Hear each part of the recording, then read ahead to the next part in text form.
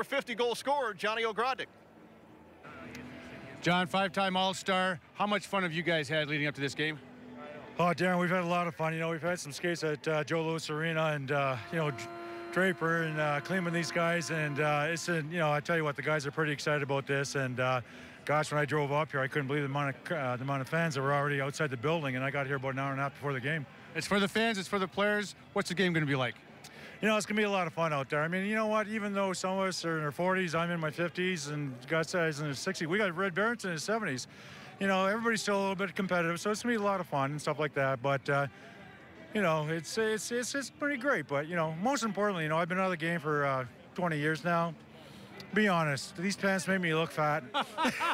I would say take your shifts downwind. Have fun, John. Yeah, Thanks for doing this. Thanks, Darren. That's John Ogrodnik. Those pants make him look fat. Wow. We have looked forward to this day for the better part of a couple of years, a chance to watch what the greats still have and remember their yesterdays. You'll meet the first wave of alumni next.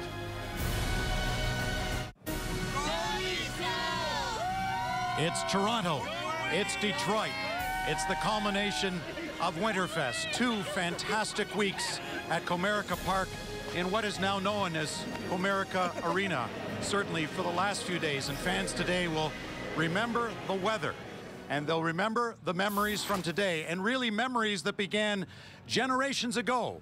Memories and how. Upwards of 90 former greats will skate in the 2 games, and others present on the bench, and their presence is our presence, and their past is what bring us here today.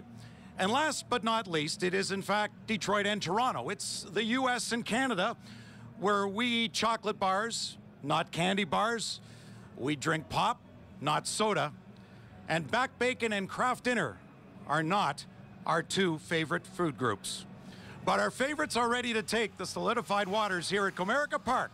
And to introduce them, our public address announcer, Eric Friney. It's time now for team introductions, courtesy of Comerica Bank.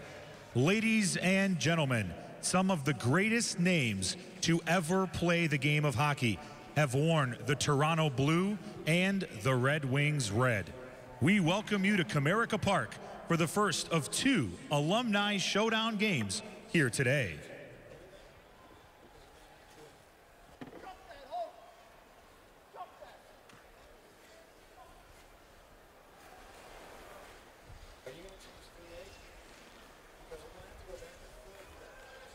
Please welcome to the ice the coaches. For Toronto, Tom Watt. For Detroit, Barry Smith.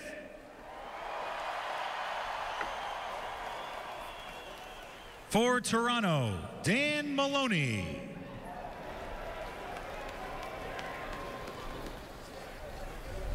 For Toronto, Rob Ellis.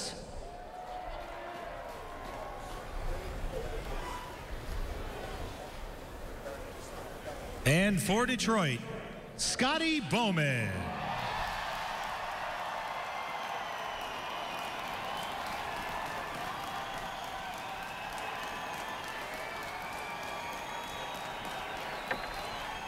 And now the goalies for Toronto, number 33, Doug Fazell. For Toronto, or for Detroit, number 31, Kevin HODSON.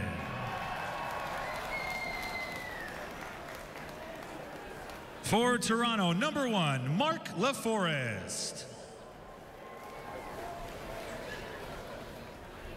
For Detroit, number 41, Eddie Mio. And for Toronto, number 2, Peter Ng.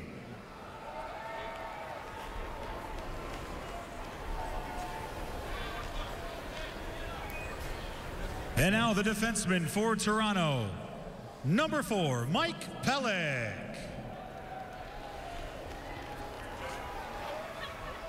For Detroit, number 15, Jason Woolley. For Toronto, number 4, Corey Cross. For Detroit, number 27, Aaron Ward. For Toronto, number 33, Matt Martin. For Detroit, number 28, Steve Duchesne. For Toronto, number 3, Brad Marsh. For Detroit, number 11, Matthew Dandino. For Toronto, number 4, Greg Hotham.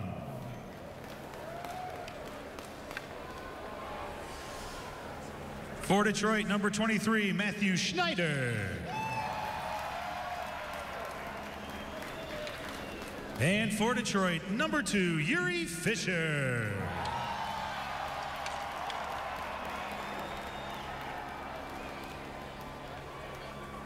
The forwards. For Toronto, number 24, Dan Daoud. For Detroit, number 7, Gary Unger. For Toronto, number 21, Mark Osborne.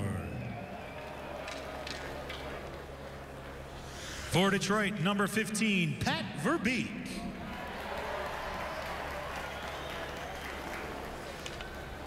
For Toronto, number 19, Bill Derlego. For Detroit, number 23, Kevin Miller. For Toronto, number 9, Stu Gavin. For Detroit, number 22, Mike Knuble. For Toronto, number 15, Pat Boutet. For Detroit, number 14, Brent Fedek. For Toronto, number 12, Rob Pearson. For Detroit, number 21, Paul Eisebart. For Toronto, number 15, Claude Loisel. For Detroit, number 8, Dennis Polonich. For Toronto, number 10, Brad May. For Detroit, number 85, Peter Klima. For Toronto, number 14, Dave Reed. For Detroit, number 20, Martin Lapointe.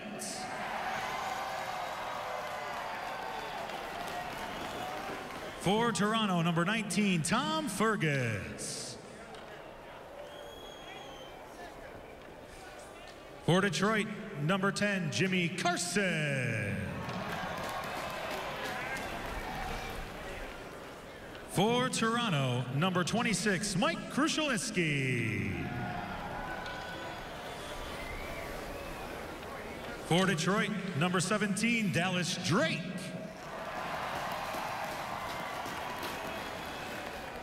For Toronto, number 7, Dave McElwain.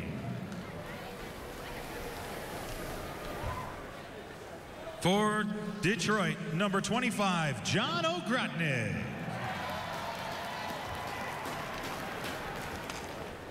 For Toronto, number 8, Todd Warner. For Detroit, number 7, Red Berenson.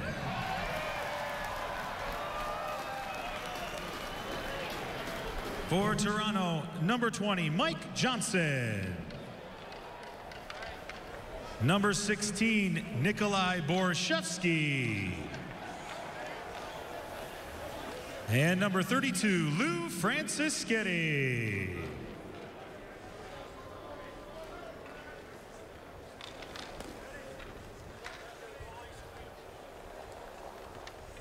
Now, ladies and gentlemen, we ask that you please rise and kindly remove your hats. Active duty and retired military may keep their hats on while rendering the military salute. Please welcome the Selected of God Choir and the Red Wings' own Karen Newman for the singing of the Canadian and American national anthems. Oh, Canada, our home and native land, true patriot love in all thy sons command.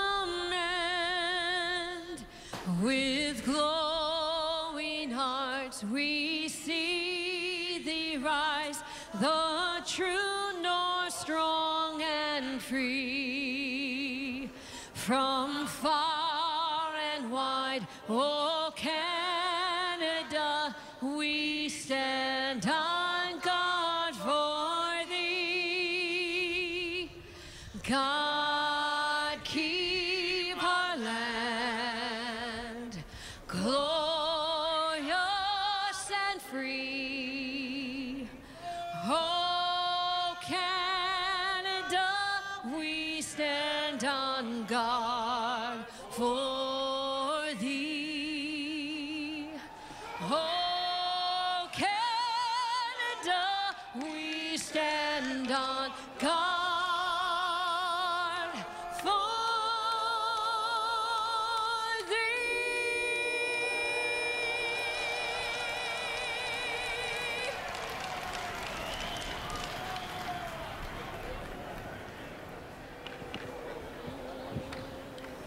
oh, say, can you see by the dawn's early light what so proudly we hailed at the twilight's last gleaming, whose broad stripes and bright stars through the perilous fight.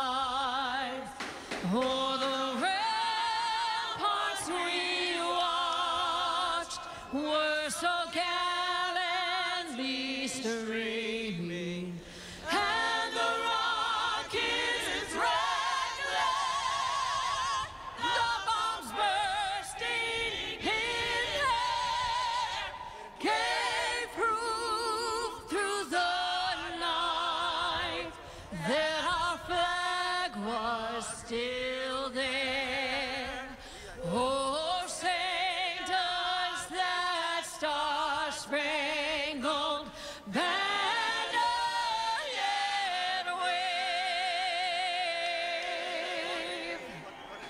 o'er the land of the free and the home of the brave.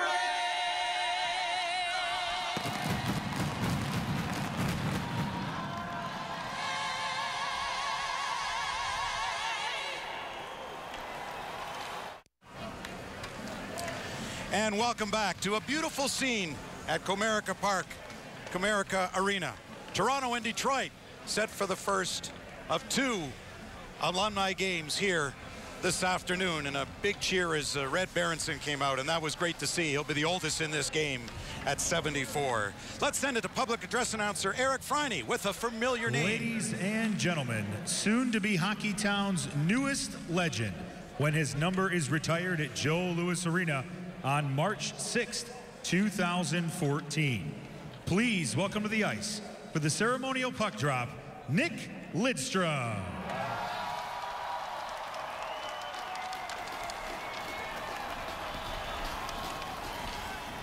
Will the captains please come to center ice? 7 Norris trophies for Nick Lidstrom, only one behind the great Bobby Orr. As Red Berenson, the oldest player in the game at 74 years young, to take this face-off with Dan Daou. Ladies and gentlemen, let the Alumni Showdown officially begin. Fans excited here. Should be a crowd upwards of 35,000 on what is a brisk, cold day today.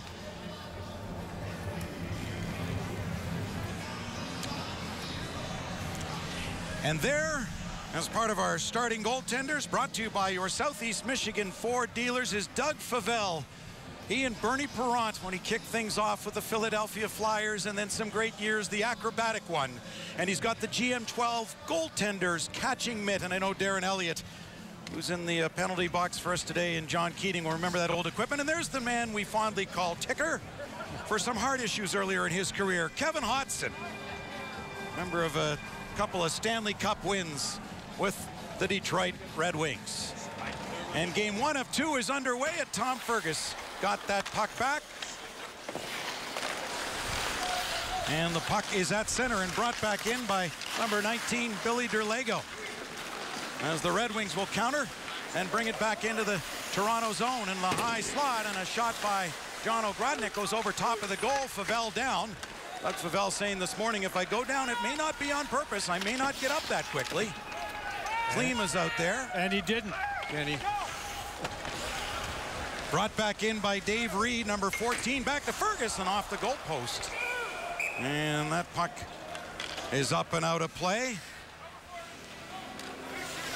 Feels like 6 degrees today, but the weather conditions, 20 degrees right now. Winds out of the northwest at 14. And Darren, how's it feel at ice level? Colder than that? 6 degrees would be a good estimate, plus or minus 6 degrees. A little warmer where I am, my friend, and that's okay. Yeah.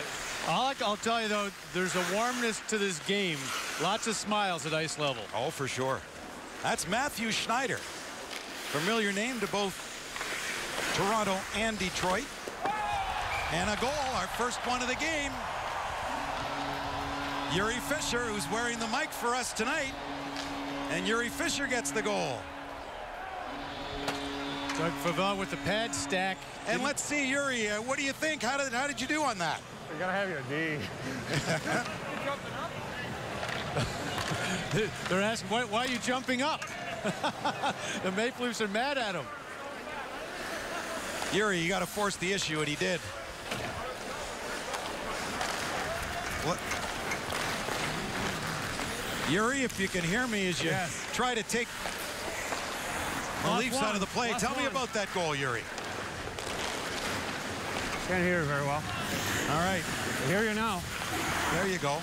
I have no Schneider in the idea. I've slot. never been that. And another one. Unbelievable. 2-0. You're +2, Yuri.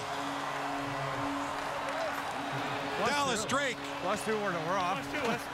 We're off. You hear him?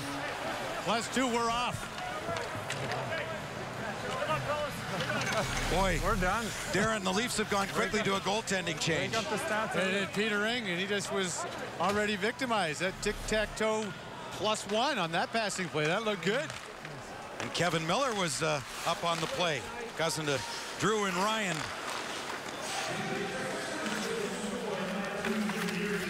Brought back in on the wing. Throwing in front of the net. Back into the slot again, and now off the goaltending change, a save made, and another one in front. And just went wide of the net from Mike Knuble as Peter Ing is now in goal for the Toronto Maple Leafs. Played 4 seasons in the NHL, did Ing, 2 with Toronto and 1 with the Detroit Red Wings. There's a company now, X-Hockey Products. He embraced Salvador. Sell training devices, very successful. Jimmy Carson out there for Detroit wearing number 10. Carson, who scored 92 goals as a teenager in the National Hockey League. And asked for a better start to your career than what Jimmy Carson did. No, I was on those LA Kings teams with him and Luc Robitaille and Steve Duchesne. Yeah, now I do, yeah. And the second youngest to Wayne Gretzky to score 100. Second to Wayne in anything is pretty good. That was kicked aside by Kevin HODSON. Eddie Meal will share the goal with Kevin HODSON here this afternoon. Ken Holland was to play, but is not in the lineup for this game number 1. Yeah, you put the Tiger Mom on. Matthew Dandino coming through. Dandino into the corner. That goes off a skate and off the side of the net. Dandino told me today it took him a while to get used to skating on regular skates. He was in the CBC's Battle of the Blades a figure skating competition where he finished third and had to work out for 4 months and did a marvelous job, and he was always a great skater and brought in now, and it took him a while to get used to the normal skates. Look at that little flash there. It's like he's on figure skates again, and a good save by Ing. Nice stop on Steve Duchesne. Well, that's a trifecta. He's been a forward, a defenseman, Duchesne, and a figure skater. I played Andy. Brent Fedek will shoot it in as the Leafs go back to get it. Number 9, Stu Gavin, with a pass ahead and out to center. Whoa, dump it. Lou Francis Getty gets dumped and shoots it in. And like when he played, looking for the call. Oh, for sure.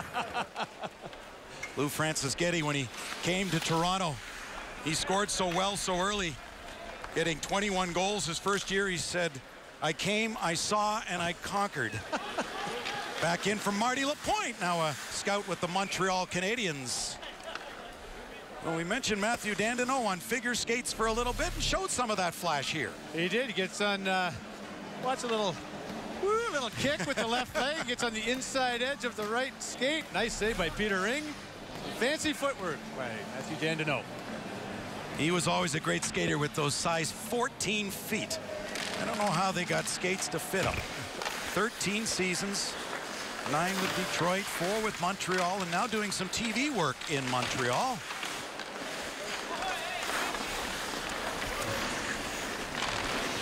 Worked back to the line by Lapointe.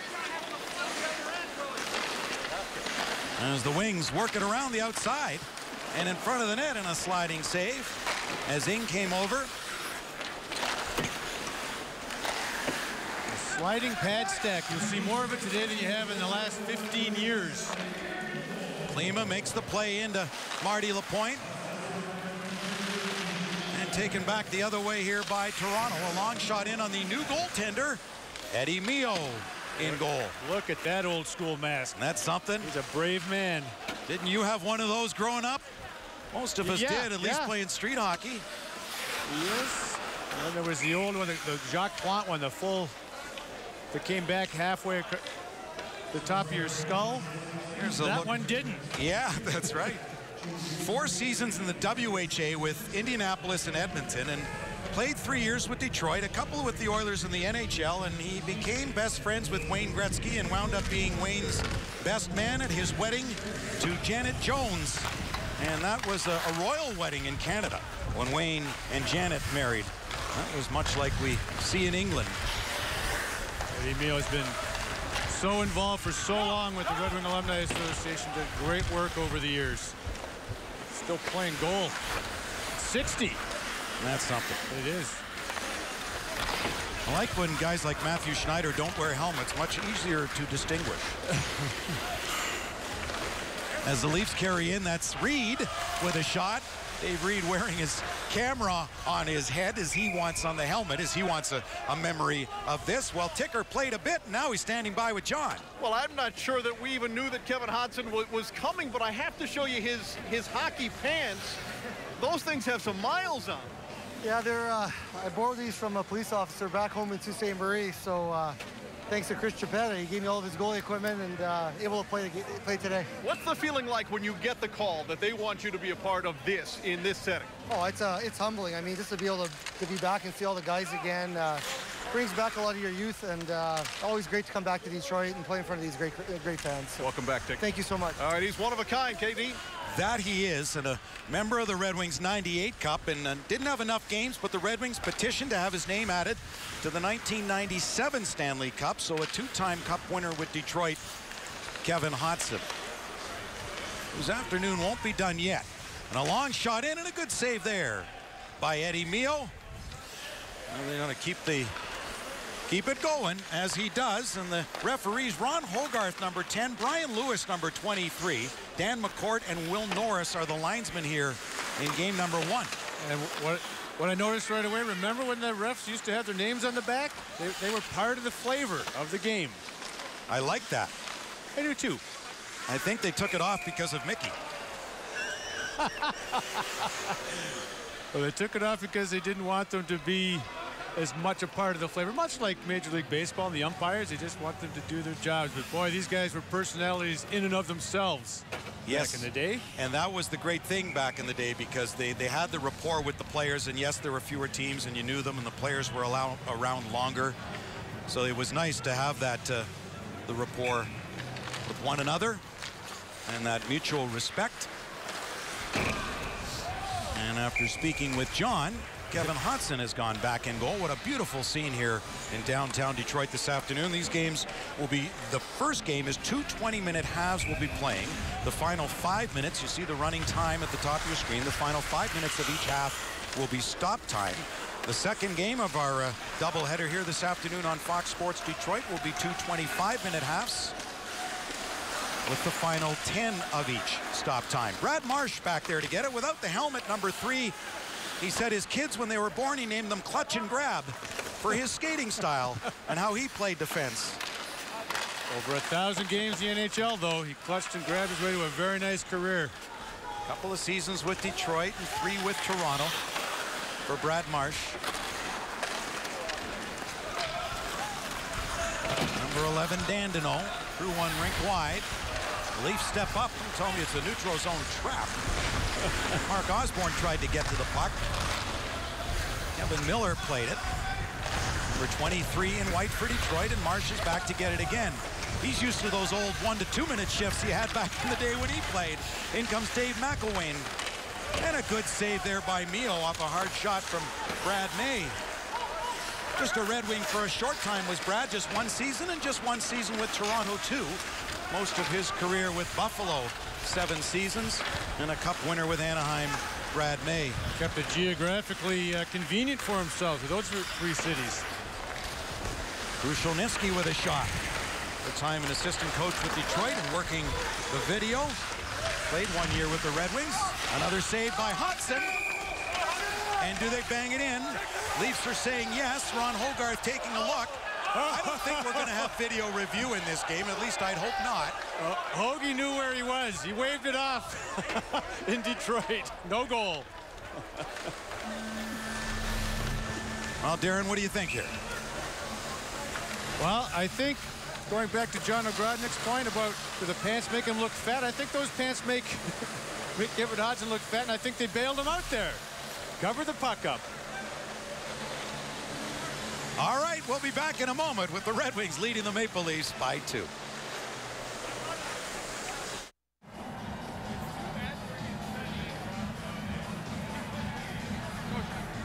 Welcome back to Comerica Park. You're not used to seeing people all bundled up like here, but this is what happens when you have an ice rink there on the field. And with the Let's Go family, a family outing for you guys to come to the alumni game. Alec, why did you want to be here with your son? Well, we're a hockey family, and this gave us a chance to reminisce. I remember taking the Joe Louis Arena when they were real little, saw the list of who's going to be here, and it was a can't miss. It was some of their childhood idols, even mine, with Gary Younger. Who are you most excited to see in the game today? Well, Steve Yzerman, for sure. What about you guys? Definitely Steve Yzerman. My role model growing up as a little hockey player when I was 3 years old. Always loved Stevie. One more game to wait for Steve Yzerman, but everybody having fun out here in the stands. Ken, I'll turn it back up to you. Thank you, Shannon. And I'm pleased to be joined by a man who played 6 seasons with Detroit, 9 in the NHL. I don't need the introduction. Hi, Mick. How are you? Good. You? I'm staying warm. Staying warm. I'm down by the bench, and Scotty and Barry, I said, don't look so cold, Barry. Get your hands out of your pocket. So you came to get warm, and you left John Keating and Darren Elliott just to the cold. Absolutely. Yeah. Nice. Does it look fast down there to you, or no? Not right now. No, it doesn't. Do you mean the second game's going to be quicker? My guess is absolutely. If the game is anything close to the way our practices have been, and apparently the Leafs yesterday were picking a pretty good pace as well after we went on, I'd say that, yeah, we'll have a pretty good pace going. Yeah. And how was the ice? Very good. Very good. It's very interesting that outdoor ice is 3 inches thick, as opposed to about 1 inch, 3/4 to 1 1/4 inch at the Joe. So when I jumped over the boards, my feet hit the ground before I thought I should have been still in midair, and I'm going, what the heck is this? So what it is, the net result is the boards are lower. Oh, okay. With the thicker ice. Right. Pretty interesting. Okay. So, but the ice is good, and it's good today. As the Leafs look to get on the board, and they do! Bingo. Stu Gavin on a feed from Dandaou. He could set him up pretty good, Dandaou. Nice backhand pass by 24. Backhand sauce. Oh, yeah. Oh, that hit the top of the blade, too. Didn't even hit the bottom of the blade. And you're Look at right, this. Kenny. He Wow. was Midair. Dandau in his day. I remember playing against him. He was a playmaker just like that. Dandau played 8 seasons with Toronto, 1 with Montreal, and Stu Gavin, pretty reliable player, gets the goal. So the Maple Leafs trailing Detroit by 1 here.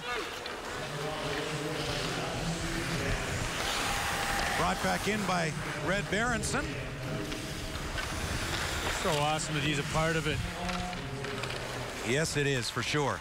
And no surprise that Red would be wearing the helmet because he came out of college with one and was one of the first in the National Hockey League to have the helmet on. And I guess probably took some heat way back when for that, but Red, the oldest player in the game, 74 years old, centered one, and Peter Ing made the save. And the play will continue on. Red with 30 years now coaching at the University of Michigan. The one thing that stood out, Kenny, when I was down there, we'll take a look in a moment, is the crowd is unbelievable. Lots of Leaf jerseys, of course, Red Wing jerseys, as you know, wherever we go on the road with the big club. But boy, what a sight it is out there. I don't know what the temperature is right now, 15 degrees probably, 20 degrees, but the wind's blowing, so she's a bit nippy down there. But boy, I'll tell you what, they are really having fun in the ballpark, and we'll show you this whole scene in a minute. A beautiful, beautiful sight. And that's why the goaltenders have been switching off too. They don't want to stand there too long and get cold. I know Chris Osgood told me about that for game number 2. He'd like to be switching every 7 minutes or so if he can. Yeah. In comes Kevin Miller, and that famous Miller family from East Lansing. Played with 9 teams and a couple of times with Detroit. Miller goes after it, but the Leafs will get there first, and they head for Tom Fergus. Or Derlego, rather, had it. Billy Derlego. Pretty good centerman, boy. Oh, sure was. Other guy that can hang on to the puck really well. Some of the players are wearing duplicate numbers today. They like to keep with what they had, and it sometimes makes a little difficult to identify some. You're going by skating style, and Dallas Drake has it, wearing his old familiar number 17. Dallas is used to this weather. He's living in Traverse City, so yes, it's not exactly summertime up there. And he's around hockey rinks all the time. Jimmy Carson had his pass picked off, but goes back to pick it up. You remember Jimmy well. He's still got a nice touch. Grabbed there by Todd Warner's in all alone with great speed and scores. Nice move to the backhand to beat Kevin HODSON. This game's all even. Well, now, turnovers in an alumni game. Well, Aaron Ward he ran into the referee. That was the problem. Blame the ref on that one. He did. Nice move. Yeah, nice move between the legs. You get an old-time goalie. Oh, look out. Oh, Matthew Dandino. Okay.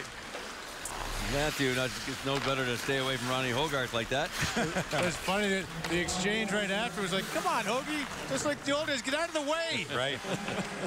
Well, he could say, oh, you won, but there's not going to be any penalties in this game, so that's not going to get made up for. As Knuble put it in back of the net, just out of the reach of Johnny Ogrodnik, number 25. That pass knocked out of the air. Duchesne, too far for Knuble. But a perfect feed on and a shot by Carson. Whoa. Rebound loose side of the goal. And the whistle went. And we get to check in with John Keating. All right, Kenny, and it's our Arby's ice level interview. I look over and I see Chris Draper wearing the biggest smile I've ever seen Chris Draper wear. You're a Toronto guy. This is great stuff. This is a lot of fun. Just looking around and seeing obviously all the red and white here. It's special. I'm just watching these guys right now, and they haven't stopped smiling either. So, you know, you're playing an outdoor game. Everyone, I think, is just kind of going back to their childhood and having a lot of fun out there. I know these guys are excited. Talked to them before the game, and we're certainly looking forward to getting out there as well. You're playing the second game. Should you be inside psyching yourself up, maybe puking, whatever it takes to get yourself ready? I didn't do that when I played, so I'm not going to start now. But we'll don't worry, we'll be going in there and loosen up. I got Ozzie and Manny strict things right now. Keep them inside the Tigers dressing room. Make sure those guys are stretching and staying loose. Little brisk out here today, and we got some snow falling right now, so it's just awesome. Just going to be a great day for myself, my teammates, and everybody's families, everyone down here involved. Make no mistake, Chris Draper has been running the show here for several weeks, Kenny. Yeah, I don't think they need Scotty. Here's a chance in front, and a save made. Nice stop there. Eddie Beal, he's in for a ticker. Shot just goes wide of the goal. Going to pick it up, Billy Derlego, number 19. Around for Dave McElway, number 7. Moving up was Mike Pellick, number 4. On the Leaf defense. Oh, Isabart couldn't get it out, and now it'll be brought ahead by Fedek. Brent Fedek, number 14, with a shot that Ing turned aside. Pellick plays one out. 11 seasons in the league for Pellick. Remember him on that Leaf defense with Jim Dory? Yeah, they were big guys. They were big guys in their day. Big, tall drink of water, those boys. Mike's 66 now and does not look his age. And neither do you at 66. Happy belated birthday from December 27th. Thank you very much. I appreciate that. Yeah. Now, is Jimmy Dory here? Jimmy Dory, I'm not playing, but I'm not sure if he's here. Okay. He was to be one of the ambassadors, the old number. Big, tough guy. Yeah, familiar number 8. Yep. Toronto. Brad Marsh just laid a pretty good body check on somebody down there. Played for both teams. Back to the high slot as Pellick played it back. Went off the stick of Matt Martin. Martin's got it now. He played collegiate hockey with Ryan Martin, the Red Wings assistant GM. Marty Lapointe back into the slot. And a shot by Klima. Goal for Detroit, Peter Klima. Quick release by the Czechoslovakian. He was always dangerous when he played his 13 NHL seasons. That overtime goal he scored when he was in Edmonton. He didn't play for half the game. For the whole game, I think. He was on the bench and he came off with fresh legs in 2 or 3 overtimes and found the back of the net just like that. Rolling puck off a pad and in the back. And I see he hasn't changed the tape on his stick. No, he hasn't. No. Just like it always used to be with the stripe for Peter Klima, who was traded in 1989 for Jimmy Carson. Good save there by Ing. A Pat Verbeek attempt. There's the little ball of hate. He had some pretty good practices, Pat. He couldn't score in a breakaway about 4 or 5 times on Ozzy, and I said, Pat, we're having trouble on our shootouts, but we're not gonna bring you in because you can't score in a breakaway. He got mad and he scored 2 others on a 2-on-1 right after that. He had built a house and then decided to move, and he sold his house to Jim Schwartz. I texted him yesterday saying, do you want your house back? It might be for sale. A lot of goals, that little guy, the way he played the game. Pat Verbeek. Drake moved it over quickly. And Verbeek was up there at the side of the net. Brought ahead to center for Lou Francischetti, number 15. Back for Pat Boutet, also wearing number 15. Boutet the shorter of the 2, so moved back in here by Pellick. Save made. Trying to find it was HODSON. And the puck played ahead for the helmetless Matthew Schneider, who's the 2-on-1 special assistant to Donald Fear with the Players Association. Back for Schneider, and he couldn't finish it. As Gavin takes it ahead for Toronto. Said he likes what he does, too. Been a great experience for him with Donald Fair as the first period comes to an end. And this very big crowd already here as the sun comes out. Look at that. Is that any good or what? Sun's coming out over the buildings in downtown Detroit. And the combination of blue and white and red and white is as good as it gets. 2 original 6. Look at that scene. It's a beautiful thing, John Keating. All right, Kenny, thanks. With Matthew Schneider, who also played for Toronto, did you go back and forth at all about whom you might play for here in the Winter Classic? Well, Kenny called me first, so I had to come. You're not wearing a helmet. I would guess there are people who hold you near and dear who said, you got to wear a helmet out of one of these things. You know what? I think more than anything, it tells people to stay away from me is what I was hoping. And they have so far. Size up the first period's play, if you would. Well, I think it was pretty exciting when we had the roster announcement, and it was downhill after that. It's a lot of fun. I hope the fans are enjoying it. It's great for us to get out there. All the guys I played with against, the older guys like Red, Gary Younger, all heroes of mine, doesn't get any better than that playing out first. Just like the old days, I grab you right after a shift. Congratulations on the first period surviving it. Let's bring in Peter Klima if we can. Schneid's thanks. Peter Klima put his team up ahead 3-2 in this one. Does a goal in a game like this have a little bit of gravy after not playing hockey for a while? Not really. This is all for fun, We're just trying to stay warm and, have some fun. All right, so the play here that we have seen, based on the ages of the players we have seen, where would you put the standard here? Oh, it's you know, like a lot of guys like myself, you know, I didn't play for 10 years. We just started practicing a couple weeks ago and just get a little bit in shape so you don't pull anything, but it's fun. He still looks like he can play, Peter. Thank you, appreciate it. Thank you very much. All right, Peter Klima and the Wings have a 3-2 lead after the first period here at Comerica Park, Kenny. Yeah, and smiles all around, John. Terrific stuff, and the sun is shining.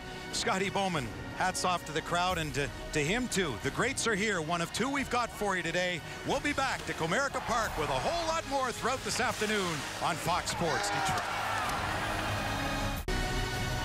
The Alumni Showdown on Fox Sports Detroit is brought to you by MGM Grand Detroit, by Comerica Bank, a part of Detroit and the community since 1849, and by your local Toyota dealers. Visit buyatoyota.com. Toyota, let's go places. The Wings have a 3-2 lead over the Maple Leafs in the first of the two alumni games at Comerica Park. The sun is out. The snow is falling. It doesn't get any more idyllic than this. No, it doesn't. And you can tell the guys are having a great time on the ice. The smiles. They're just starting to kind of chip a little bit at each other, having some fun out there. To me, it's when they talk about, like when Peter Klima, he's talking about not skating for 10 years. He's on the ice all the time. That's different than skating from their mentality. They're on training kids. They work with youth hockey teams. All these, Dallas Drake, the same thing. So they're on the ice a lot. They're not skating to their standards. Well, there was a parallel between these Red Wings and the current Red Wings that we'll see tomorrow at the Big House. Those 2-0 leads can be a little bit tricky. Look at you, you are sharp. Yeah, restored by the Peter Klima goal. But yeah, the turnovers in the neutral zone. All the hockey is hockey. The same rules apply. You heard Mick talking about it. Here's how they started out. Red Wings got things going early on.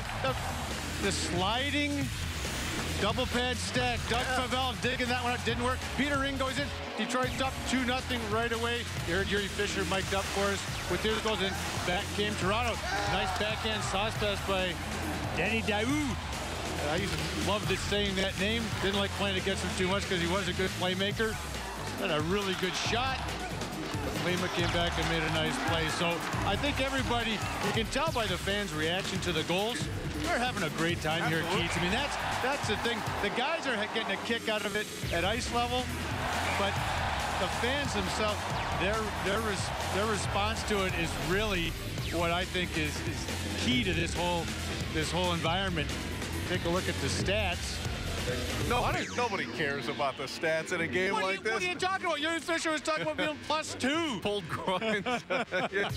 Everybody survived. That's probably the stat so far. Right. There hasn't been anybody who collapsed so far through the first period of the two alumni games here at Comerica Park. Shannon Hogan is standing by with one of the Wings who will play in game 2 here at the ballpark. Shannon? Yes, I'm over by the Tigers dugout, and out came Kirk Maltby, and I said, what is going on in the clubhouse? Because lots of guys are in there getting excited for game 2. Yeah, guys are still trying to see if their equipment fits properly, and some guys that didn't make it in yesterday are still scrambling for some things, but it's exciting not only just to be here doing this today, but seeing some of the guys that we played with back in the 90s and guys that moved on, and guys are reminiscing back there, so it's a lot of fun. I know you guys like to give each other a hard time in there. You just mentioned a guy trying to get their equipment on.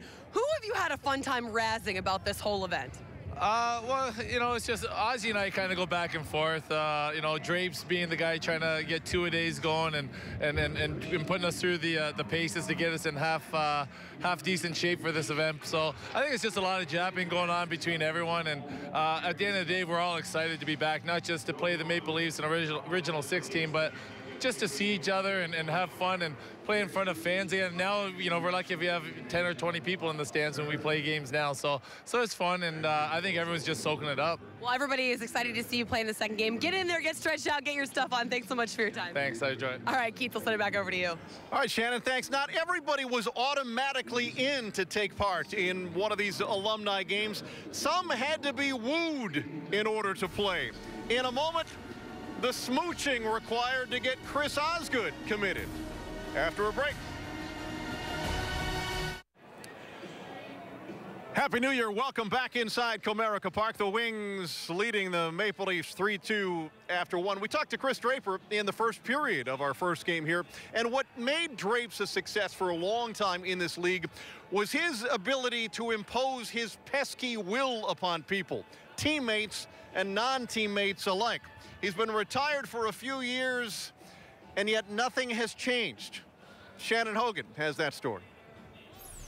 We've all heard about former Red Wings forward Chris Draper's tenacious training routine as he and other Detroit alumni prepare for the New Year's Eve showdown against former players from the Toronto Maple Leafs. Equally notorious, however, is teammate Chris Osgood's disdain towards all things exercise. So how is it that Ozzy decided to return to the ice after all? It all started one day at the rink. And to this day, nobody knows what happened to Ted Lindsay's lucky socks. Was that good? Did we get that? Yeah. Everything's good? Now fully committed to his new role as a broadcaster, Osgood was at the rink finishing up a feature when he heard some familiar sounds. It was his old Red Wings teammate Chris Draper and his new Fox Sports teammate Darren Elliott. But the two of them training together, that just didn't make sense.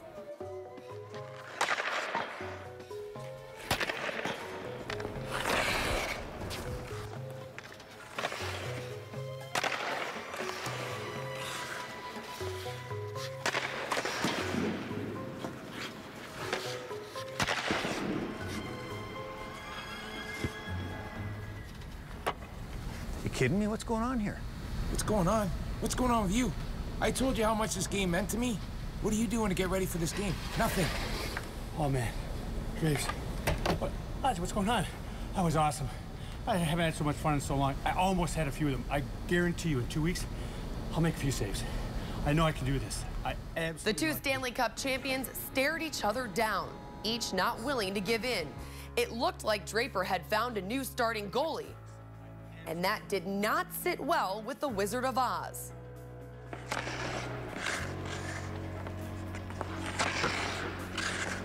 So Osgood watched as puck after puck found the back of the net. And with each goal, an old fire burned hotter and hotter.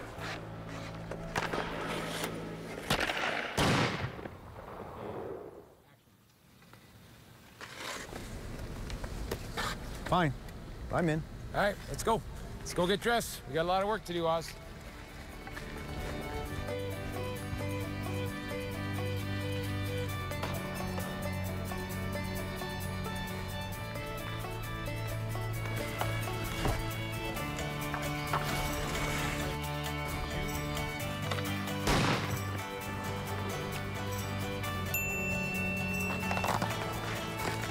So now Chris Osgood is back between the pipes for the Red Wings alumni. All it took was a little coaxing.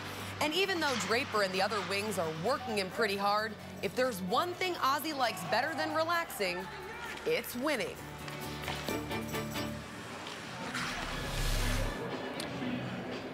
We're all just looking, I'm sorry. We're all just looking at Darren Elliott. Acting! Bad acting. No, it wasn't that bad.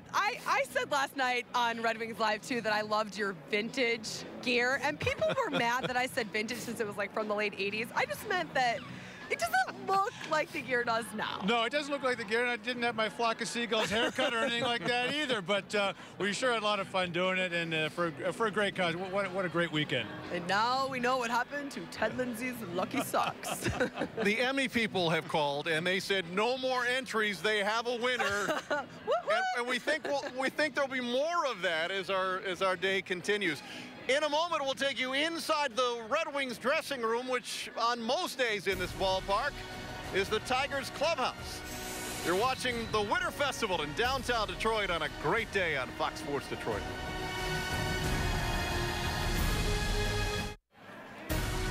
The Alumni Showdown on Fox Sports Detroit is brought to you by Arby's. Try Arby's new and improved French dip and Swiss sandwich. Now get 2 for $6 for a limited time only. By your Metro Detroit Chevy dealers, visit ChevyDetroit.com and see why Chevy drives the Motor City. And by HAP. HAP helps at every age, stage, and budget. Now let's take a look at the Xfinity high-speed replay. It was Yuri Fisher wearing the microphone for us and putting the Wings on the board with a goal in the early going here in game one of the Alumni Classics at Comerica Park. And he and the Wings have a 3-2 lead at the break. There's a second half still to come in game one. The crowd is huddled together on a blustery day in downtown Detroit. We'll continue the second period straight ahead.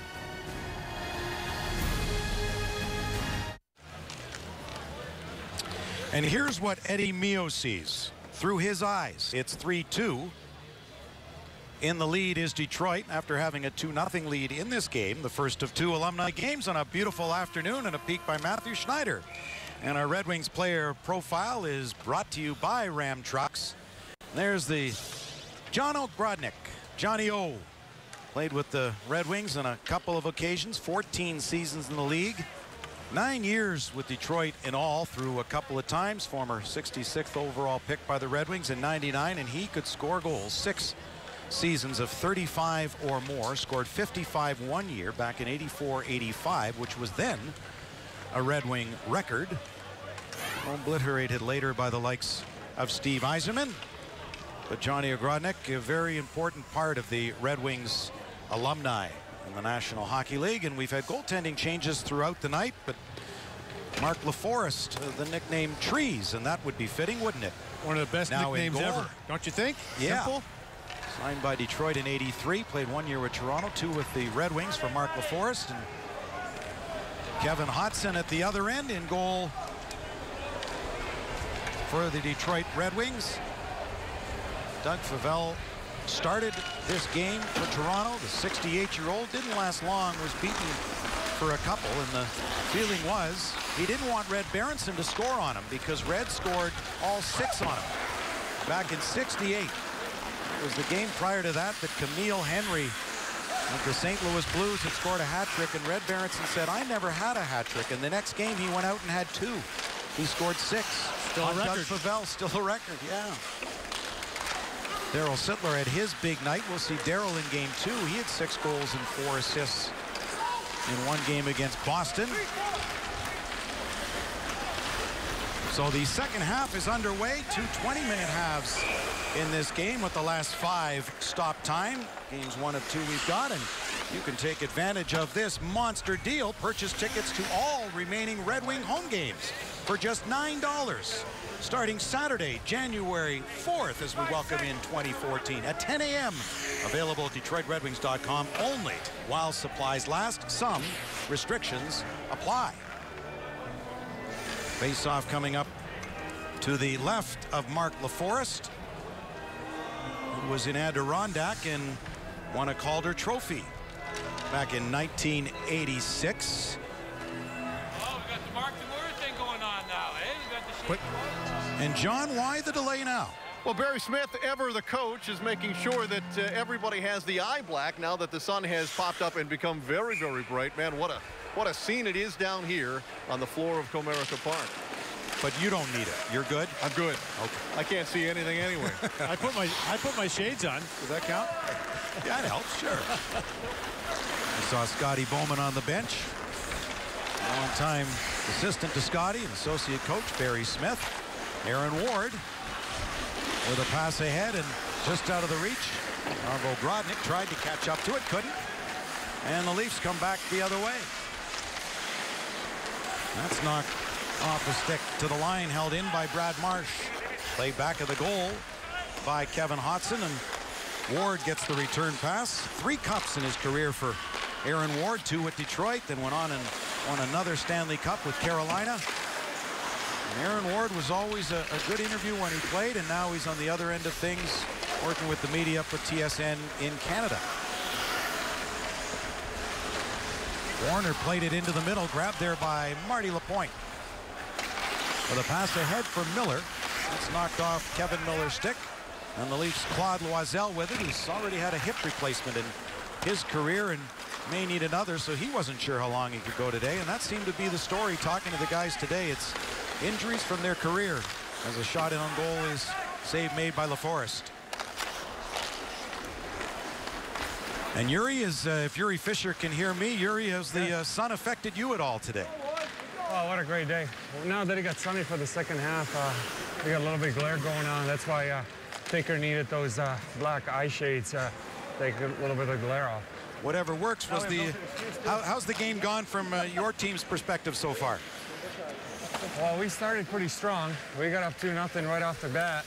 And now Toronto, I think they've been controlling the puck quite a bit. I was expecting a little bit of more dump and chase from Toronto, but now even guys like Brad May, he's dangling across the blue line. So not used to that. We had a different pre-scout. So did Barry and Scotty change their message to you after one? Well, no double shifting yet. For now, Barry is really managing the bench, and Scotty's got the forward, so we're hoping to get out there again. All right. Well, have fun. Continue to. Gary Fisher wearing the mic for us this afternoon here on Fox Sports Detroit. As the Leafs able to get it back to the Detroit line and picked up here by Miller. He's one of 2 23s in this game. He's got the helmet on. Verbeek got checked back in for Miller. Back in front of the net, and they score. Just like that, great pass to Pat Verbeek. And the Red Wings have a 2-goal lead. Well, that's exactly what Yuri Fisher was talking about. When you play alumni hockey, there's no dump and chase. Everybody's a dangler. And you saw it on that play. Nice movement, passing, and finish, restoring the 2-goal lead. Pat Verbeek, who won a Stanley Cup with Dallas in '99, then came to Detroit, where he played a couple of years, 20 seasons in the National Hockey League for Pat Verbeek. Often debated whether he's on the cusp or could be perhaps a Hall of Fame candidate. Often for discussion. Dennis Polonich, high energy player. Well, he was a shutdown player when he played with Andre St. Laurent, Paul Woods. They played on a line together for a year and a half. Boy, was he tough. Wasn't he? Not a big guy, but yes, you wouldn't want to mess with him. Brent Fedek. Turn it over to Isabart as Polonich was circling. There are 4 number 4s in the Toronto Maple Leaf lineup. Greg Hotham, Corey Cross, and Mike Pellick. So one of them will have the puck at a certain time. You can figure out which one that might be. That looked like Hotham. To Marsh. Hit his own man, but Krushelnyski able to knock it down. Mike had 88 points in his best year, and 43 goals did Krushelnyski as an Oiler in the mid-'80s. Shot off the stick of Isobar to be held. Yeah, Darren? I remember those teams well. Edmonton Oilers teams, look at that scene. There's the vista that everyone's taking in here today. Comerica Park, Alumni Challenge. The sun might have some glare, but it sure makes for a nice view. Since 1926, 645 meetings of those that count in the standings between Toronto and Detroit. And the Red Wings with just 2 more points. 648 to Toronto's 646. Each team with 276 wins. Amazing. And 145 players have worn both of these iconic sweaters, and 17 in the game today. Little collision in back of the net. Running the goalie, just like we're not going to call anything though. Francis Getty's been he would know to do a few of those things through his career. Oh boy. Let's hope Eddie's not hurt.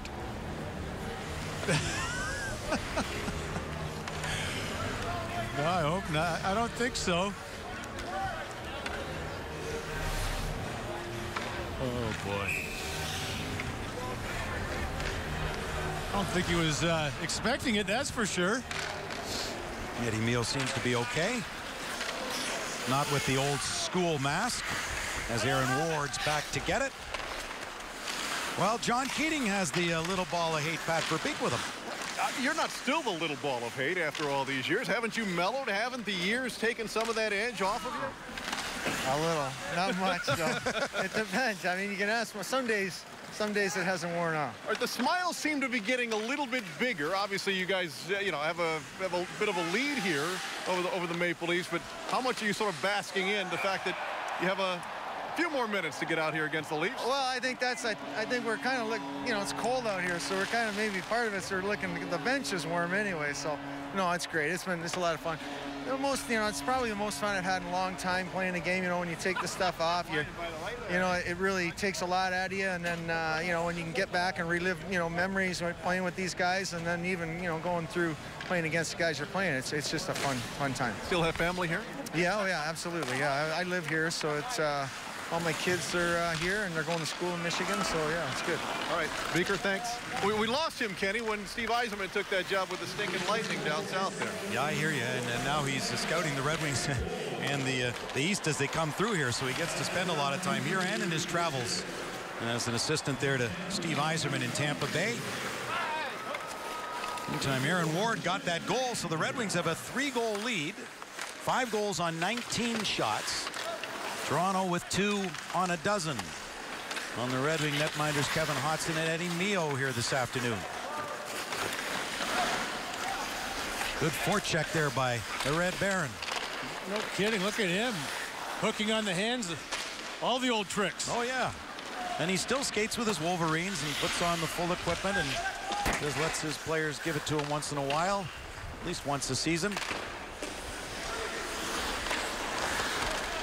Red Berenson had some great years, and he's won at every level. The only accomplishment he really hasn't had an opportunity to have is the Olympics. That one goes off the post. Red, a former National Hockey League Coach of the Year, and the points that he managed to put up in his NHL career. Top 10 in goals and points a couple of times in the late 60s. Won a cup with Montreal in 65. Before the rules were changed, one of the few guys to play major junior and then play NCAA hockey.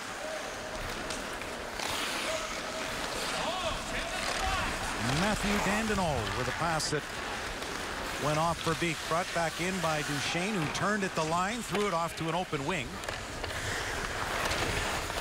Miller with it. Kevin Miller played it in. The Leafs can't come up with it. They'll try again. Oh, look at Brad Marsh going down to try and block a shot. Oh, wow. And without a helmet on. Okay. Mike Johnson, number 20 in blue for Toronto, played his college hockey at Bowling Green and was signed after a game at Joe Louis Arena that the Leafs played, and Cliff Fletcher signed him that night. Was thinking he'd get back to Bowling Green and collect some things, went and played for Toronto and scored in his first game, and there's number 20 up there now for the Leafs. Looks like he's just Cadillacing out there. Some of these guys can go harder than the others, and kind of going at the appropriate pace, if you will. Mike Johnson actually working with Aaron Ward at TSN in Canada. Both have come into the broadcast department. Well, I'll tell you, Aaron Ward, covering the Southeast Division that I did for so many years, when he was with Carolina, he was a go-to interview. He was here too. The only problem was Scotty hated it when he was the go-to interview. That was the problem. Why is Aaron talking again, Scotty would say. But proved well for a second career for him, and good on him. Absolutely. He's good at it. Yes, he is. Yuri Fisher able to move it ahead. Good poke check there. McElwain. Second attempt, couldn't get it out. Back to the line for Fisher. Unger lurking. Unger, the number 7 without the helmet on. Backing up Yuri Fisher. And the Red Wings will regroup at center ice. With a 3-goal lead, this the second of the 2 halves. The last 5 minutes will be stop time. This game 1 of 2 we'll have for you. Still to come this afternoon for Toronto, the likes of Lanny McDonald and Daryl Sittler. And for the Red Wings, Howe and Lidstrom and Larry Onoff and Shanahan, Yzerman, Mickey Redmond, Chris Chelios, the grind line, Larry Murphy, Paul Coffey. It goes on and on. So the afternoon's just beginning. As Billy Derlago turns. 4 times 30 goals, Billy Derlago in the National Hockey League. After his first year that he scored 30, he said this may not be a good thing. Then they want it every year. But he managed to do it a few more times as Knumel's right in. Oh, and a sprawling stop by LaForest. Fans love that one. Here's some old-time hockey. Now back the other way as McElwain played it back, and they score! Brad May. No Mayday there from Rick Jenneret, but still a nice goal by Brad May. Gets his team back within a couple. So the former Red Wing and the former Maple Leaf, but first at the other end, Mike Knuble, the former Wolverine. Great sprawling stop by Trees, Mark LaForest. And at the other end, picking up that loose puck, and a nice play for Brad May.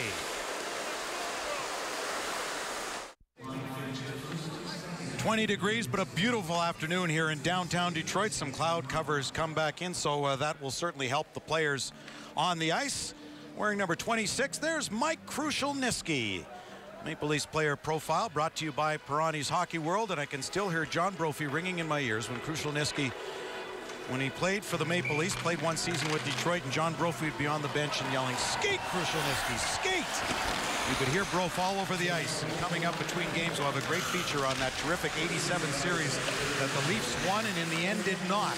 With John Brophy back of their bench to Detroit. That was quite the series. So stay tuned for that before we get you to game 2 here this afternoon. And Mike Knuble, who was robbed earlier, dropped the puck back and into the slot and a shot, and knocked away there by LaForest.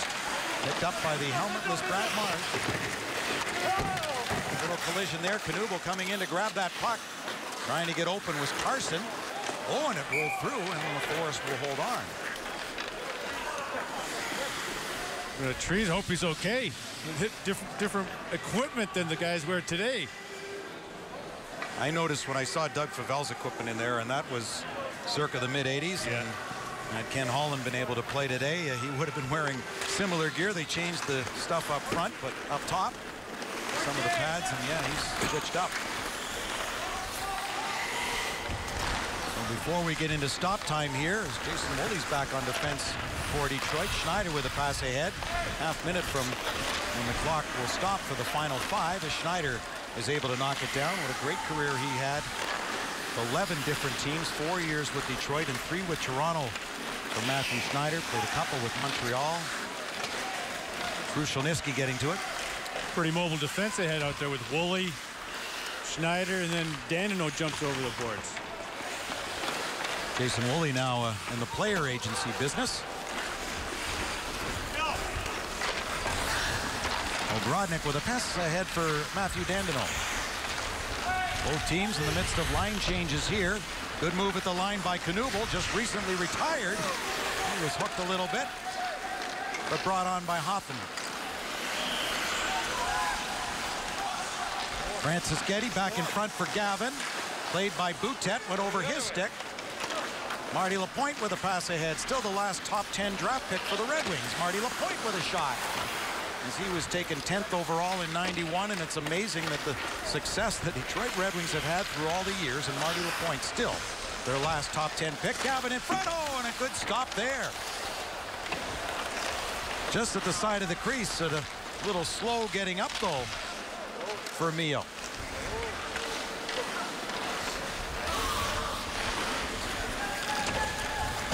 And went over Francis Getty's stick. Hustling back to get it is Danino. John Keating standing by with former Red Wing Mike Knuble. Was that the longest shift in alumni game history? You didn't come off the ice there. I'm embarrassed. You know, when your line mates leave you, that's a cue to get off the ice. But I don't know. You just kind of get lost out there sometimes. But yeah, it's fun. It's been a great day. I had 4 attempted passes there and no luck whatsoever. So I should play my own game. I should stick with my game. You got stoned and then you took a whack at the goaltender. That's going to stick with you for a while. And then Brad May comes down and scores at the other end. You always see that, right? Isn't that what everybody says? Big save at one end, goal at the other, right? You just retired 20 minutes or so ago. You're the youngest guy out here, one of the youngest guys out here. How does it feel? Feels good. You know, I guess I'm the closest removed from the game, but it's an excellent opportunity. Still a lot of fun. I had a chance to play in a real outdoor game. The weather was not even close to as nice as it is out here today. How surreal is it to have Red Berenson playing on this game on your team with you, just a few years older than you are? Yeah, I mean, who would have thought it, you know? But I mean, Red's done such a nice job. Keeps himself in really good shape. You know, the player to be able to get out here and play this game and compete with the younger guys. Mike, great. Appreciate your time. Oh, thank you. Thanks, guys. Mike Knuble, of course, and Red Berenson tied forever by the University of Michigan. Kenny? For sure. Thanks, John. Great stuff. And what a great save while that was going by Mark LaForest. My, with the left hand to keep his team in this one. And then they get closer. You see, that's, you save them at one end and you score them at the other. And now it's just a one-goal game. Tom Fergus. First, a great save, as you talked about, the around-the-world glove save by Mark LaForest. Come down the other way. D to D. Screen in front. Eddie Mio can't see it. No chance. It's one former goalie on another.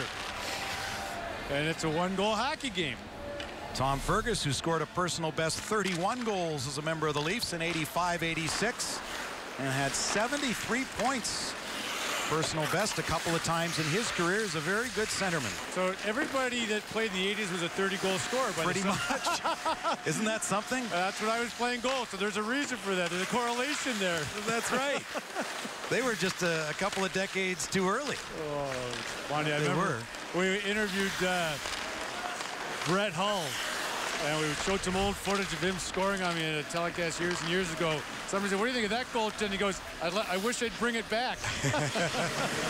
Yeah, and to think that a large part of that they were scoring with wood sticks. Can you imagine? Yeah. But the positions change so much for goaltenders. It's interesting to see the different equipment, different styles, all that stuff. Yes, the equipment and the size. As Mio will hold on, he wants to keep the play going. I mean, nowadays, they don't even look at a goaltender who's under 6 feet. 2 or 3 years from now, all the goaltenders being drafted will be 6'3" and 6'4". It's the way the position has changed. Well, they've tried to make the nets bigger. They haven't done that. Just the goaltenders are getting bigger, as LaForest will hang on to that loose puck in the crease. So a one-goal game with just 1:19 to play. And celebrate hockey with the Red Wings Pick 4-pack. Choose 4 games from a pre-selected list and enjoy benefits like playoff priority. Plus, you'll get a free ticket to see Michigan State on Thursday, January 23rd at Joe Louis Arena. Go to DetroitRedWings.com now for tickets. So will we see the Leafs pull their netminder? What do you think there? Yes. Okay. And Mark LaForest, you'll say, can't be soon enough for his liking. We better start now then. It could take him a bit to get there. Exactly. Exactly. There he goes. He's on his way. Okay, the Maple Leafs have pulled their netminder with a minute to go here. Looking to try to get the tying goal. McElwain had an opportunity, but Dandino stayed with him. Back of the net to Mike Krushelnyski. Couldn't center. Good play by Duchesne. Knocked it up the left wing boards. It was held in at the line by Martin, who has it now at center for Toronto. Right back in come the Leafs with 6 skaters. Krushelnyski. Pass back into the slot. Knocked off the stick of Mark Osborne. Another former Red Wing. Osborne tries to center. Loose in the crease. Mio down, and the puck stays out as Duchesne flipped it past Osborne. And a try for the empty net, and it's just wide with 18 seconds left. So now they call icing. So we're going with touch icing here. No hybrid. Let's take a look at our big boys. Big play of the game. Eddie Mio, traffic in front, under siege any way possible. Eddie gets a piece of the puck. And now they're going to put them back together again. Oh, the microphone issue, and Ronnie Hogarth over there to help out. So not that they couldn't use the timeout. It was called by Toronto with 14 seconds left as Klima and Ward and Berenson, Lapointe and Fisher meet to discuss strategy. Well, Red Berenson should be coaching that group, I would think. I'm sure he is. Yes, there he goes. Let's watch Red conduct this. At the other end, it's Mike Krushelnyski.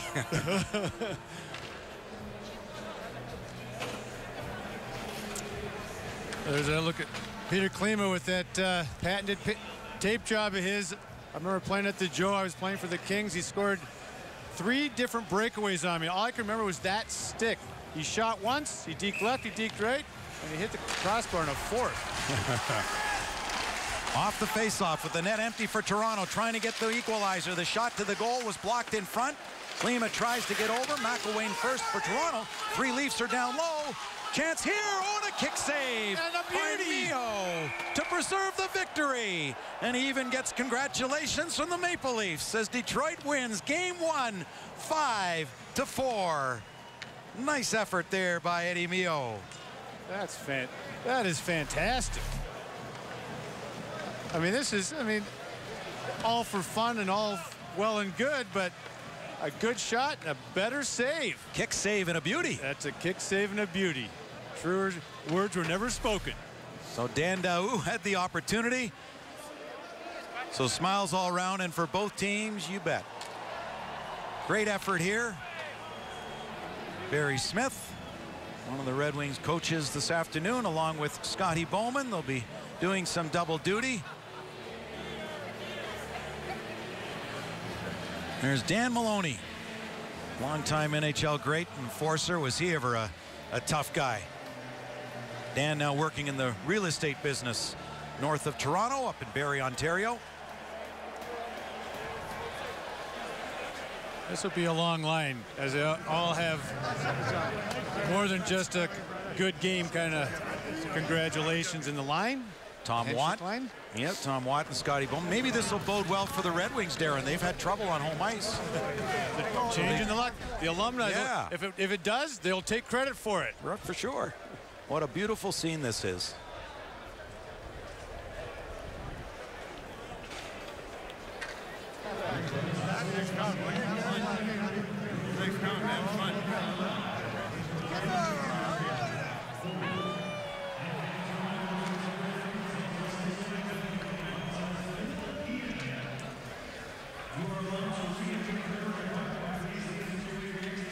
Glad to see Doug FAVELL out there. He didn't get hurt. He just wanted to have kind of a ceremonial start.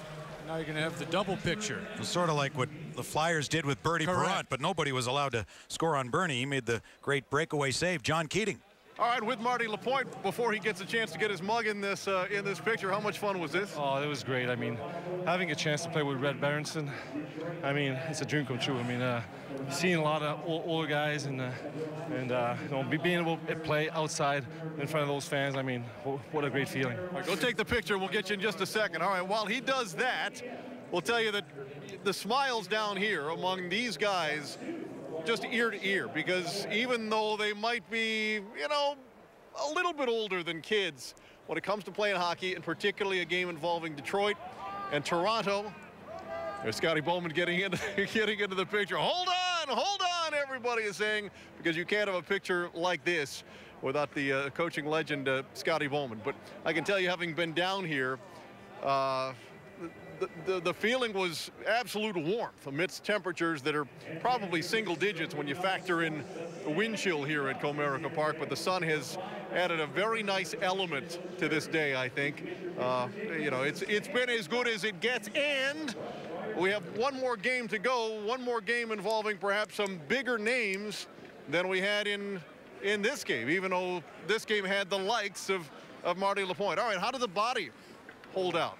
You know, I had a chance to practice yesterday, but I was afraid for today being sore. But it's all for fun, and I mean, I can be sore for 2 weeks. I don't care. Everybody wants to know, how's the ice in one of these things? Really good actually. And you know, we had those scrapers coming in, and it was perfect. It was great. Tell us what you're doing these days. Well, I work for Montreal right now, director of player development. Do a lot of traveling and watch our young kids. All right, we'll see you in Montreal before you know. We appreciate your time. Welcome back. Thank you. The great Marty Lapointe, one of the best smiles ever in Detroit sporting circles. Kenny? Yes, love Marty Lapointe and the great year that he had when he scored 27 goals for the Red Wings in 01 and then left for Boston. So the Red Wings win this 1-1, but this just one of two we've got for you here this afternoon. More still to come. The next time we see number 20, it won't be Marty Lapointe, it will be the Mick. So Mickey Redmond, and they're all getting set in the room. A great afternoon to start. Just game one is done. We've got one more to come. Stay with us here on Fox Sports Detroit this afternoon. We'll lead you up with some great features to game number 2 as some stars here in game 1, but even bigger stars coming up for the second half of our doubleheader at Comerica Park. Today, beautiful Comerica Arena.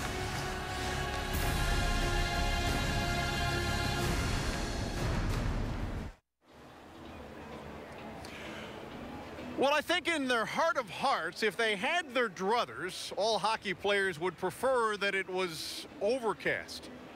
But if you're a fan of hockey, to see the sun shining brightly in downtown Detroit on a sheet of ice at Comerica Park where the Detroit Tigers normally play, man, it's as good as it gets. And the first game lived up to all the hype that we've been sort of talking about for, geez, the better part of 2 years. Yeah, Mark LaForest made a great glove save, and Eddie Mio with a fantastic save at the end, and some, you know, these are guys, they're proud.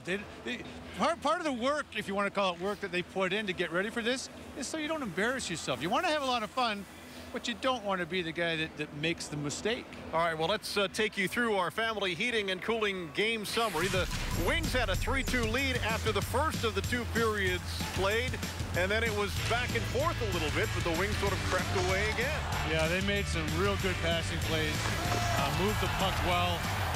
And Aaron Ward then made it 5-2 with a backhand play, and that was one of the, if you want to look at the big difference from an analysis standpoint, the D of the Red Wings jumping up a little bit more than the Toronto Maple Leafs.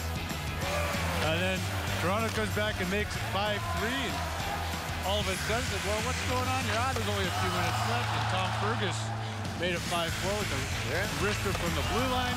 So that made it the photo finish, and we talked about Eddie Mio with that great save. Fergus with that shot, as I said, nothing Mio could do on that one. Over his arm, screen in front. But after that, it was all about Eddie Mio making the saves down the stretch to preserve the 1-goal victory. It was Yuri Fisher who got the Red Wings on the board first a while ago, and he is our McDonald's Player of the Game. The voting presented by the premium Southwest McWrap, and we appreciate their support of the Red Wings and a Red Wings alumni here at Comerica Park.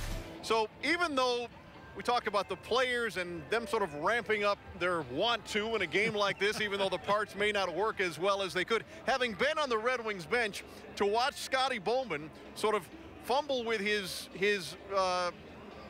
shift sheets in terms of who's going to play with who's going to play next, and to have Red Berenson on the ice at game's end was just a little bit of poetry, I think. It was, and you saw, you know, and you talked to Marty Lapointe, goes, I got to play with Red Berenson.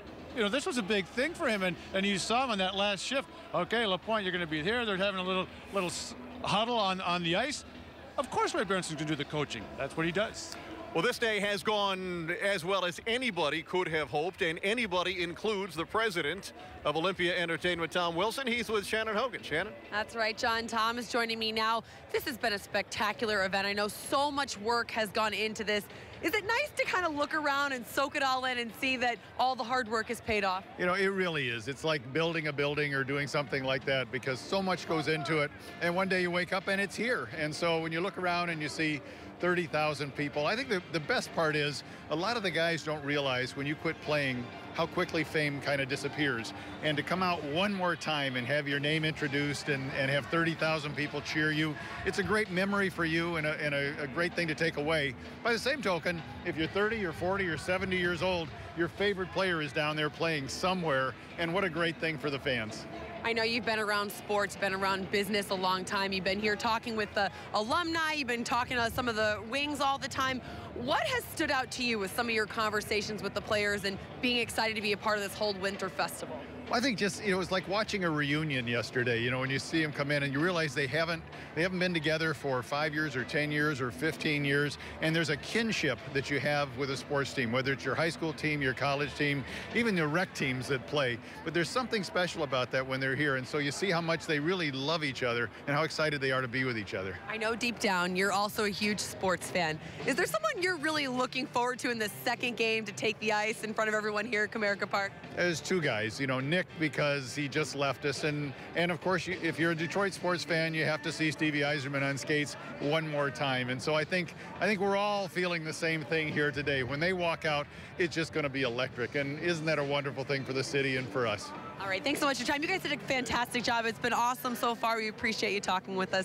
John, I'll send it back to you. All right, Shannon, thanks. The deal that Mike Ilitch and Olympia struck with the NHL was, yes, you can put the Winter Classic at Michigan Stadium and you can bring in 110,000 people or whatnot, but Detroit is very, very important to us, and that's why the Winter Festival and the Alumni Games here today had to be staged here at Comerica Park. And to everybody's delight, so far it's been a great success.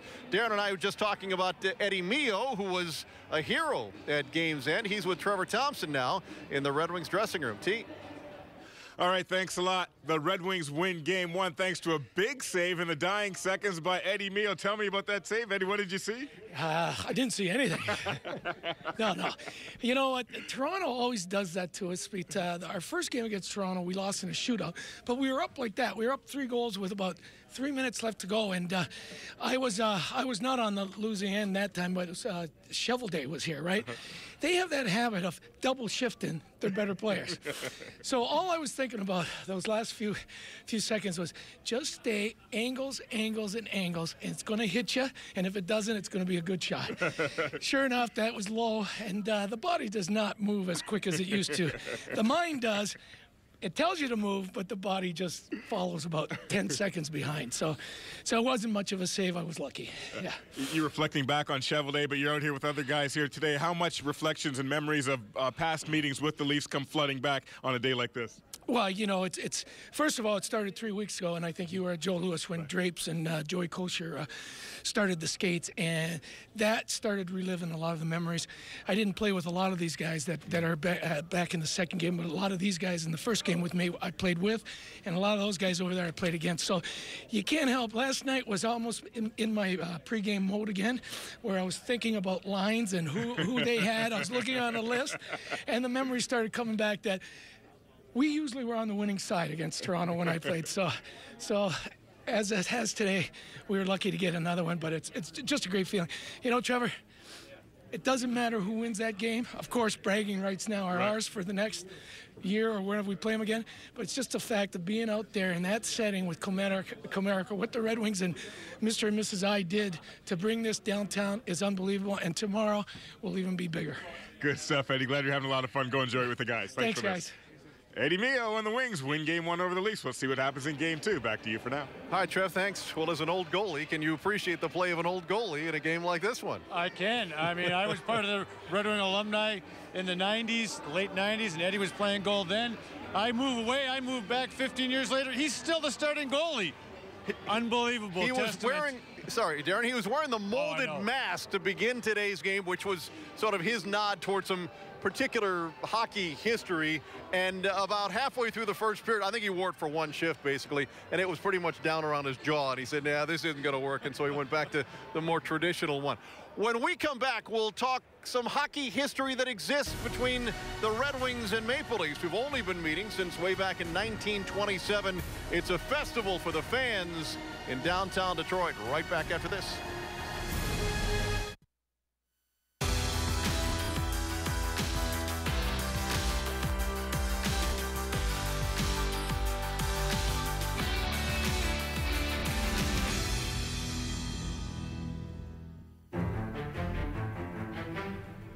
It's a rivalry nearly a century in the making.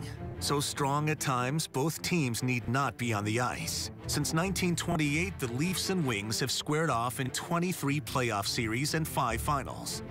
In the 50s alone, the Wings faced the Leafs 5 times, and each time emerged victorious, often in dramatic fashion.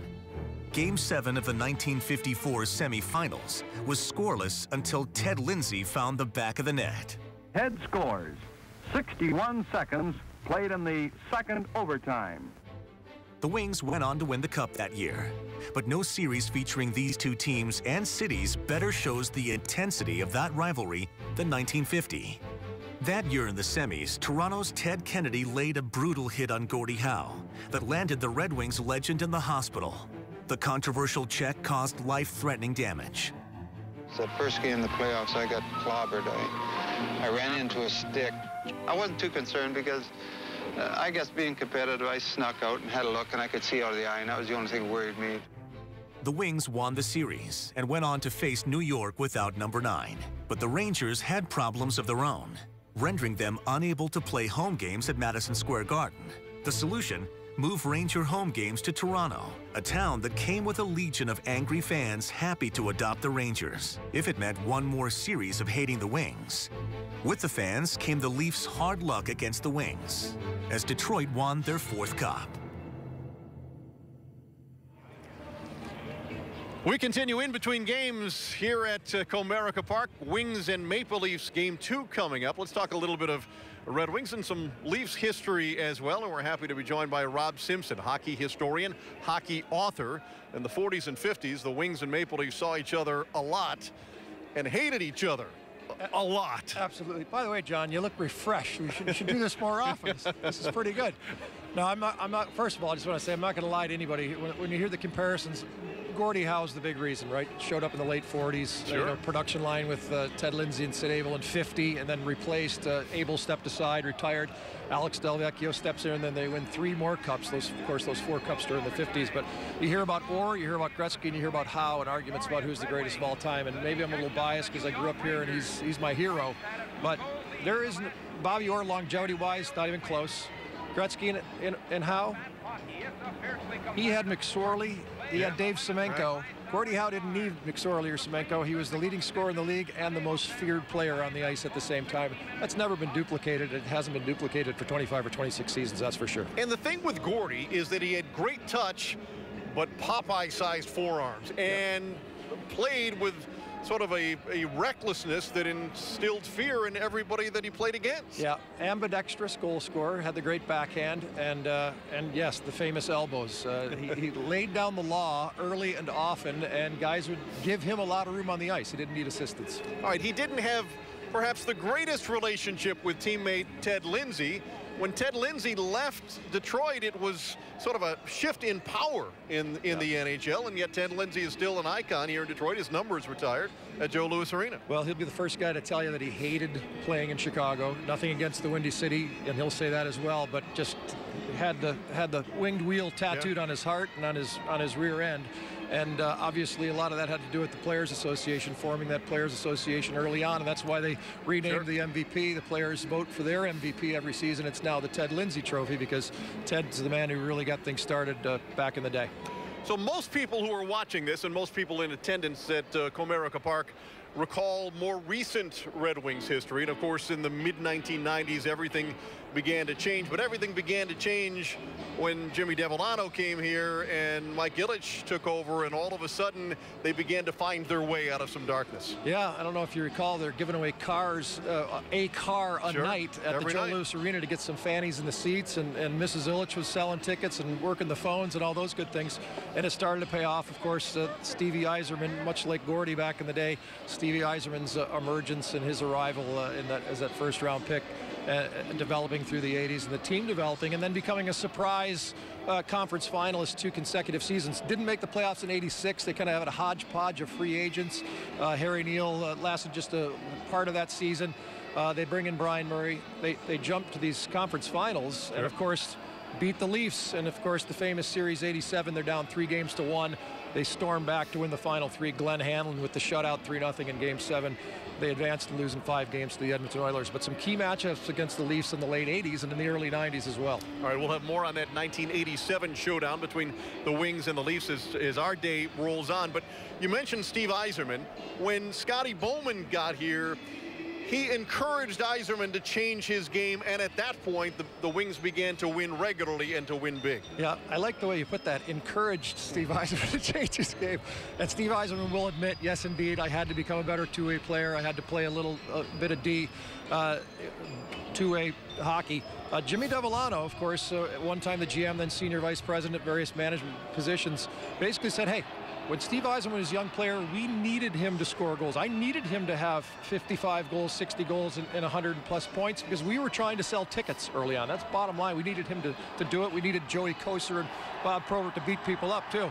But then gradually, as Scotty came aboard, they realized, hey, if you're going to win a Stanley Cup, A, we got to get goaltending consistently, and B, we're going to have our leaders playing two-way hockey, strong, solid two-way hockey, and as it turns out, Steve Yzerman was better than anybody at that. And didn't you see in all of his stops in the NHL that when Scotty Bowman showed up, his team expected to win. He expected them to win, and as fate would have it, generally speaking, his teams won. Yeah, and it dates kind of back to that transition between Murray and Scotty in '93. Of course, Leafs fans who might be checking this out, one of their favorite names is Nikolai Borchevsky, scored the game winner in overtime in Game 7 in '93.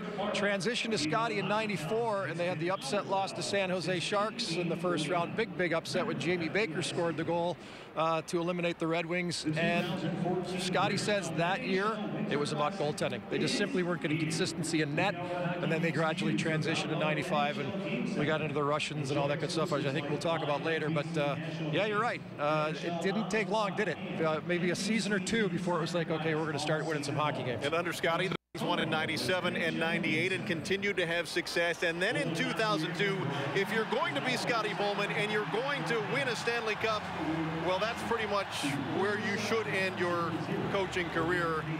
He did it perfectly. He did it perfectly.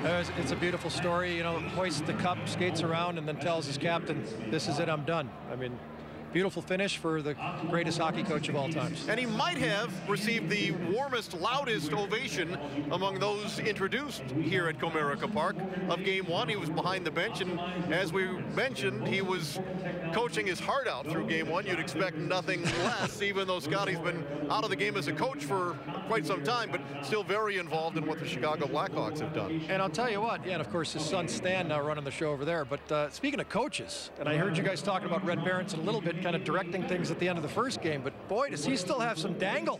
I mean, little dipsy-do through the slot, a little drop pass. I mean, Red Berenson can still move the puck, can still move his legs and stick handle a little bit. And there's good magic out there in that first one, but the legs get a little bit younger for this next one coming up, and we're going to see the Drapers and the Maltbys and the Yzermans and the Russians and a who's who of Toronto Maple Leafs coming up in the second game as well. So we're talking history here.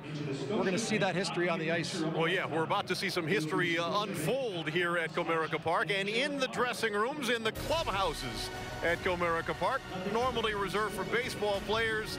They're getting ready for Game 2. The Leafs and the Maple Leafs, the nightcap of our hockey doubleheader. Straight ahead.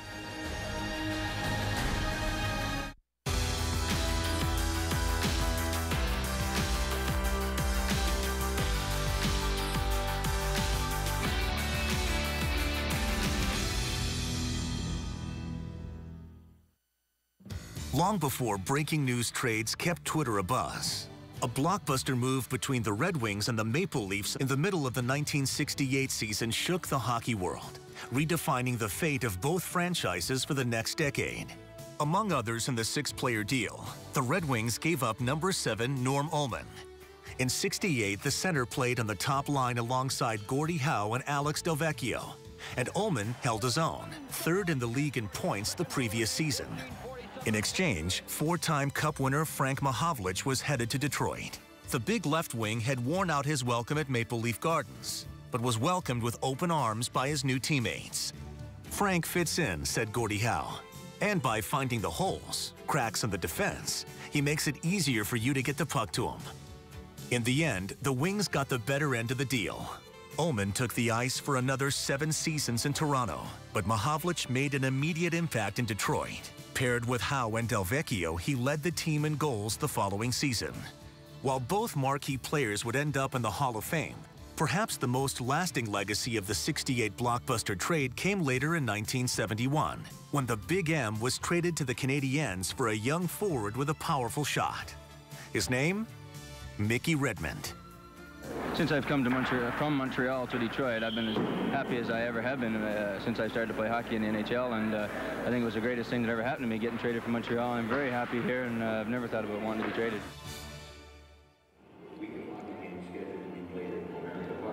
He was just a baby.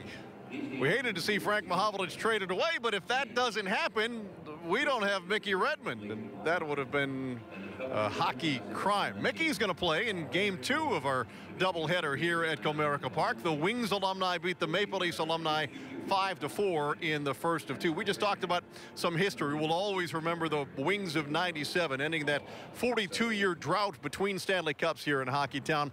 But just 10 years earlier, there was a Wings team that believed they had a chance to win a cup. And along the way, they knocked off the Maple Leafs in perhaps one of the most memorable of the 23 playoff series the two storied rivals shared.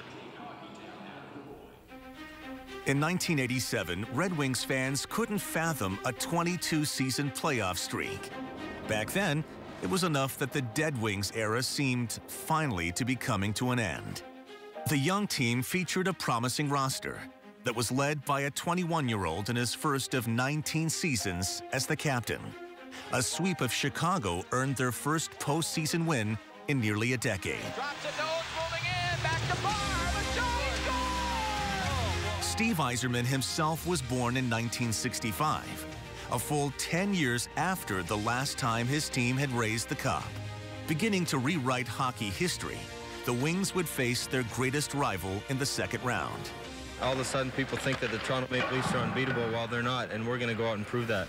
However, during the first two games, the Wings were outscored 11-4 at home.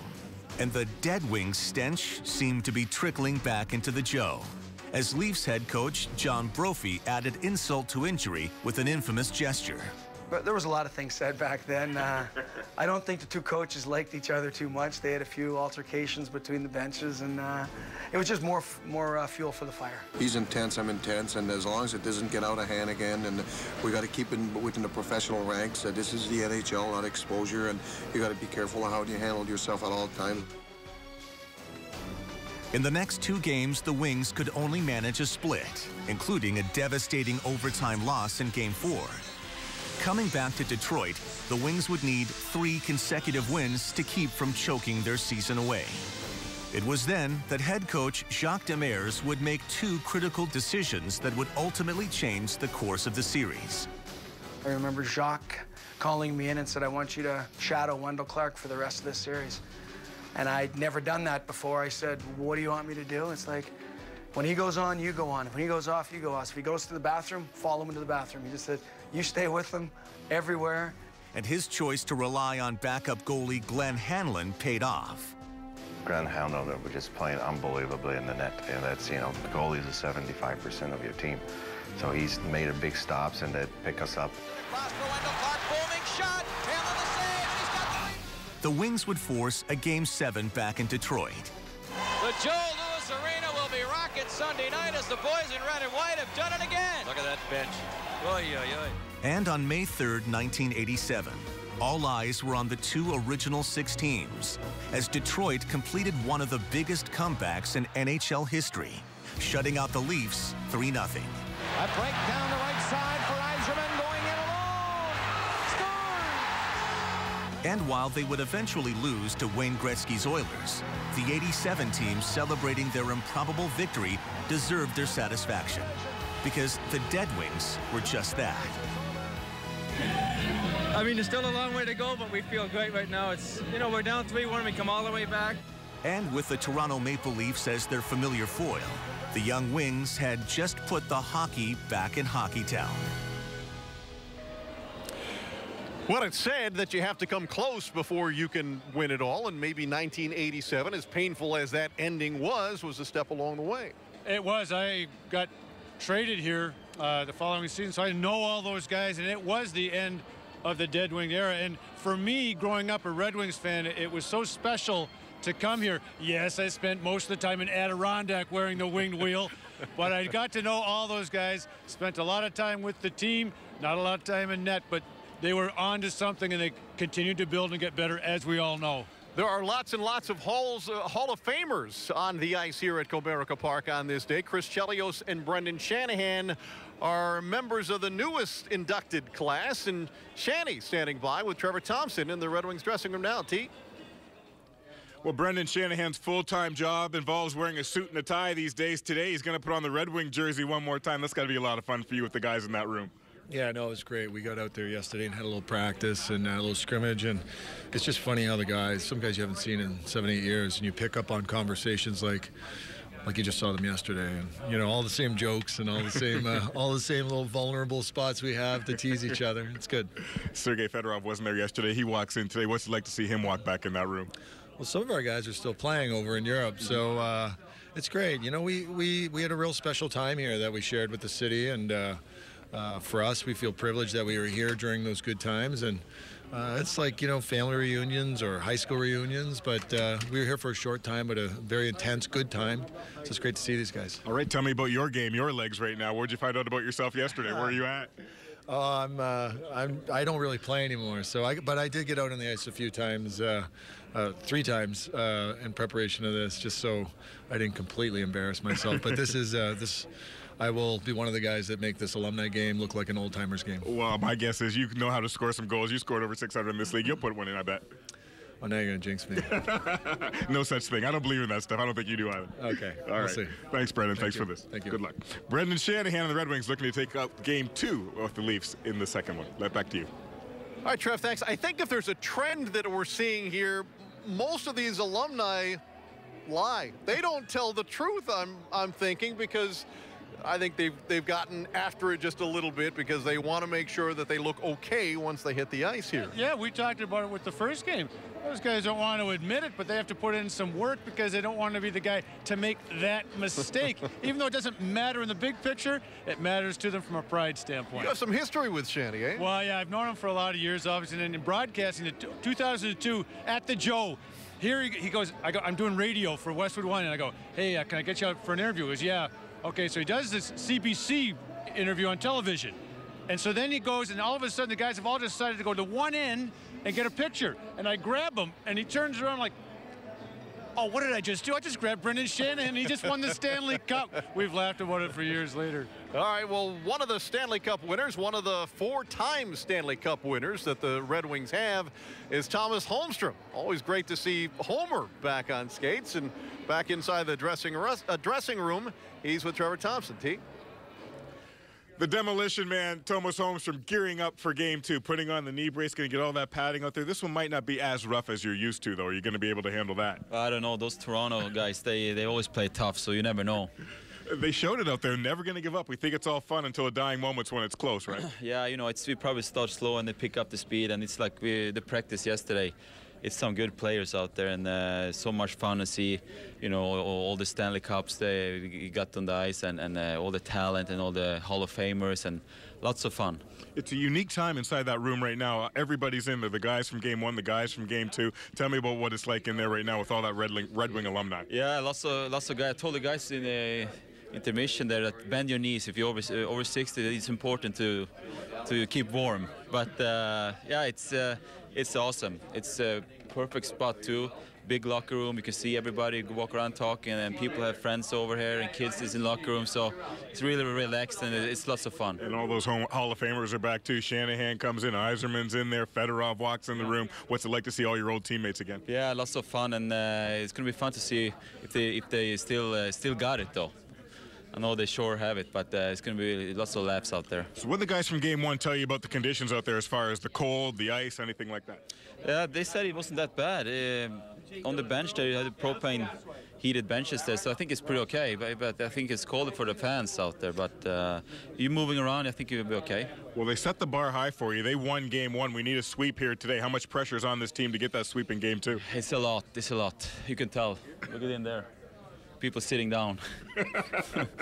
Enjoy it, Homer. Thanks for this. Yeah, thank you. Thomas Holmstrom looking for the sweep in Game 2. Can they get it done? We're about to find out. Back to you for now. Yeah, Trev, thanks. Yeah, he's complaining about the cold. He's an honorary Finn. I mean, that's how north in Sweden Thomas Holmstrom is from, that they've made him a Finn, and so he's going to be just fine, I think, is Thomas Holmstrom. And Felix Potvin in goal for the Maple Leafs in Game 2 is going to see plenty of Homer's backside, I would guess, as every goalie has. Yeah, I think that you heard a little bit where the guys say that no matter what happened, Brad May and Mike Knuble was talking about it, that all of a sudden when you get to alumni games, everybody's a dangler. But you know what? I just see Thomas Holmstrom parking himself at the top of the crease. We have much more ahead as we lead you in the direction of the nightcap of our double dip here at Comerica Park, the Winter Festival in downtown Detroit. We weren't sure that we were going to see Steve Yzerman play in the alumni games here in Hockeytown, but to our great delight, Red Wings legend made up his mind. He has decided to join us. He will be on the ice momentarily, and one of his teammates will be the inimitable Nick Lidstrom, who dropped the ceremonial puck just before Game 1. We'll continue from the ballpark in just a skosh.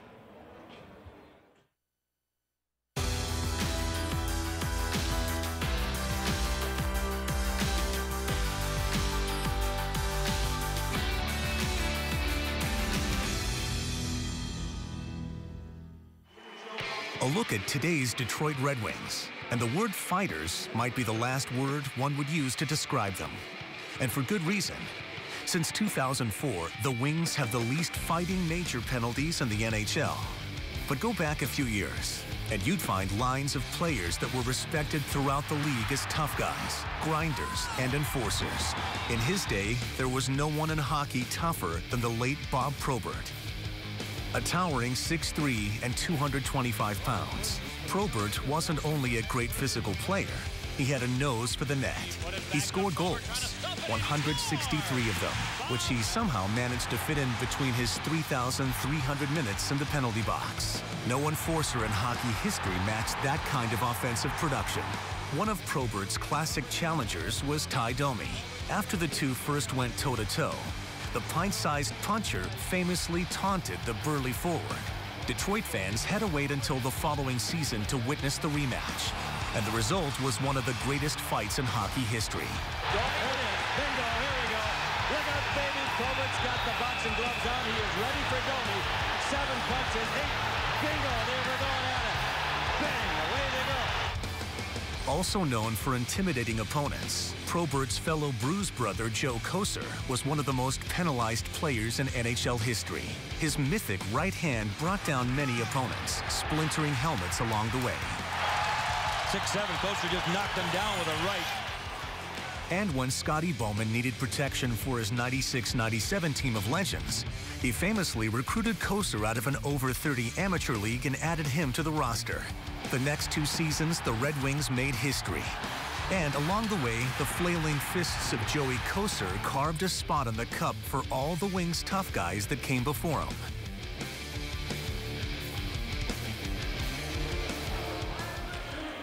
Scotty Bowman can't help it. He will always be a coach. And there is the legendary former coach of the Red Wings talking with the former captain of the Red Wings, Steve Yzerman, as they get set to play Game 2 of our Alumni Showdowns here at Comerica Park. And the skies have opened up. This, boys and girls, is hockey weather. It sure is. The fans let out a cheer. All of a sudden, the snowflakes started coming. There's a cheer from the crowd, and let it snow, let it snow. All of a sudden, throughout the stadium, unbelievable. How will this, because you're a hockey rink guy, how will snow like this affect the quality of the ice in Game 2? They'll have to have scrapers out, the kids with the shovels a little bit more, I think, to make sure you have to get the snow off the ice surface, but it won't affect it much more than the vision of the goalies. Could be an issue. All right, a quick programming note here. We just showed you about some of the history of fighters involving Red Wings historically, and I don't want to give this away, but you want to make sure you're here for the introductions of the Detroit Red Wings before Game 2. It is truly something special. All right, let's move away from that and a far from special, a far walk away from that. Part 2 of Chris Osgood, Thespian. They had to sort of convince Ozzy to take part in the Alumni Showdowns, or so we're led to believe, and Shannon Hogan picks up the rest of that story. As we get closer to the Hockeytown Winter Festival, preparations for the big event kick into overdrive. But for one of the players, preparation doesn't end with setting up the ice. That's former Red Wing Chris Draper. According to information received by Fox Sports Detroit, Draper has been adhering to a serious training regimen so that he is in top form for the Alumni Showdown against the Toronto Maple Leafs alumni on New Year's Eve. Because of his rigorous training schedule, Draper didn't have time to talk, and it looked like I wasn't going to get the story. But luckily for me, here at Fox Sports Detroit, we have just the man to get the inside perspective on the Red Wings alumni. And when Chris Osgood wasn't available, I asked Darren Elliott to be my backup. Thanks, Shannon. I appreciate you making me your first choice for this plum assignment. Chris Draper and his legendary work ethic put to the test for an exhibition game. Come on. Some people think he's nuts. Well, we'll find out. We got close to him, and we saw what he's up to. Hey, Darren. Go on, Drapes. Too much. How are you? Good. So I get a workout in. Good stuff.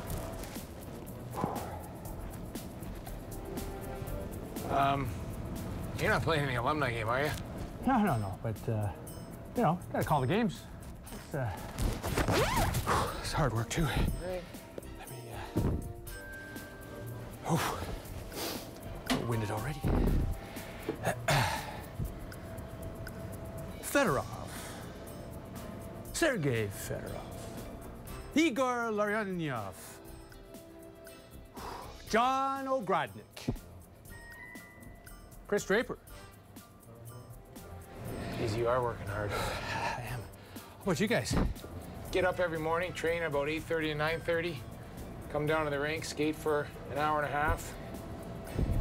I'm even taking yoga. Really? Helping? Getting flexible. I couldn't make the cut. Backup goalie blues again. Darren, you look a little winded over there. Okay. I can help you out with that if you want. Really? Yeah. Awesome. Okay. Want to come to some mountains with me? Drapes, I'm ready. Okay, Let's do it. let's do this. Okay.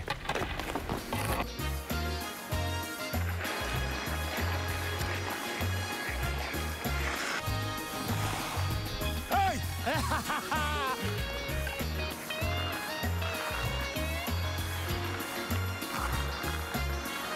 I'm gonna laugh you. Come on, Darren. I'm coming, Grace. I'm coming.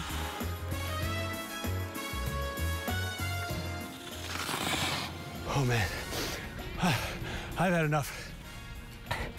I think we know enough about Draper's workout. I can't hang. Darren, what are you doing? I'm ready for the studio. That's it for me. We're not even halfway done. Let's go. So says you. Come on. Oh, okay. All right. Okay. Larionov. Larionov. No. Larionov. Larionov. You don't have to get mad. It's Larionov. Larionov. There you go. Well done. We had fun. What was it, Drapes? What an actor. All right, well, you hear the roar from the crowd at Comerica Park. Let me just take you behind the scenes a little bit of the piece that just ran, as you're getting a chance to see guys find their way to the ice. This was the reaction as some of the soon-to-be participants in Game 2 were watching Darren and Drapes and Ozzy, and the process of Drapes and Ozzy getting Ozzy to commit to playing in Game 2. There they are watching it. They thought that was about the greatest thing ever. All right, so you hear the people behind us. The snow is actually letting up just a little bit, just in time for the Stars to make the ice. Let's head to the ice, and Chris Osgood is wearing a microphone for us. Ozzy, it's John and Darren. Do you have us? Stevie has hit me in the butt like old times. But the only difference is we're moving about at least 50 miles an hour slower. How is the room, Ozzy? They like the pieces about you getting ready, our acting debuts. Well, I've never played like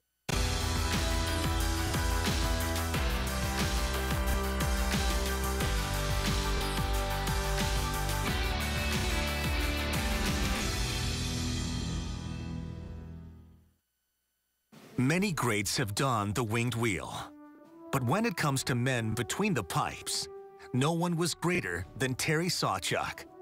It goes without saying that young prospects do not always live up to expectations in sports. But in the case of Sawchuk, being named Rookie of the Year in 1951 was a sign of things to come. During the Wings' 51-52 playoff run, it seemed almost impossible to score on Sawchuk. And in Game 4 of the finals against Montreal, the young netminder already had one of his career-defining moments. Still the Canadians roar to the attack. Billy Ray combining with Dickie Moore. But once again, Terry Sawchuk is too good, and Sawchuk marks up his 4th shutout in 8 playoff games. He didn't allow a goal in any game played on Detroit ice. Sawchuk is mobbed by his jubilant teammates as the game and the series comes to an end. For the 5th time in their 27 years in the National League, the Detroit Red Wings have won the Stanley Cup. Sawchuk played in a league record 971 games, also holding the NHL record for regular season shutouts with 103 until 2009, when his decade-standing mark was surpassed by Martin Brodeur. Although he spent most of his career in Detroit, Sawchuk is a name known in Toronto as well. The Leafs picked up the goalie during the 1964 intra-league draft, and he went on to contribute to their Stanley Cup winning season in 1967. That '67 Cup was Toronto's last championship to date, and the last born of the original 6 playoffs as the NHL doubled in size the following season. From Rookie of the Year to 4-time Stanley Cup champion, Terry Sawchuk left a legacy in goal that perhaps no player will ever live up to. Well, as chilled as we are ringside here on the floor of Comerica Park, just imagine what the temperature is like high above the ballpark. It is 21 degrees in downtown Detroit right now with a wind chill, a real feel of 9 degrees, but that matters not to any players that are on the ice right now. The second wave of legends have taken the ice, and they're being shown on the big scoreboard here. And I think Steve Yzerman, as you would expect, received the loudest, longest ovation when his mug was flashed on the scoreboard here. And, of course, the introductions still to come. We talked to Terry Sawchuk. Let's talk in greater detail about a guy who had history with both the Wings and the Maple Leafs. And our hockey historian, our hockey author, Rob Simpson, is alongside.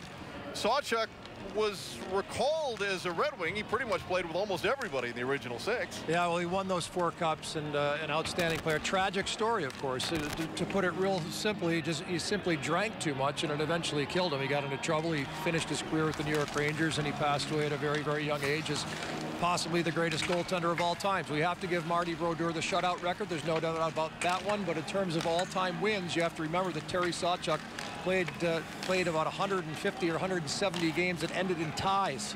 Wow. So if he ends up winning 60% of those, Marty Brodeur never catches him in the wins category because he was just such an unbelievable goaltender with so much experience over the years. As we understand it, Terry Sawchuk was not necessarily a happy guy. Of course, he played in the era when hockey goalies didn't wear masks, and that would instill some fear. And it was a fight with a former teammate, a housemate, that led to his untimely death at the tender age of 40. Well, as you pointed out, though, John, the longevity factor there, 67, he comes back with the Leafs and helps Johnny Bauer win their last cup as an older player. How much does that stick in the craw of Maple Leaf fans that it's been now since 1967?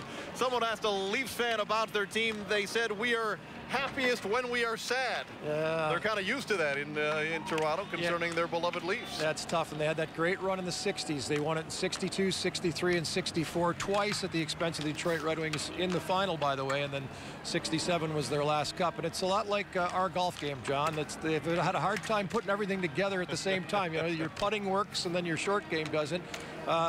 It's either their goaltending strong and they're just not getting enough offense, or their D is weak, their blue line takes a beating here and there, and they're having trouble. Same thing this year, real good goaltending out of the gate. Their D has struggled, and then their key players go into scoring droughts. And that's just kind of the way it's been over the years. They just haven't been able to put it all together since 67. All of our audience knows well the Detroit Red Wings legends that are on the ice. Would Darryl Sittler be perhaps the most notable Red Wing who's made his way here? Well, Wendell Clark? I would say for the, Darryl Sittler in the 70s had those great years. Teams, again, of course, that couldn't get over the hump. Mike Palmateer was the netminder during that time period. But, yeah, I think the younger fans, the later generations, it's Dougie Gilmour and it's Wendell Clark. But keep in mind, they don't really have individuals to really prop up. The career record holders are both Swedes. For D-men, it's Boreas Salming in terms of career marks, and it's Matt Sundin in terms of offense for a forward. You have to go back to 1938. Gordie Drillin is the last Toronto Maple Leaf to win the scoring title. And the last time they won a Hart Trophy for MVP was Teeter Kennedy in 1955. So it's a small number of guys that are really, superstar caliber players for the Toronto Maple Leafs. And Red Wing fans will remember that Wendell Clark was a Detroit Red Wing for a minute at the tail end of his hockey career. Sittler for a smidge, too. There at the end as a free agent. Didn't go so well. All right. We're inching our way in the direction of Game 2. The names that you know very, very well are here, and Ted Lindsay, at the tender age of 88, looks like he could still play, but unfortunately will not play in Game 2, but he's happy to be alongside, we think, Shannon Hogan. Shannon? Yes, I'm here with Mr. Lindsay now. I'm sorry, out of respect, you're such a hockey legend. I have to call you Mr. Lindsay. What has this whole experience been like? I was there in the clubhouse, the dressing room before. You had a chance to walk around and talk with some of the guys. Hockey players never change. But I think it's probably like all athletes. They're coming back played the game that gave them a good living, had lots of fun at it. Now they're looking for a good afternoon to please all these people. Well, I know they're thrilled that you're here, all of them coming up, giving you hugs and well wishes. You're out here along the glass watching them now. But I have to ask you, you played hockey when the rivalries were really rivalries. What are some of your fondest memories of the Leafs and Red Wings rivalry? Well, I think of all the great players I played with. It made my job very easy, but I also think of all the great ones that were on the other 5 teams in the 6-team league. They were all great. I played with some of the greatest ever to play the game and against some of the greatest. What is it about the game today that you still love? Just the game. Put a pair of blades on your feet, get frozen water, and let her go. Well, I am so glad you're here. Enjoy the game tonight. I know all the alumni are happy you're here too, and thanks so much for joining us on Fox Sports Detroit. There's some two pretty good teams out here right now. Yeah, it should be a good matchup. Do you have any predictions? Should be. Oh, I'm a Red Wing man. All right, thanks so much, Mr. Lindsay. I'll send it back to you guys. All right, Shannon, thanks. Ted Lindsay inducted into the Hockey Hall of Fame in 1966, and what a beauty. I mean, for a guy his size to have had the success he had and the longevity that he had knocking around the NHL for a while is something special. Amazing. What, 500 to 600 stitches? Yeah. Something like that Something along like the that, way. yeah. Scrappy, and don't forget he was a leading scorer when you're in the NHL as well.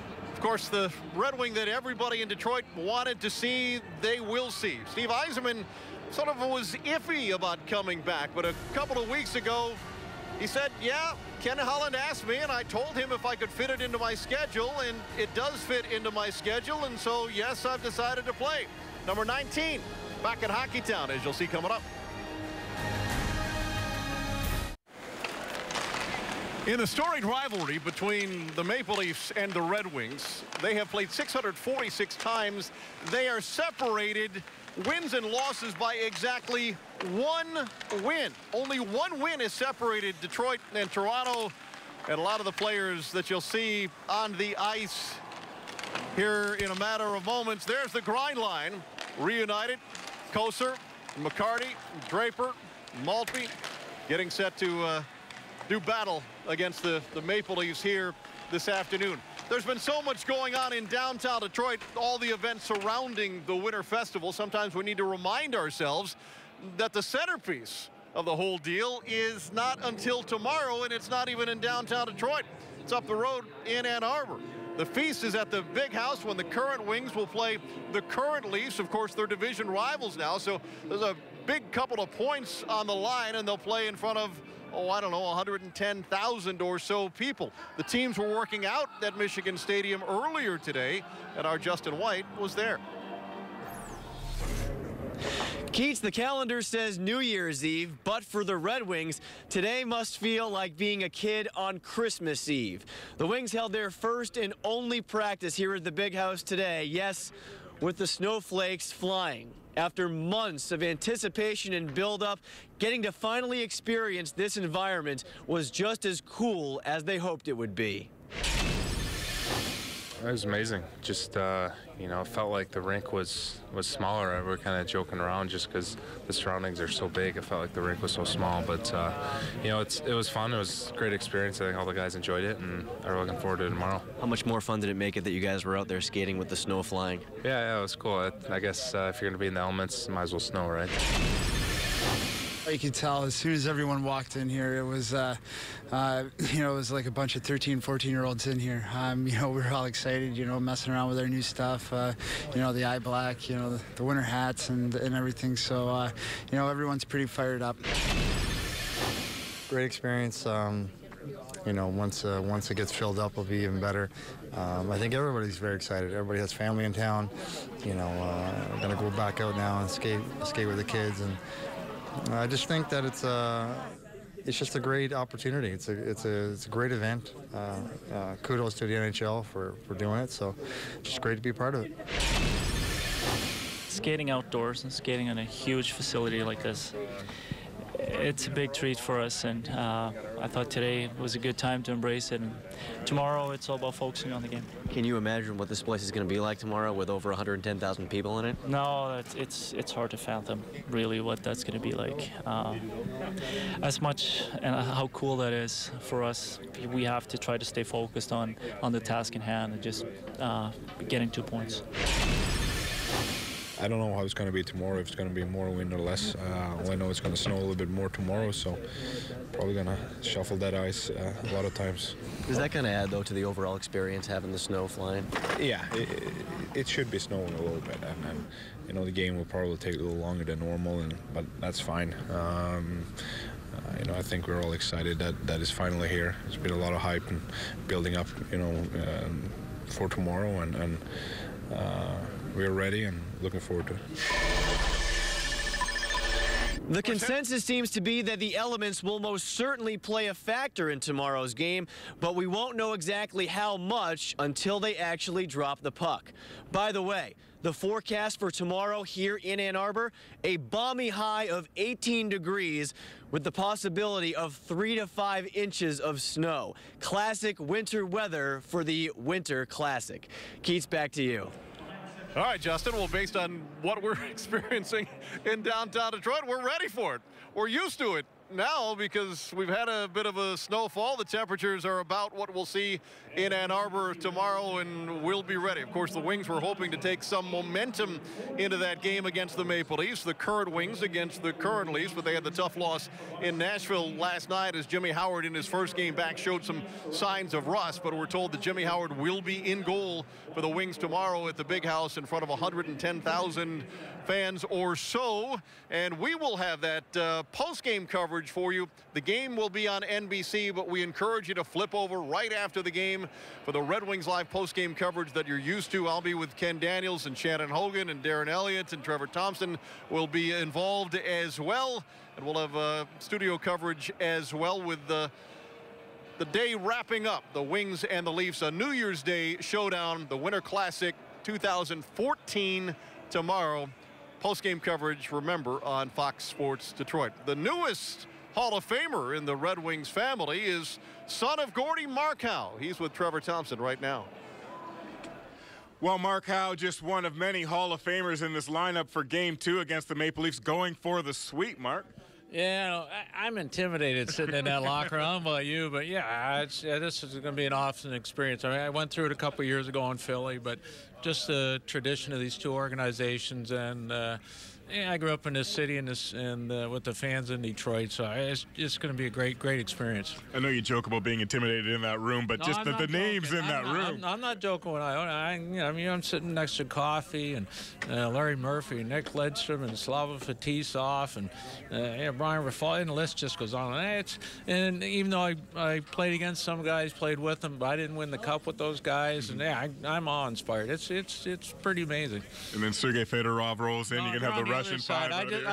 You can look across the room though, but you see these guys in there. Go ahead. With Brownie, I got the Russian 6. So yeah, no, like I said, I played with a couple of these guys, but I worked as a scout for a lot of these guys, and I have the utmost respect for them. So and I'm looking forward to carrying my load here today, so make my job easier. It's certainly been a lot of anticipation leading up to this. Now that the day is here and we've seen Game 1 played, and you see everybody out there watching and how into it the fans are, what does it mean now that the day is here? Well, for me, I spent my whole life and career, you go into a game, you go into a stadium, you're totally focused, and you block everything out around you. Now I'm at the stage of my life, you come in and you forget what's here, and you open up your eyes to everything else, and you take everything in. So that's what's so special about it for me. Have you got a thought of what this might mean to the city, just having Winterfest down here and having these games right now? Oh, sure, without a doubt. So I know after, with they hit the economy, took their fears, and I see the city coming back better and bigger and stronger. So, I mean, financially it's great for the city, but like I said, I grew up in this city. I grew up a Red Wing fan, and I know when I was trying to talked Stevie Eisman into coming and playing. I think I was nagging him a little bit, but I said it's a chance to give back to the people. And at the same time you're giving back, you're feeling all the love they're giving in return. So it's a win-win situation.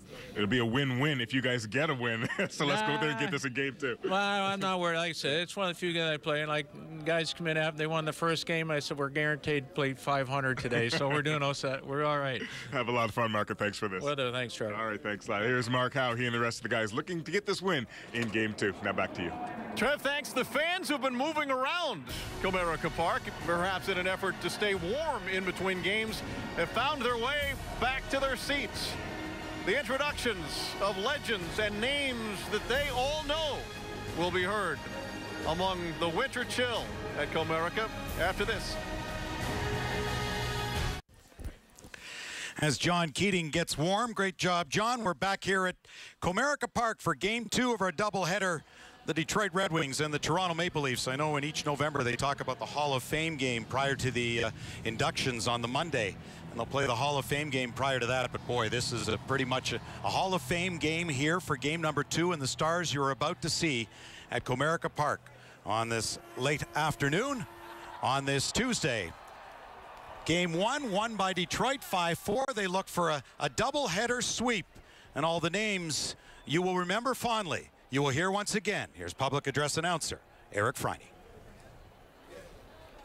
It's time now for team introductions courtesy of Comerica Bank.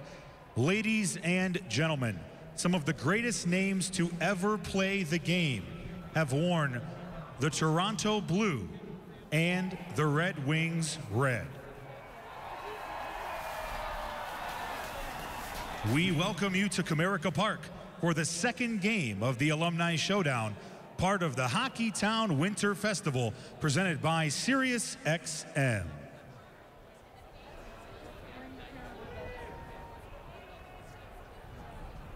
Please welcome to the ice the coaches. For Toronto, Pat Quinn.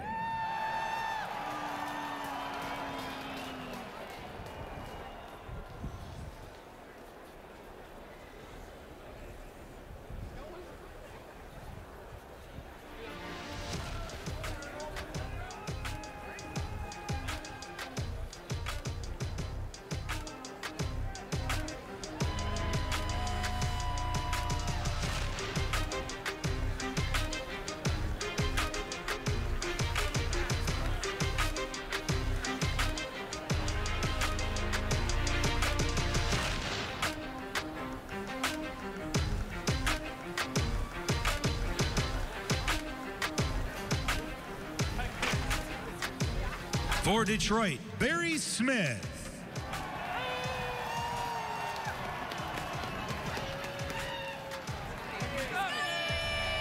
For Toronto, Red Kelly.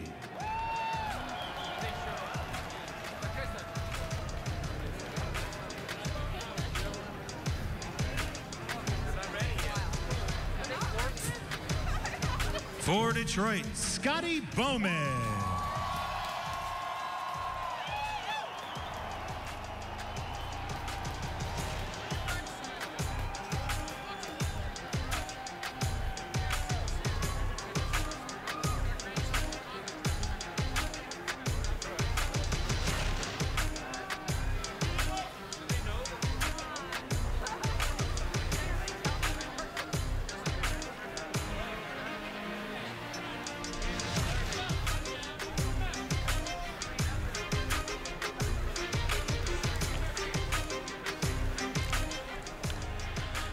Well, the Maple Leafs are getting ready just to touch tardy, although they are the alumni old-timers a touch slower. Number 34, Manny Legacy.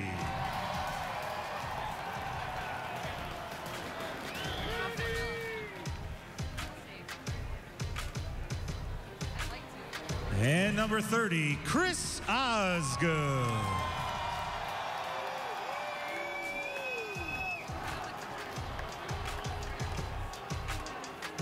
On defense, number 28, Brian Rafalski.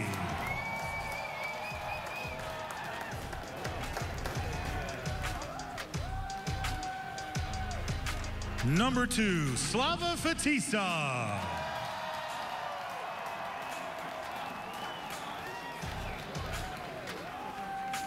Number 55, Larry Murphy.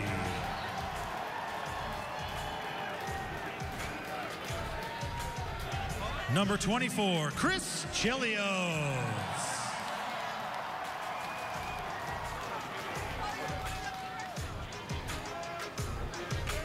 Number 4, Mark Howe.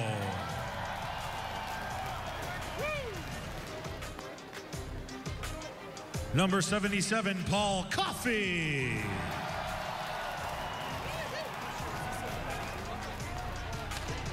And number 5, Nicholas Lidstrom.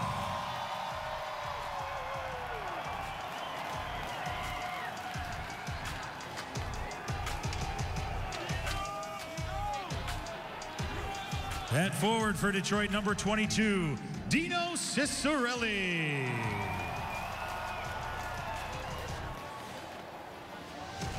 Number 18, Kirk Maltby.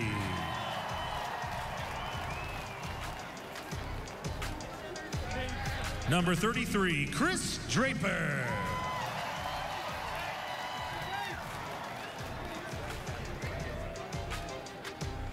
Number 25, Darren McCarty.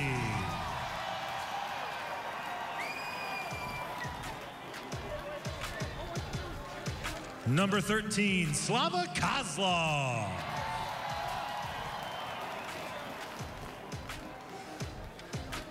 Number 17, Doug Brown.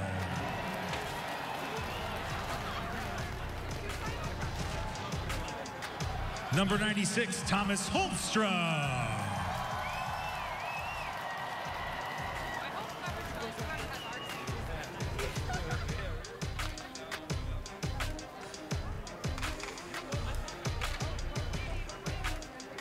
And number 26, Joe Kosher, wearing number 24 for Bob Probert.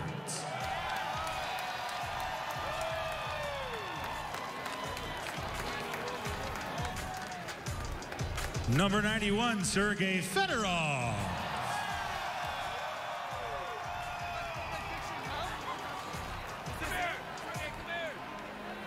Number 14, Brendan Shanahan.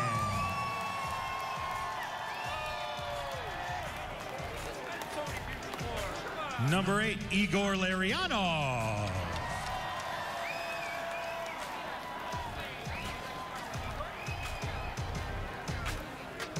Number 20, Mickey Redmond.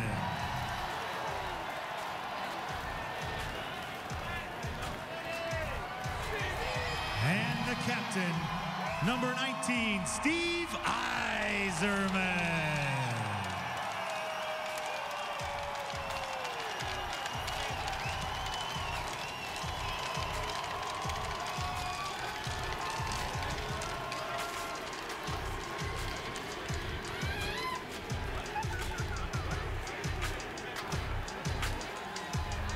And now the coaches for Toronto, Pat Quinn.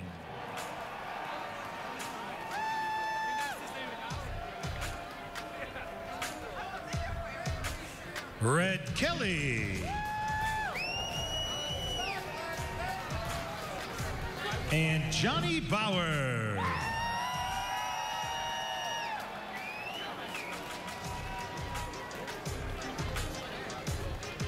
The goaltenders, number 29, Mike Palmatier. Curtis Joseph. And Felix Potvin.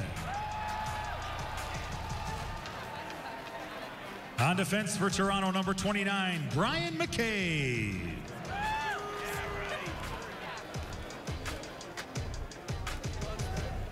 Number 34, Jamie McCowan. Number 4, Dave Ellett. Number 15, Bob McGill. Number 33, Al Iafredi. And number 34, Brian Burrard.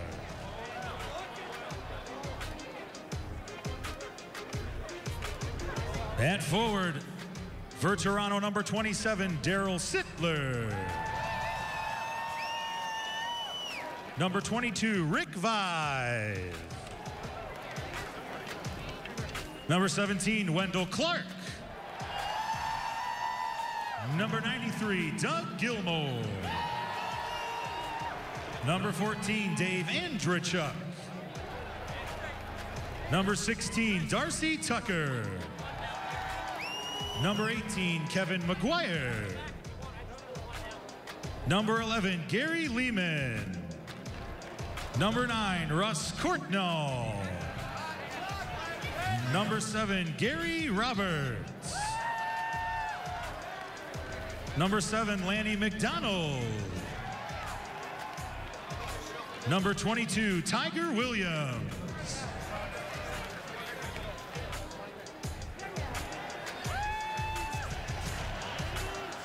Number 16, Mike Walton. Number 20, Ty Domi.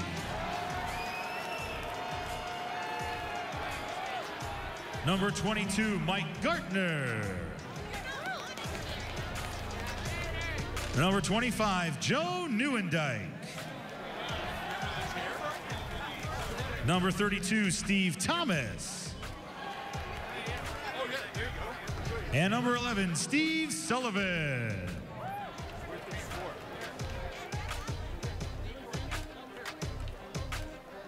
Now, ladies and gentlemen, we ask that you please rise and kindly remove your hats. Active duty and retired military may keep their hats on while rendering the military salute. Please welcome Detroit's own Thornetta Davis for the singing of the Canadian and American national anthems. Oh, Canada, our home and native land, true patriot, loving all thy sons command. With glowing hearts we see thee rise, the true North, strong and free. From far and wide, oh Canada, we stand on guard for thee. God, keep our land glorious and free. Oh Canada, we stand on guard for thee. Oh Canada, we stand on guard for thee.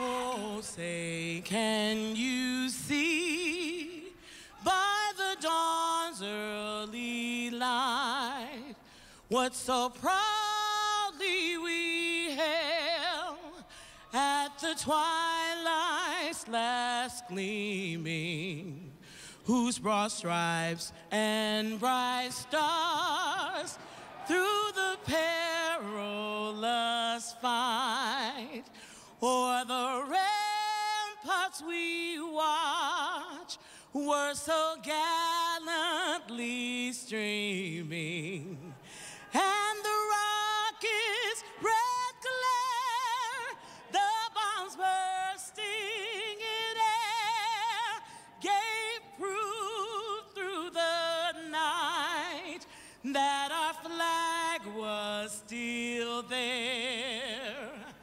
Oh, say does that star-spangled banner yet wave for the land of the free and the home of the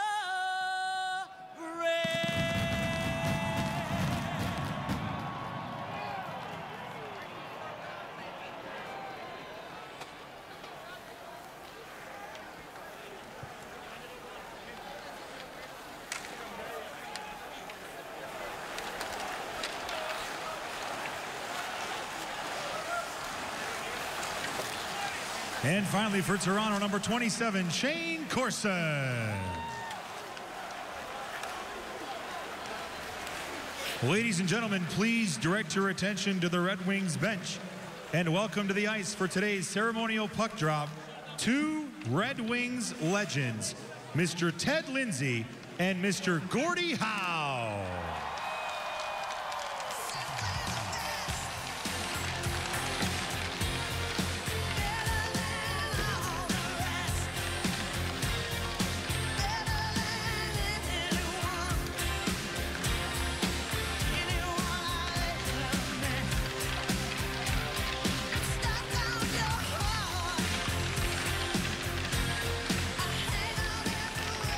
Will the captains please come to center ice for a ceremonial puck drop?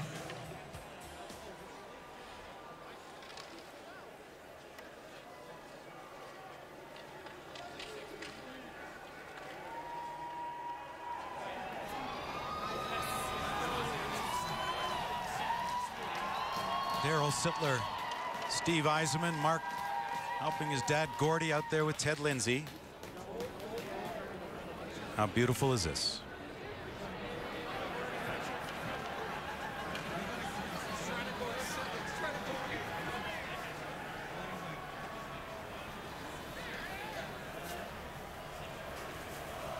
That wink and that gleam in Gordie's eye as the crowd chants Gordie.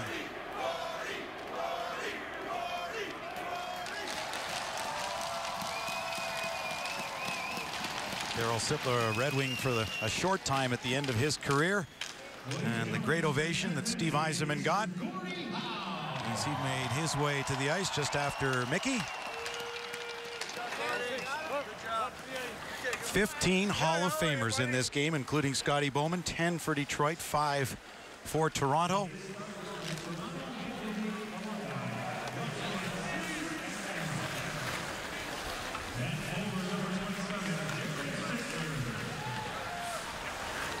Mike Shaky Walton there with Mickey Redmond,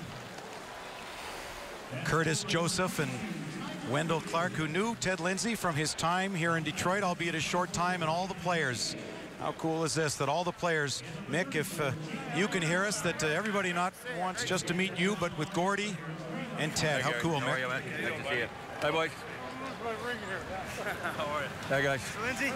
Hi, big guy. Hi, Bobby. Have a good one. Hi, Darsh. How are you, man? Get her going right there. Hi, Mike. How you doing, buddy? Hey, Gary. Nice to see you. Good game, buddy. You all set?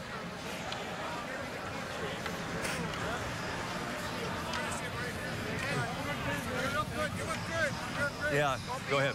Go ahead. How you doing, guys? The recently retired linesman Mark Perry, and there's Mick with a referee with Ronnie Hogarth. Look at that, Mick. You and refs, you're together again. We're making peace down here, Ron Hogarth and I. Yeah, he's telling me we got a curfew to get to somewhere else for a post-game ginger ale, so there's no offsides today.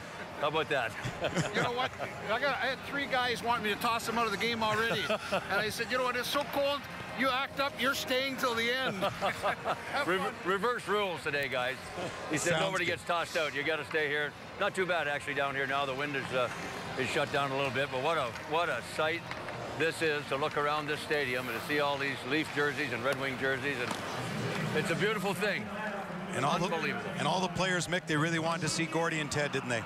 Oh my gosh, yeah. Gordie's still got a lot of great sense of humor. Got the elbows up in the dressing room and cracking jokes and all kinds of stuff. And Teddy's been under the weather a little bit, but he's feeling better and ready to work out. And they're bringing Vladdy out here right now. All right. What a trooper this guy is. The Russian 5 is alive and well. God bless him. Slava Fetisov next to him. Papa Bear, we called him. When they first played in Calgary that night, Calgary only got 8 shots on goal, and the Russian 5 had the puck all night long.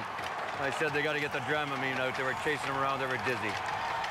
They want Vladdy out there, and this would be the starting lineup, the Russian 5. Look at that. Wow. Look at that. That good or what? Where's it?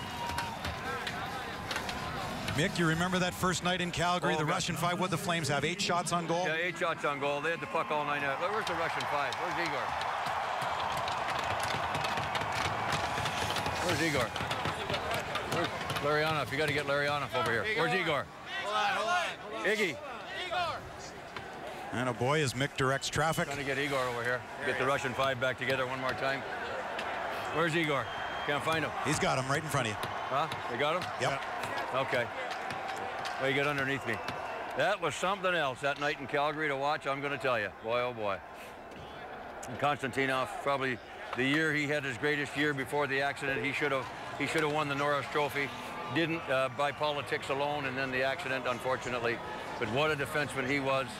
He made you pay, boy, if you had your head down coming over center ice. What a battler he was. And he had some offensive skills. Scored some playoff goals on Eddie Belfour in Chicago. He was something else. And he's lots of smiles here right now with Fetisov next to him. I remember how happy Sergei Fedorov was when Scotty Bowman told him on the plane that they'd be getting Igor Larionov in a deal, and they'd be the Russian 5 together. Well, Kazi's standing here to my right. He's still playing in the KHL, for goodness sake. We tried to sneak him in here. Nobody knows that. So he's in pretty good shape. Well, Sergei's been playing. Igor Larionov sits with me. Ken Daniels up in the... Hi, Ken. How you doing? Great, Igor. We were just talking about that one night in Calgary. 8 shots on goal. You guys had the puck all night long. You're circling around. I said they got to get dizzy medicine to keep up with you guys. Well, you know, we didn't tell Scotty, so we're going to control the puck all night. So, and he wasn't happy at the beginning. So then we scored a couple of goals. He was okay with that. That shut him up, didn't it? Right. Well, Scotty's still full of chin music here, Ken, tonight. He was after these guys in the dressing room to shut up and be quiet. And are you playing or listening? So he's still the boss. Did he tell you who you're playing with? I guess we got. I'm not sure. To tell you the truth, we got 4 guys on the 3rd line or 4th line, and we're going to rotate McCarty and I probably on the right side. All right. Well, you nudge him for some ice time if you want. And I know that Scotty's going for knee replacement surgery in Florida next week, isn't he? Yeah, he had the other one done a few years ago, and but he's good. He had a little bit of medicine. He's ready to go. He's behind that bench, and he got a warmer going, and get the hat on, the Red Wing jacket on. He's happy to have that on. He said, "I'm not wearing anything else but that." And I wonder if Scotty's going to send somebody out there to get Tiger Williams. There's a playoff series in Vancouver. Tiger hit Scotty over the stick with his head. Scotty said Tiger said it was an accident. He didn't think so, though. Oh, no. Well, even if it wasn't, he'd say it wasn't an accident. You know how he is. You got it. All right, Mick, you go get ready for the game, and we'll talk to you throughout. Talk to you in a bit. You got it. There's Tiger Williams. We're just speaking of our Southeast Michigan Ford dealers. Bring you our starting goaltenders tonight. And there's Mike Palmateer, drafted in the 5th round by Toronto back in '74. And what a series he had in '77-78, where the Leafs came out of nowhere to beat the New York Islanders on Lanny McDonald's overtime winner. Chris Osgood starting in goal for Detroit. How do you feel, Chris? Can you hear? I feel not bad. I feel good. Can you hear me? You nervous? Am I nervous? No. Attaboy. You never get nervous. Blast. I said this is the same as when I played. I'm stiff, I'm cold. I have you talking to me. I'm doing play-by-play. So the same as always, I got a ton of voices in my head. But somehow, some way I'm gonna get by. I bet at the alumni dinner a ton of these guys had voices in their heads last night too, I'm sure. Oh yeah. But somehow they're all out here today. Well, we'll silence those voices for a minute. We'll let you get into the game because you want to handle that first shot, and I know you do. So we're all set to go. This, what can be a Hall of Fame game. And look at Igor Larionov. He's got Sergei Fedorov on his right. Sergei just arrived from Switzerland. His team lost in the final of the Spengler Cup. So he just came here, a lot of travel. Daryl Sittler and Larionov on the draw, and we're underway as Fetisov, and it must be the honorary member of the Russian 5, Doug Brown, as Bronov is out there for Detroit. As Larionov tips one over to Sergei Fedorov. Launched out there by Tiger Williams. Larionov without the helmet as it comes back to the line. Brown kept that puck in, circling up high. Larionov looked back that way for him. Brown toward the goal. That was blocked. And that's Jamie McCowan with that lovely hat on. Number 34 gets it ahead. Move quickly to McDonald with a shot. And Lanny McDonald sent it high and over top of the goal. Boy, how many times did he do that in his career? Down the wing with that quick shot. It was pretty close to that when the Leafs beat the Islanders. Palmateer came out when Palmateer was in goal that night when Toronto went crazy before they were swept by Scotty Bowman's Canadiens in the next round in '78. Osgood out to play it away from Lanny McDonald. What a tremendous career Lanny had. Slava Fetisov, 9 seasons in the NHL and nearly 900 international games for Fetisov. Brown getting checked at center. That's Rick 5. Another number 22 for Toronto. Many numbers will seem familiar. Toronto had so many who wanted to play in this hockey game tonight. 5, who was Toronto's first 50-goal scorer, knocked it deep, sent ahead by Brian Rafalski. And the Leafs regain control. Brian Berard, another number 34 for Toronto, along with McCowan. Rick Vive moving up on it, the former Leaf captain. Watched there by Rafalski, went back to the line, but Berard had moved in, and the puck will sail down into Toronto territory. 2 25-minute halves, the last 10 minutes of each half stop time. Brendan Shanahan up there. There's Yzerman, looks in front of the goal. They bang away at it, and Palmateer was there, and a chance in front by Dino Ciccarelli. So Ciccarelli with Shanahan and Yzerman as Domi dropped one back, looked to return pass, and Nick Lidstrom able to intercept there. And it looks as though he could still play, coaching his son's team overseas in Sweden, always in great shape. The guys at practice yesterday, and especially the Maple Leafs, watching Nick Lidstrom skate, saying, my goodness, he could still be playing. Well, he was in perfect position on that play, as we saw a gazillion times throughout his career. Long stretch pass is a beauty to Draper. The best in shape in this game. Draper's been running all the Red Wing practices. There's Chelios. Over to Draper, and they just missed on a connect there. And Darcy Tucker played one, number 16. Oh, he laid out some big hits in his time with Toronto. Brought back in by the Maple Leafs. Centered back in front by one of 3 number 11s, and Gartner and Sullivan. And what a career Gartner had in the National Hockey League. Chelios couldn't do anything with that. Knocked down at center ice by Larionov. But remember what Mike Gartner was, his consistency and his ability to skate. Well, consistently. 15 consecutive years of 30 goals or more. Remarkable. Yep. Dave Andrechuk, number 14 for Toronto, knocked it down. Andrechuk won a cup with Tampa Bay in 04. Doug Gilmour. That was that deal. Gary Lehman went to Calgary for Doug Gilmour, and what was an 11-player deal, and that turned Toronto's franchise around in the early 90s. A shot by McCarty, held by Palmateer. Let's check in. Who's John Keating got? All right, Kenny, thanks. With Chris Chelios, and your jersey is all marked up. Tell me about that. Well, I don't want to have to worry about it afterwards. Guys might not be here. They could be in the hospital. So I got it all done, and now it's going to be fun. Everybody has signed your jersey? Yeah, I think so. Yeah, I got everybody, including Gordie Howe and Ted Lindsay, so made my day. Your fitness is legendary. How much have you been working toward this particular game? You know what? I've been working out since I've been done, but not skating. So there's you know, shape, and then there's skating shape. So I feel not very well right now. So I had my first shift, and I got through. But as the game goes on, hopefully feel a little better. How much lying was there in the dressing room before this game started? Well, Izzy's skates look 3 sizes too big, so he ain't lying. He hasn't skated. Shelly, thanks. Okay, you guys. Thanks. Chris Chelios, his fitness will pick up as this game goes on, he says, Kenny. I'm sure. Playing in the shadows of his establishment here in downtown Detroit. The first time I think he's ever played in any shadows. Great save! Oh, Osgood, nice stop right there. That was Roberts, I think, in front. Fans loving it. Roberts and McDonald both wearing number 7. A chance there, and Palmateer with a sliding save. Right out of the 70s. We've got Mick out there now. Carried back in, Fedorov, and a save made by Mike Palmateer. Some classic goaltending by Palmateer. And then Ozzy with a more new school, paddle down, spreading out post to post. Attaboy, Ozzy. And at the other end, Mike Palmateer with the diving, sliding poke check, surprising Slava Kozlov. Great stuff. Chelios held one in, and Palmateer another save with Ciccarelli right there off the side of the post.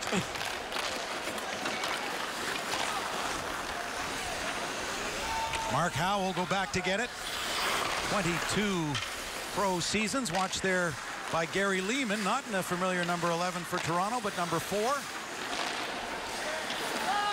Knocked down at the line as the Leafs will recover as Lehman sent one back. Pass ahead there for Wendell Clark. Very short time, Detroit Red Wing for Wendell. Was acquired from Tampa Bay for Kevin HODSON and a second-round pick in March of '99. Clark with a shot, and that'll be held by Chris Osgood. Wendell Clark with that wrist shot. And look at those pads, Mike Palmatier. Those are legitimately right out of the 70s. I loved him as a kid growing up when I was watching him on Hockey Night in Canada because he caught with the right hand just like me. And he was fantastic in his appearance, and they're going to make that change. Felix the Cat Potvin now in goal for the Maple Leafs. And he was really, Palmatier, really unorthodox. Yes. As Chris Osgood will go off now, and this is pretty much holding the plan what they wanted to do. He said he wanted to switch with Manny every 7 minutes or so. I'm not sure Palmatier will necessarily be back, as Curtis Joseph also with Toronto. Scores! Doug Brown with a top shelf shot. And that's what's no fair for the guy who starts on the bench as a goaltender. Nice shot like that by Brown. Good play, taking it wide, Kenny. Yeah, Maltby gave him that puck. Yeah, Potvin didn't have the glove up there, did he? No, he was always a guy that played down and deep, even in his prime. Well, Potvin had some great series for Toronto. The year when Gretzky and the LA Kings beat the Leafs in '93 when they had that great run. Manny Legacy now in goal for Chris Osgood at the other end. You feel good there, Manny? No, you feel I'm good? absolutely frozen right now. So I was right, huh, Manny, when I said that the guy that starts on the bench starts with a handicap. Well, you're going to go every 7 minutes or so. Here you go, Manny. Get ready. Oh, he missed it. Attaboy, Manny. You just do play-by-play. Go for it. I got it. I got it. No problem. Take it away. Grapes is flying out here again. Look at this, driving wide. Chelios. Who is that? Kelly? Yep. Tell him to play defense. Oh, sure. Spoken by a true netminder. You've got Lidstrom back. What else do you have to worry about? You're true. Very true. That was smooth, Nick, just like he always He's did. still playing win a Norris, that man. I would think so. Oh, it's right in front. Get it away, Murph. The helmetless Larry Murphy. Short time with Toronto. Didn't go well there, but boy, it sure went well for Larry here in Detroit. Oh, how about that tic-tac-toe? Set up by Lidstrom from the back end. Gets it back for Murphy. 5 and 55 together again. Lidstrom tried to go Murphy's way. Actually had a shot blocked. Pete Waltz. McGuire got in front of that. Kirk Maltby played one ahead.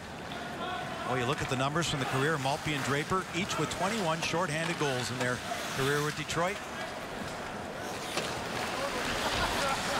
Passed in front, and Maltby tried to kick it from Draper. There's the grind line back together there, Manny. Yep, love that line. And Scotty Bowman said he had the idea of the grind line coming together because he had Riseborough, Lambert, and Tremblay in Montreal and felt they always set the table. Here you go. Nice. Well, right leg. Right leg, quick with the stick.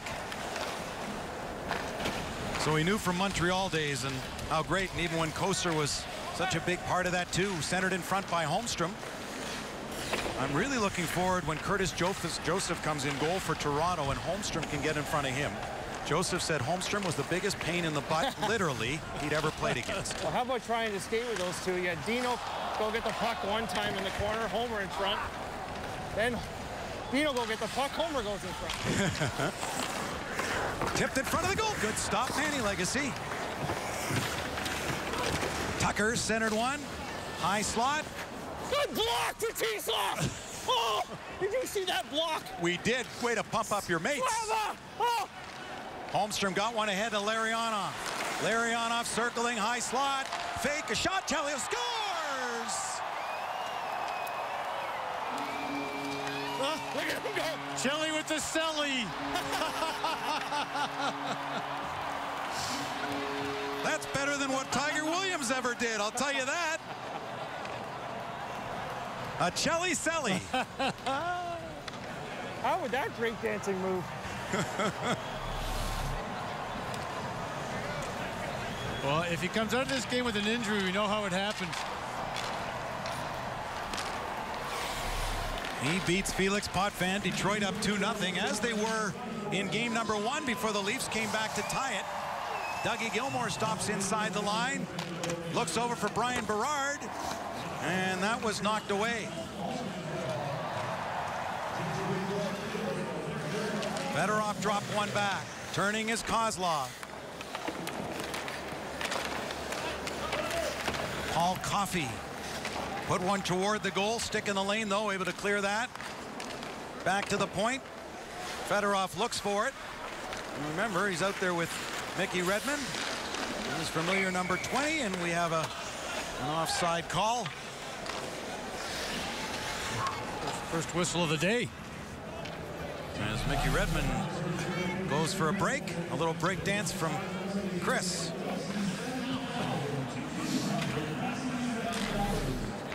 I wonder if Ty was telling him, I wouldn't do that. You're showing us up. No, not a chance. Here comes Murph. Into the glove, knocked down by Potvin. Who are you looking forward to most facing today, Manny? Nobody. I was hoping they didn't show up.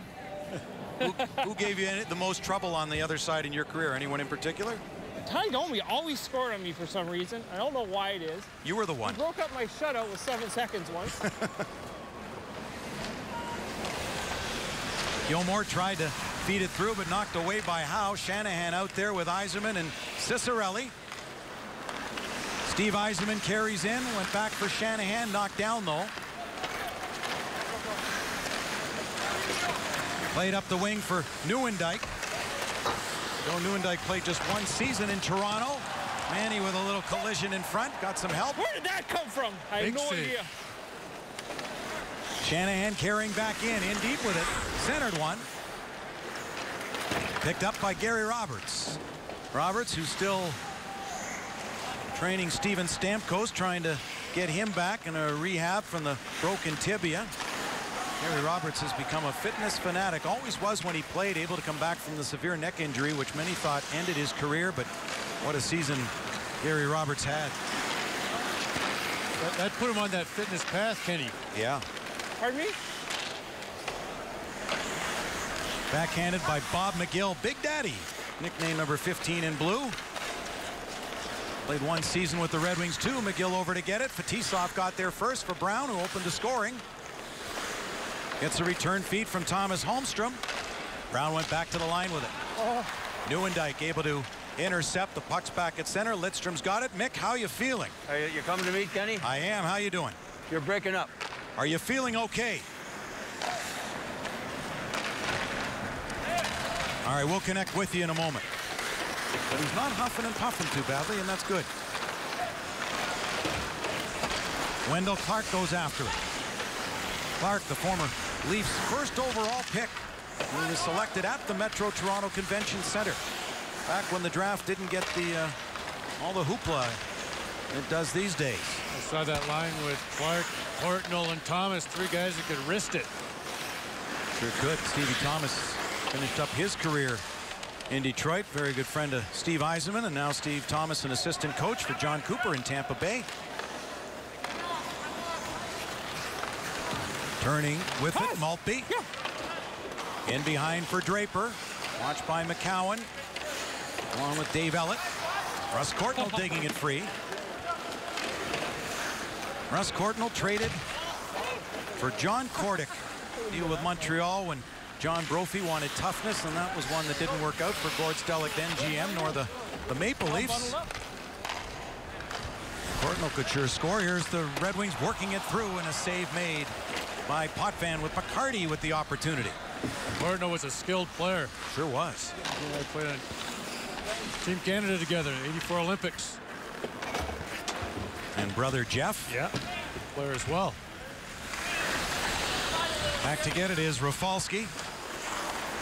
Cup with Detroit in 08. A Red Wing from 07 to 11, and just decided to retire before many thought that he actually would. There's Mickey. Redmond, a safe play in behind, just like you'd expect. We could telestrate that for all you kids out there. That was perfect. And sent back in by Tiger Williams. Held at the line. Here's McDonald. Shot, scores! snap that. Lanny McDonald over the glove of Chris Osgood. Chris, I know you never saw that. You never saw it. Look at that old helmet Lanny's got. Can you hear me? Yeah, you want to analyze that? Can you hear me? Yeah, I hear you. I got you. That was a good shot, Chris. That was a good shot. Can you hear me? Gotcha. More importantly, can you hear us? Yeah, I can hear. How did that go in? It's classic. One of my legends, Lanny McDonald, grew up watching him. Tiger Williams screen me. Beautiful thing. Sometimes you just got to face the fact. Love it. Fedorov with a good pass. Kozlov.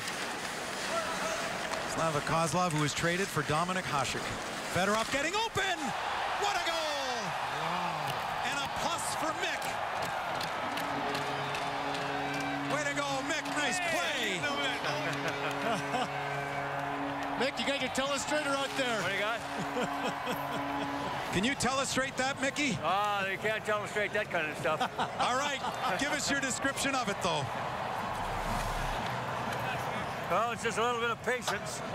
Around the net, you wait for him to make a move, find a hole, and get it to number 91 right there. Right there. That was one great pass, Mick. Well done. Thank you very much.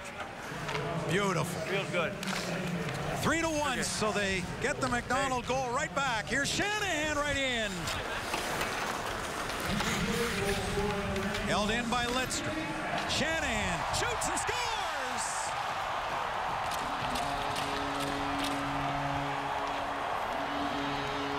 We've seen that a number of times. We have, and I'll tell you, he got the puck, Lidstrom to Shanahan in the high slot, and Shanny looked and said, should I rip it? I've got to rip at least one. And look, watch. Yeah, I might as well. And wow, rip it he did. And at Comerica Park, they're playing the Irish jig.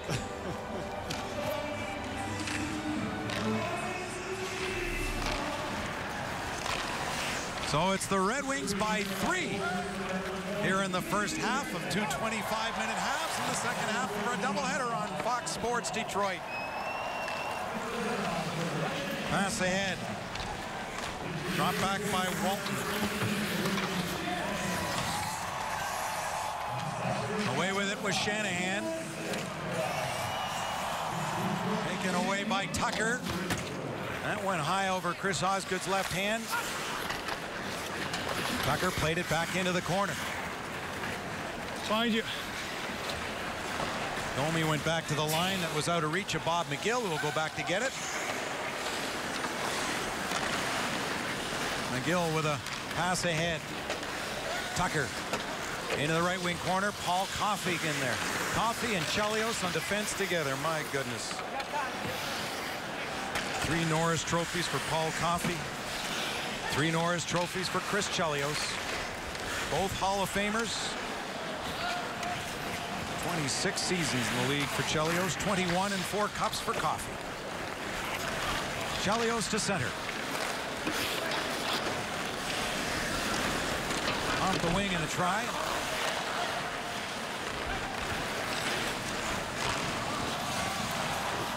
Joe Kocur back to his number 26 after the introduction, wearing number 24 for Bob Probert. Nice touch. But there's 24, Chelios. Holmstrom takes a look, finds Kocur on the right wing. Kocur back in front for Holmstrom. What a good save. And another shot, bodies in front. Moving up with it was McCabe. Off a stick to the near side. Put back in deep by Doug Gilmour. Darren McCarty able to find that puck. Puck poked away at the line and turning with it, Andrechuk to Gilmour. Back here to Berard. Went back for Gilmour. Rafalski took it, a back pass there. Chris Osgood down and up. Andrechuk getting it back. Number 33, Al Iafrate, the Dearborn, Michigan native. The big body had moved in. Great find. Centered into the slot, but Maltby gave one back to Fetisov.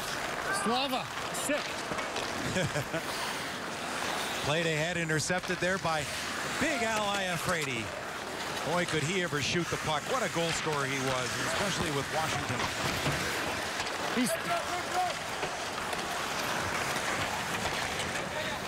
Red Wings will regain control. Brian Rafalski again for Fetisov. And back at center, played back there by Gary Roberts. Brian Berard. He nearly had his career ended by a very serious eye injury, but managed to play for a handful of years after that. Marian Hossa's stick caught him when Hossa with Ottawa. Save made off Kozlov by Potvin. And Felix Potvin will hold on. So the Red Wings ahead by 3. A beautiful look at Comerica Park on a great day in Detroit. And a great day for hockey. Patrick Bob had it right. Back on a spectacular day in downtown Detroit. There have already been 100 moments that you'll remember forever, but one of them was Joey Kocur wearing Bob Probert's number 24 jersey coming onto the field here at Comerica Park. Tell me about that. You know what, I played a lot of years, had a lot of fun. I love Proby, and I wished he could be here, and since he can't, I wanted to honor him by wearing his jersey out here. You feel like he is here because of that gesture, because it is Wings and Maple Leafs? Oh, I absolutely do believe it. He and I had a lot of fun, spent a lot of times fighting together against these blue and white, and yeah, he's here in spirit. All right, how you holding up? Loving it, loving it. Nobody's had a bigger smile through this whole week, I think, than Joey Kocur. Joey, thanks. Kenny? And that tribute John made all us smile for sure. Joe Kocur, to think 20th in penalty minutes in NHL history. The guy on the other side, Tiger Williams, number 22, is the leader all time. Nobody's had more penalty minutes than Dave Tiger Williams. 3,966 spent in the penalty box. Flip pass out front, Kozlov to Fedorov. And it's Steve Thomas for Nieuwendyk. Joe Nieuwendyk with 3 Stanley Cups in his career. Shifty move there by Fedorov, who's still playing overseas in the KHL. Back to Kozlov. Late man coming. There it is. Kozlov off a nice feed from who else? Portnoy trying to get it away from Slava Kozlov, who was traded to Buffalo in the deal that brought the Red Wings Dominik Hasek. And when Dom came back on a second occasion, as the Leafs come in, a shot in, and Legacy was down to get that. And when Dominik Hasek was reacquired, Curtis Joseph was here as Redmond carries through center. Frankie Redmond on Jamie McCowan. He was wearing his beautiful hat in the warm-up. McCowan's wearing his for the game. Carried back in by Brian McCabe. With a drop pass to Courtnall to McCabe and a shot. Attaboy, Manny, you're ready for that. Here's Wendell Clark for Courtnall. Courtnall and Clark in their time, 2 great young Leafs. Shanahan on the intercept. Just kicked it ahead. Don't have to worry about any suspensions today, will Brendan? Out there along with Mickey Redmond and Steve Yzerman. Shanahan shoots. That was up high and hurt bar. Yzerman moved in on the forecheck, try to get it away from Courtnall. Wendell Clark couldn't get past the old reliable Howe. Shanahan back in. Red Wings in the midst of a change. Back in front, knocked away by McCowan. Shanahan hustling over on Lanny McDonald. He came in with that old type helmet and still has it, Darren. Yes. Beautiful. Old style mustache too, and he still has that. A little grayer now. Had the cup-winning goal with the Calgary Flames. They're the first time ever on Montreal Forum ice. The cup was won by an opponent. And it was Lanny McDonald. And his good pal there, Daryl Sittler, with a good opportunity. 12 years in Toronto, 1 in Detroit for Sittler, a Hall of Fame induction in '89. Back in '78, Daryl Sittler at 117 points. He's now 63 years young. Chelios, the first collision of the game, would certainly involve him. Tiger Williams was the other one. Certainly involved him. Perfect. Good save there by Potvin on a redirect by Larionov. Less than a minute to go in this first half.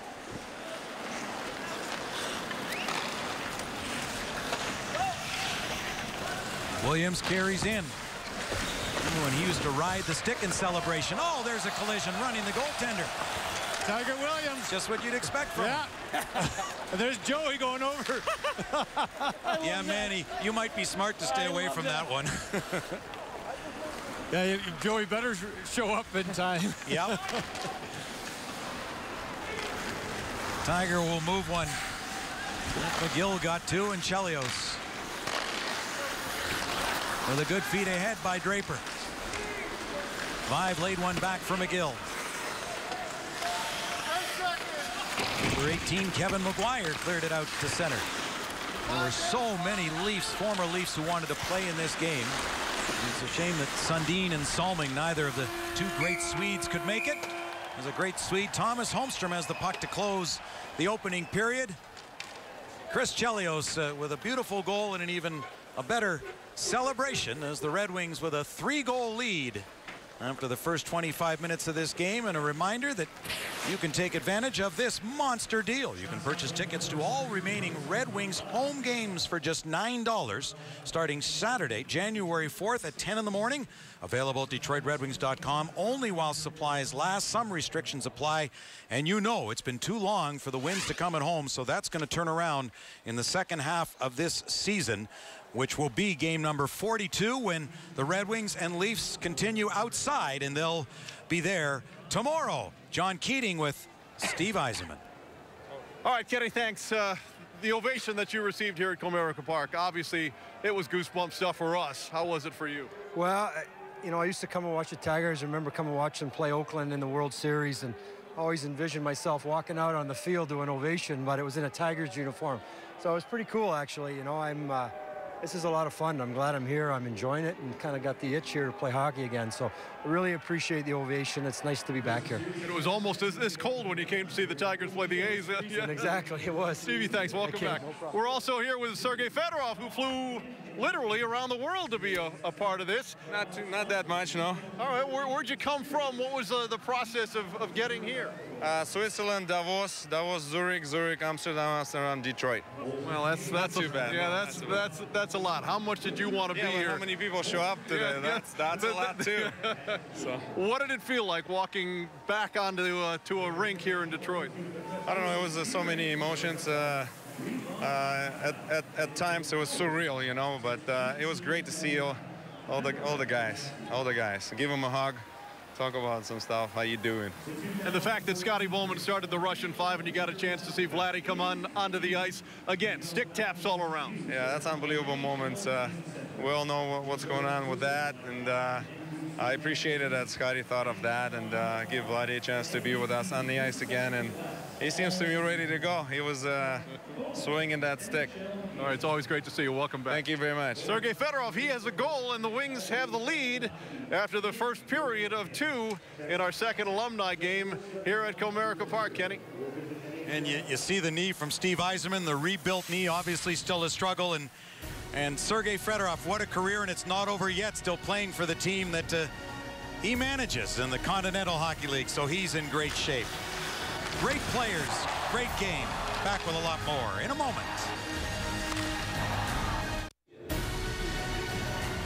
The Alumni Showdown on Fox Sports Detroit is brought to you by MGM Grand Detroit. By Comerica Bank, a part of Detroit and the community since 1849. And by your local Toyota dealers, visit buyatoyota.com. Toyota, let's go places. This day has turned out to be absolutely perfect. Terrific hockey weather for hockey history, really, in downtown Detroit. A chance to see the Wings and Maple Leafs do battle again. The Wings won the first game 5-4, and they're winning the second game 4-1. And we have seen, and I mentioned goosebump stuff a lot, but there are moments to this day that I think anybody who has followed hockey in this town will carry with them forever. And I know I'm really partial, as we all are. I think hockey players are special, and what you saw with Mr. Hockey, and he's Mr. Hockey, Gordie Howe, forever. These guys are Hall of Famers and legends in their own right. They all wanted to line up, tap, shake his hand, tap the ice. That was certainly one of those moments. Yeah, also Ted Lindsay and Vladimir Konstantinov. Those are the moments that will leave with us from Comerica Park today. But let's take a look at the highlights, and it was all Red Wings really in the first period. It was. That play to the outside. Good shot. Brown finds a short side, rips it, and it's 1-0. Detroit looked good, actually. I mean, I don't want to say that they look better, but they look a lot better. They got some guys that are still closer to their prime, maybe, and they're showing it. They're Chelly with a change of pace, and the Chelly Selly. That's something we'll all remember. Unbelievable. Going the other way, Landy McDonald. And Ozzy had a great comment there. He goes, hey, I used to watch Tiger Williams and Landy McDonald as a kid growing up, and sometimes you just have to own it. His heroes scored, and what a play by Mick. He'd be able to telestrate that one out of the corner. And the final goal make it 4-1 after the first half/period. Shanahan saying, I can still do it. Do I want to do it? One time more with a wicked wrister from the high slot. All right, let's take a look at our first period stats and shots on goal, scoring chances, power plays. Tiger tripped by the blue line. Or time tripped by the blue line. Yeah, how about that? There were actually at one point the referee said, "Oh, we'll fix that hole in the ice," after somebody fell down. But was I afraid who tripped on the blue line? Tiger Williams trying to stir things up, but Joey Kocur was there. Talk about tributes too. He made that nice gesture with Bob Probert. You talked to Kocur about that. All kinds of great stuff in that first half. Yeah, and after Chris Chelios celebrated his goal, Ty Domi came up to him and was going to give him a little bit of the business, and Chelly said on the bench, I'm still afraid of him after all this time. Well, we talked to Steve Yzerman, the longtime captain of the Red Wings. Another longtime captain is Nick Lidstrom. He's with Trevor Thompson. Well, it was just like old times. Nick Lidstrom setting up Brendan Shanahan for a goal against the Maple Leafs. Got to be a lot of fun out there, Nick. It is. It's a great time. Fun being with the guys and fun playing against the Leafs again. And we're all having a good time out there. That's the first thing I noticed, a big smile on your face and everybody else's face that walks by. How much fun are you guys having, if you can express it? No, we're just having a blast. It feels like you're back playing again with old teammates, and like you played 15 years ago. But you can tell everybody's having a lot of fun. He's getting ready for tomorrow night. What's the funniest thing that's happened so far on the ice or on the bench that's gone on so far? On the bench, maybe when Chelly scored. It's all the highlights so far. I didn't know he was going to do it. He'd done it a few times in practice, but you know, he's something else. I don't know, I couldn't do that. And what about seeing this guy walk into the room again today? That was great. It was great seeing Sergei again, and you know, we were teammates for a long time. It was great to have him back in town. Sergei, what about that feed that Mickey Redmond gave you? Well, when I saw Mickey's ice, I know he's got everything under control, so he made me work. So I had to go very, very far to the far post, and can't believe it. That was a nice pass. It's great to see both of you guys back here today, guys. Thanks a lot for this. Enjoy the second half. All right. Thanks, Trevor. Very much. All right. Nicholas Lidstrom and Sergei Fedorov, two of the all-time greatest to wear the Red Wing uniform. Now back to you guys. Well, Trev, we can add to our stats. Most times Sergei Fedorov has wanted to be interviewed by a Fox Sports Detroit member. Two now in a short period of time. Sergei and the Red Wings with that 4-1 lead, and you know the Maple Leafs are going to answer. They're a proud bunch. Yeah, they are absolutely going to come back and put some pucks on both Ozzy and Manny. Those guys were good too in that first half. All right, our Xfinity high-speed replay is a little bit something special. Of course, Steve Yzerman's return to Detroit is absolutely huge.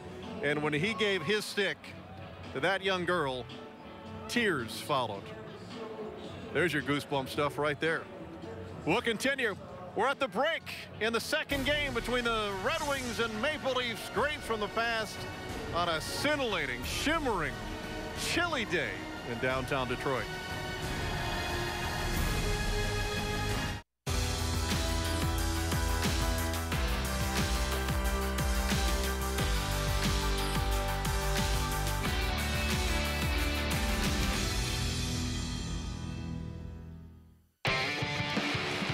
Beginning in 1989, one by one, a small group of Russians defected from the Soviet Union to play in the NHL, trading their Red Army uniforms for Red Wing sweaters. The Detroit Red Wings drafted Sergei Fedorov and Vladimir Konstantinov first, with Vyacheslav Kozlov joining his countrymen a year later. The final two pieces of the puzzle came in the form of Slava Fetisov and Igor Larionov. Scotty Bowman took a page out of the Soviet playbook, forming the NHL's first five-man unit, one that would help bring the Stanley Cup back to the city of Detroit. It's basically like when Pavel gets a breakaway and everyone stands up and just waits to see what's going to happen, but with 5 guys on the ice. Look at this. He's gone. Fedorov. Fedorov by himself. Moving in. Mano a mano. Yes. He scores! Oh, my, what a shot. Opting out of the traditional NHL line, the Wings assembled an old-school Russian line that featured physical play, speed, puck handling, and scoring. Scotty put together 5 Russians together on one line, and people thought you can't win with Russians, you can't win with all those Europeans. They were critical, and that's really, since then, everything we've done has really kind of come off of that because of the success that we had. Each of the 5 had their own talents. Known for his hockey IQ, Igor the Professor Larionov dazzled Detroit fans with his remarkable passing and playmaking ability. Look out here. Up ahead, it's Konstantinov looking for a second. He scores! Considered to be one of the greatest defensemen of all time, Fetisov, along with Larionov, were both instrumental in paving the way for Soviet players to play in the NHL. Konstantinov's aggressiveness and devastating hits earned him the nickname the Vladinator. Sergei Fedorov was an exceptional goal scorer, tremendous passer, and outstanding defensive player, often described as 3 perfect players in one. And then there was Kozlov, the youngest member of the pack, a center with great speed, quickness, and scoring ability. Drops it in deep. Yzerman in on it front. They scored. Tic-tac-toe passing. Yzerman to Larionov to Kozlov. These Wizards of Ov dominated the NHL throughout the 90s, all the while changing the face of hockey forever. On your list of moments of perfection, the fact that Scotty Bowman started the Russian 5 for today's game is something special, I think, and to see Vladimir Konstantinov find his way to the ice, being helped by some of his former teammates, was great stuff. And for young folks that see him now and wonder what happened or what kind of player he was unbelievable. He's the most intimidating player in the National Hockey League, unbelievably physical, a +98 over the 2 seasons he was with the Russian 5. I had a chance to do some television with Brian Leach in New York with MSG, doing the Rangers a few years back, and I said, no offense, Brian, but I really think Konstantinov should have won the '97 Norris Trophy that you won. And he said, you know what, if I had voted, I probably would have voted for him too. Always a class act, Brian Leach, but he had a great appreciation for Konstantinov. Teams couldn't crack the blue line when Vladimir Konstantinov was manning it for Detroit, but it was a game against Calgary that everything sort of clicked. Scotty put the Russian 5 together, and man, this team took off. Just a couple of days after Larionov completed as the final piece of the puzzle, they go up to Calgary. 8 shots on goal for the Flames. They never touched the puck. A 3-0 shutout for Chris Osgood. It never gotten easier than that. It was a great indication of things to come for the Russian 5. All right, then the 4 that are playing very well, as are the Red Wings teammates. We'll continue with a break in between periods here in Game 2 of the Alumni Classic Showdowns at Comerica.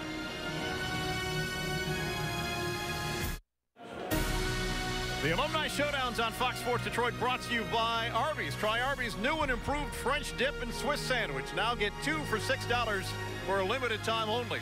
By your Metro Detroit Chevy dealers, visit ChevyDetroit.com and see why Chevy drives the Motor City. And by HAP. HAP helps at every age, stage, and budget. As you get a chance to see the Red Wings getting ready to return to action, we'll continue from Comerica Park after this. As the Red Wings, Slava Fetisov and company, Darren McCarty welcoming his group, and Mickey Redmond make his way out to the ice. What a nice setup Mickey had on Sergei Fedorov's goal as the Red Wings lead the Maple Leafs by 3 as we get set for the second half. And the first appearance of this game for a former Red Wing, albeit a short time after leaving Toronto, signed by Detroit. To a lot of fanfare at the time, Curtis Joseph, who plays forward regularly. He does not play goal very often. He said when he's forced to once a year, because it's Wayne Gretzky, he plays at his fantasy camp every February. But other than that, he doesn't don the pads. Now, he was a Red Wing, as we mentioned, but during his time in Detroit, the Red Wings reacquired Dominik Hasek. Well, Manny Legacy was in that dressing room as well, and Manny got the nickname of Jimmy Buffer because he was sitting between Cujo, Curtis Joseph, and Dominik Hasek. Was that a tough time, Manny? It was a really tough time. You know, you had too many chickens, too many, what is it, roosters in the hen house type deal. And, you know, with two talented guys, they both want to play, and there's not enough ice for two great goalies. And, you know, they wouldn't even dress in the same at the same time, and it was a tough time, and understandable. Yeah. You know, Cujo made his commitment to come here and play a lot of games, and, you know, Dom wanted to come back, and the guy wins you a Stanley Cup, you got to bring him back. So it was one day I came in, and they used to sit beside each other, and I was on the end, and the next day I came back, and I was in the middle, and Cujo's in my stall. Thus the name Jimmy Buffer. Well, I self-proclaimed myself Jimmy Buffer zone. So the second half is underway. Red Wings leading by 3. As Sergei Fedorov, who talked with John Keating, moved it ahead. Doug Brown, who's got a goal, went looking for the puck, and Fedorov. That flash and dash, and as we say, still playing in the Continental Hockey League, so he's in terrific shape. As the Red Wings played ahead. Fedorov stops inside the line as Brown goes to the goal. That check was Fetisov, went off his stick to the corner and grabbed by Slava Kozlov. The return pass for Fedorov didn't work, as Mark Howe was there and Kozlov with it again. Over here to Brown, back in front of the net on a redirect wide of Curtis Joseph. Played ahead by Rick Vive. All those years, and he was Toronto's first 50-goal scorer. Rick Vive. Save made there by Legacy. Rebound grab by Howe. That was a cannon. Thank God it hit me in the D. Had some English on it, didn't it? That was a bullet. Knocked out of the air by hands by Tucker. Tucker, yeah. And today we call it the Alumni English D, not the old English D, correct? Oh, again. Played back into the slot and a backhander. Save there. In front of the net, and another try, and Sullivan hasn't been retired all that long. Here's Domi with an opportunity. He passed over, wide open, and a save made. Good stop there on Sullivan. Steve Sullivan centered again. Is this the Russian 5 out here? Looks that way, doesn't it? Boy, Sullivan wasn't in Toronto long and let go and picked up off waivers and turned out to be a good addition. Chicago went on, and with New Jersey, and a good career for him.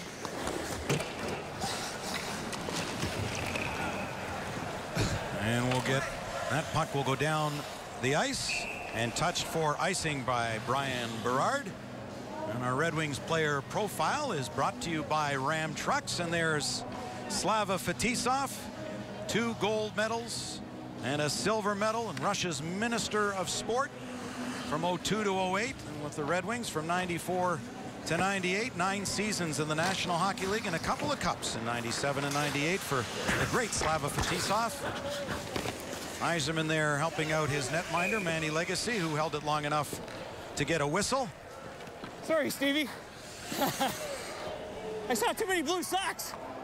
Stevie looks pretty good, doesn't he, Manny? He looks awesome. I'd like to thank him for coming. What a great honor to be back with him again. Shanahan, Cicerelli, and Eiserman, Rafalski, and Lidstrom. That Hall of Fame crew out there for the Red Wings.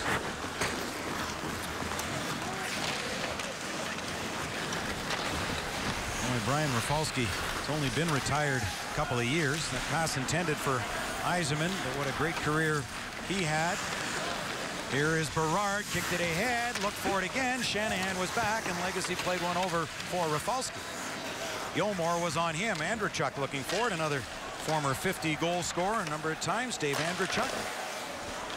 Save made by Joseph. Lidstrom couldn't handle it cleanly. Played ahead here for Nieuwendyk. Joe Nieuwendyk's shot went high. Mickey Redmond. Ahead for Holmstrom. Back in for Redmond.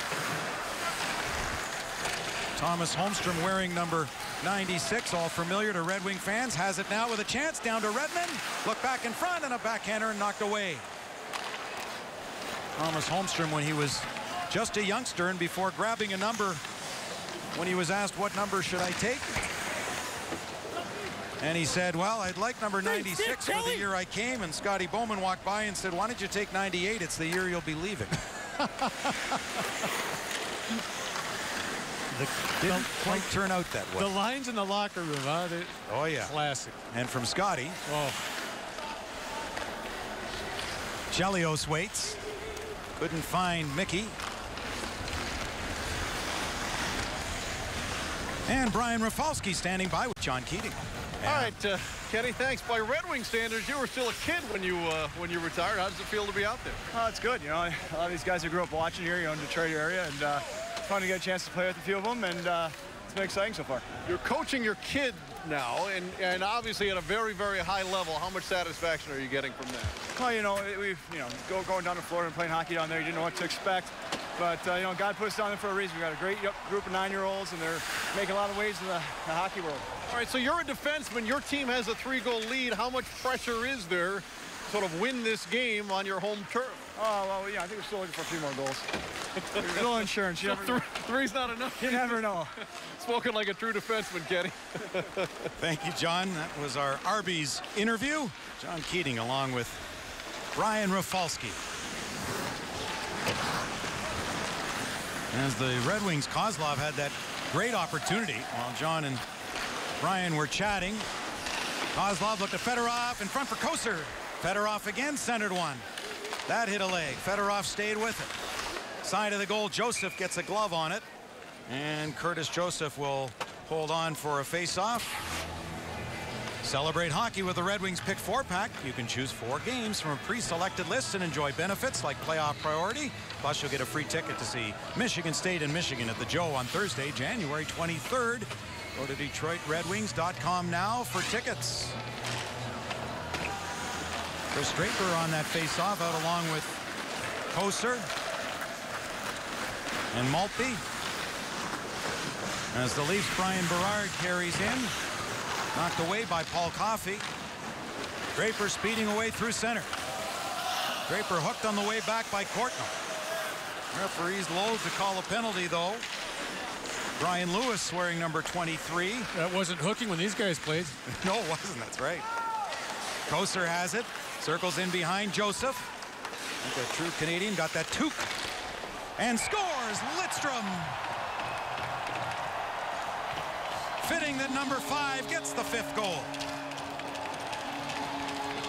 And 33 working hard on that shift like he did for so many years here. Chris Draper, Nick Lidstrom making it look easy.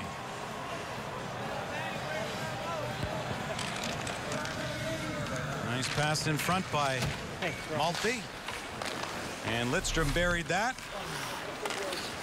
March 6th will be a huge night.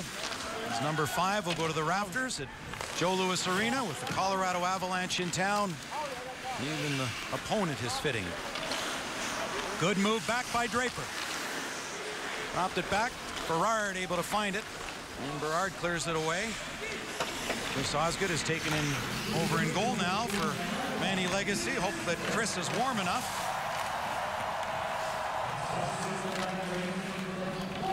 Maltby carries, dropped it back for Koser, knocked away.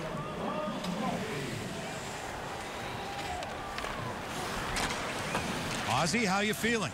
I'm cold right now. Too much sitting around there. Try and hold this lead here. Well, I think you got a good shot at that. I don't know. Yeah. As it always, you know, the Red Wings are all about all goaltending, right? Yeah, absolutely. Yes, it's been always that way. You know that firsthand. There's another try-in for Cicerelli.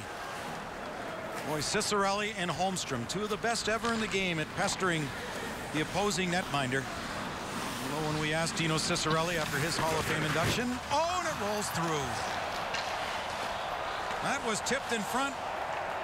Shane Corson driving through, yeah. Yep. I should have had that, not gonna lie to you. All right. Yeah, came through a crowd, usually I'm paddled down, I'm a little stiff. A little stiff, yeah. It was deflected, though. No. I should have had that. All right.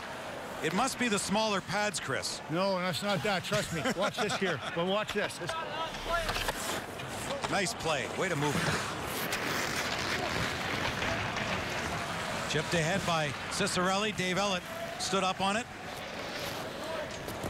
And poor Dave Ellett, who had that Wayne Gretzky puck go off his skate in '93 when Toronto was looking to make that run. And to think about it, that year for the Maple Leafs would have been Toronto-Montreal in a Stanley Cup final when Montreal beat Gretzky's Kings.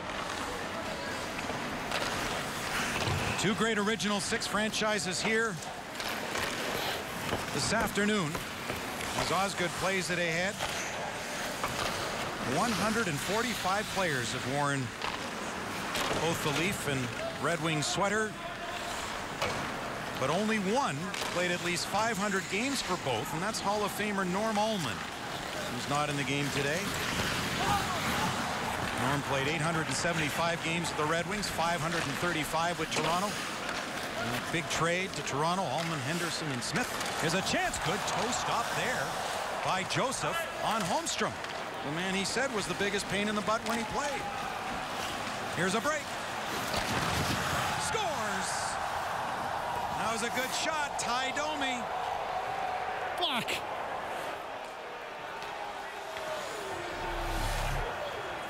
Ty!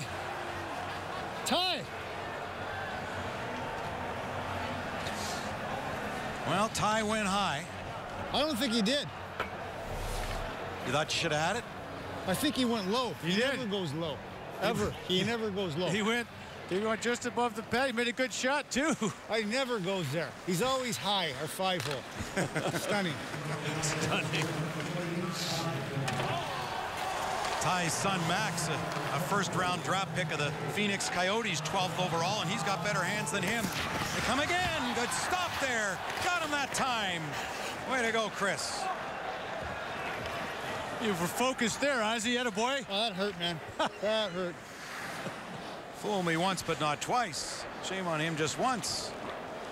Chance for Kozlov. Passed off, and Lidstrom was stopped by Joseph. Great save. Oh, we're seeing some good goaltending at both ends, and nice form there, I'm Chris. telling you what, that break and sitting on the bench just crushed me. Yeah. I'm so stiff, it's ridiculous right now. Man, he played me like a fiddle. He goes and takes the first 7. I can't even move right now. Well, he made a good push on that second breakaway by Domi.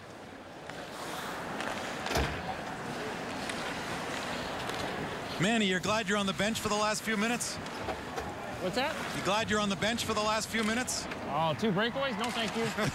I know. My toes are freezing. Well, you'll get back out there soon. The rotations work. 2 more minutes. Yeah. Every 7 minutes or so, Manny Legacy and Chris Osgood are changing. It's a 5-3 game now. Toronto battled back in game 1 that Detroit wound up winning. 5-4 was the final there. Detroit up 5-3 now. And still some breathing room for the Red Wings, and in each game a 2-0 lead, Detroit. If you heard that, the boards rattle, it was actual. There was a hit. Draper with a little bump on Gilmore. Just for old time's sake. I thought there in the first real nasty one would be Chelly. Well, Chelly wanted to with Tiger Williams, but Tiger kind of impaled himself in that first period. Remember Tiger Williams, the famous line, stick a fork in them, they're done like dinner. I played with Tiger in L.A. after he got traded there, actually from Detroit. Remember, he was with Detroit a little bit, and he was 22 in Toronto, and he was 55 here. He said it's upside down and backwards. That's why he chose number 55. Whatever works. Oh, well, it works differently for Tiger in a lot of levels. Roberts worked well there with Nieuwendyk. Shot across the score. Steve Stumpy Thomas.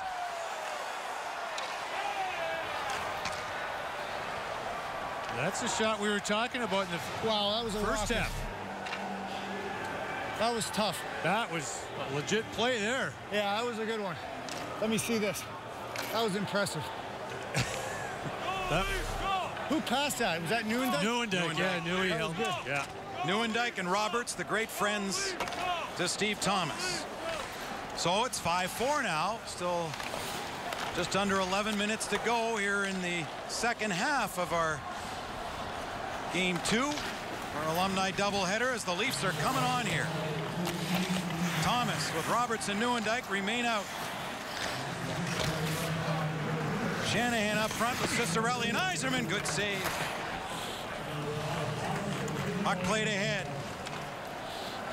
Just out of the reach of Chelios, who goes after it to force McGill. Thomas was heading off. Will make a play, but gave it away. Great save, Joseph. Back in front of the net. And Larionov couldn't bury that off the Shanahan feed. Tried getting into it with saves like that.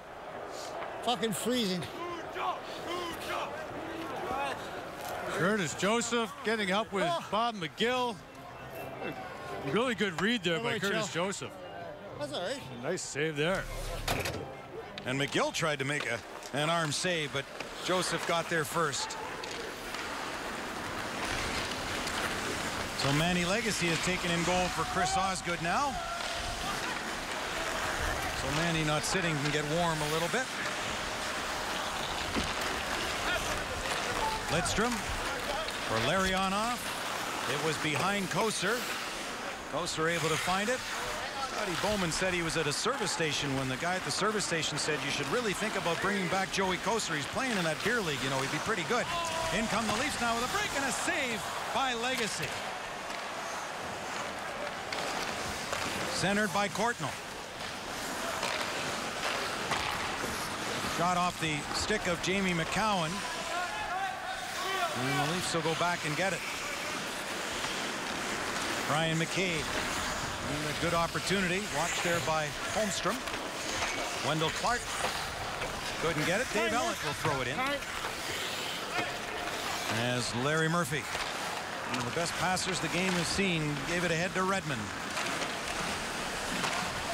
Redmond fighting for it there along with Tiger Williams, who gets his stick up on Mick. Heads up now.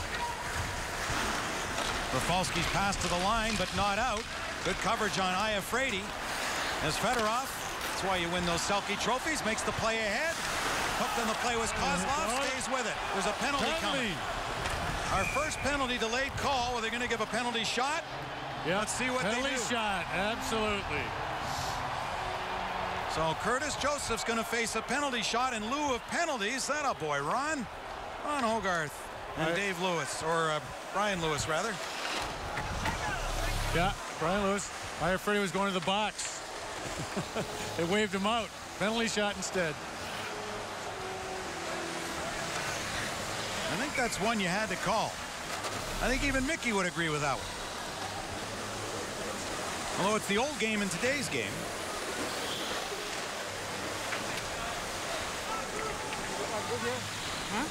So Al Iafrate, who hails from this area, one of the hardest shooters the game has seen. Al Iafrate up there in Zdeno Chara territory, the way he could fire that puck. But he won't go to the box. It's a penalty shot instead. While they clear the ice, we'll step out for a moment. We'll have the penalty shot for you when we come back, and the Red Wings looking to go up by another one. Hold on. All right, Mick, we got a penalty shot for Slava Kozlov. What do you think? Kozlov is sitting with me. Can you give us a heads up, Kazi, on what you're going to make a move on? I think I'm going to go high glove. You're going to go high glove. Did you get that, Kenny? High glove? I did. We won't tell anyone, though. We won't tell anyone right now. It's only going over Fox Sports Detroit. Well, all the best, kid. We need a 2-goal lead, so let's see your old stuff here, eh? Thanks. Go get him. Mick, I want your thoughts on the call. It's called interference because old-time referees don't know what the word hooking is, and aren't we happy for that? Yeah. It was definitely a penalty. There's no question. Yeah. So Kazi, instead of 2 minutes, not in a game like this, it's an automatic penalty shot. So Slava Kozlov, who used to sleep with one eye open on Redbird 1, is going to take a shot right now. Let's go. High glove, Kazi. Let's see what he can do. 11, 20 goal seasons. Left-hand catcher. That's hard to do. No, he tried to go 5-hole, and no cigar. Well, let's ask one of the goalies. Maybe did Cujo take that away so he couldn't go high glove? No cigar. I just think when he came in on this side, I didn't think he'd go high glove. And it wasn't there. He tried to slide it as Cujo came across. Came across nicely right there with the led with that right leg down, huh? Yeah, good patience Nice there. what, little Chris? I know. Fucking Brownie. Chuck, he's campaigning to get ice time. Holy Christ. Huh? Trust me. I just did. Loose puck as it grabbed here by Rafalski.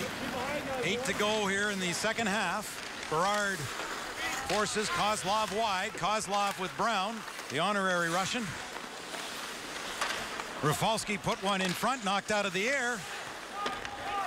And a chance there for Kozlov as at least Kevin McGuire regains control of it. Knocked down at center by Fedorov. Kozlov plays one back for Brian Rafalski.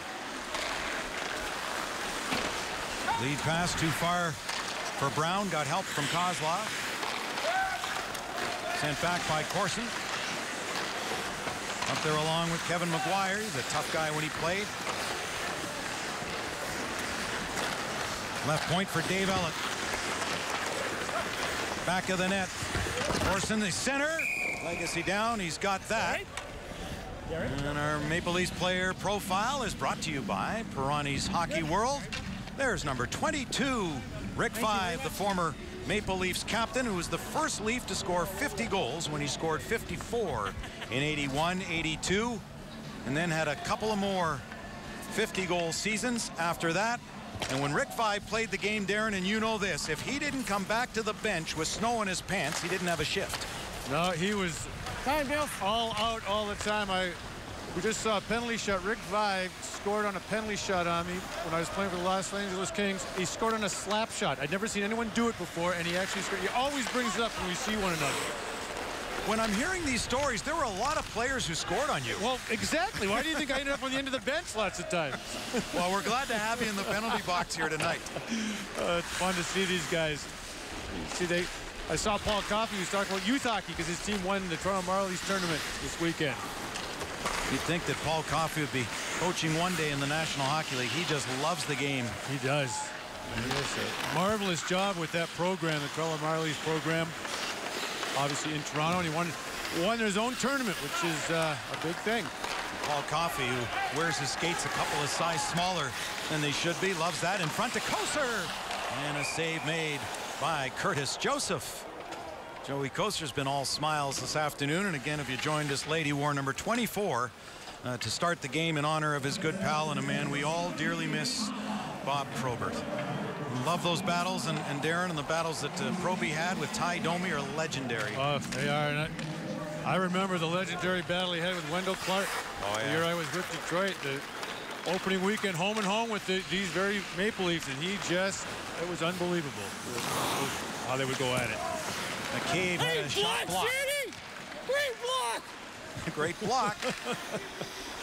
Manny Legacy as Chelios put it in for Dino Ciccarelli. As I was saying earlier, Ciccarelli told us after his Hall of Fame induction that he was better in front than Holmstrom. There's a chance for him. Couldn't put that one past Joseph. Dino Ciccarelli saying he was the best at pestering goaltenders. And what a forward line that Scotty Bowman has managed to put together here. Just under 2,000 combined career goals for this unit. And a Hall of Fame line. As we said, 15 in this game, including Scotty Bowman. Manning the Red Wing bench with Barry Smith, Pat Quinn, and Red Kelly on the Toronto side as coaches. Honorary puck drop from Gordie Howe and Ted Lindsay. What an afternoon it's been here. Detroit won the first of the two games, 5-4, and lead the second one by that score with just over 5 to play. Jamie McCowan, not the helmet, but the hat, drops one off here, and Joe Neuendijk will circle.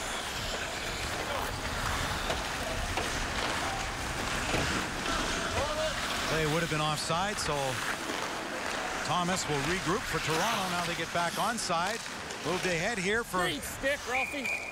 Neuendijk, and Rafalski, as Manny Legacy will tell you, did a good job on that on Joe Neuendijk. What a leader he was in the game, and a Stanley Cup winner. with Calgary, Dallas, and New Jersey. In 03, John Keating. All right, Dino Cicerelli says he can't breathe, which I believe not to be the case. Lots and lots of laughs, but all of a sudden things get a little more grim with only a one goal. Yeah, it really is. The pace has picked up a little bit here.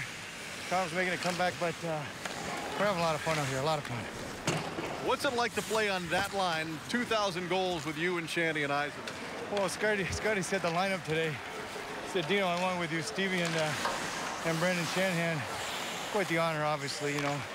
Two great guys, two great Hall of Famers, and I'm the fortunate one to be on the right side. You have lots of pride on both benches. How much do you want to win this thing? We want to win. We're in front of our home fans here, so we want to win the game, and got a lot of people pulling for us in the whole town here, so we want to pull this off. We got a few minutes left. Get your breath, get a win. Okay, thank you. Kenny? And John, a full court press here by Detroit. As Holmstrom moves up, and he was denied on the short side as Thomas will skate away. Leafs can't get through. Good coverage by the Red Wings at the line. Gary Roberts. He'll lift a high one in. That's knocked out of the air. They say without a high stick. Good job as they keep it moving, and Lidstrom knocked that puck down just out of Mickey Redmond's reach. As Fedorov will go back with it. Lidstrom at center. And great stick that he has, and Russ Courtnall.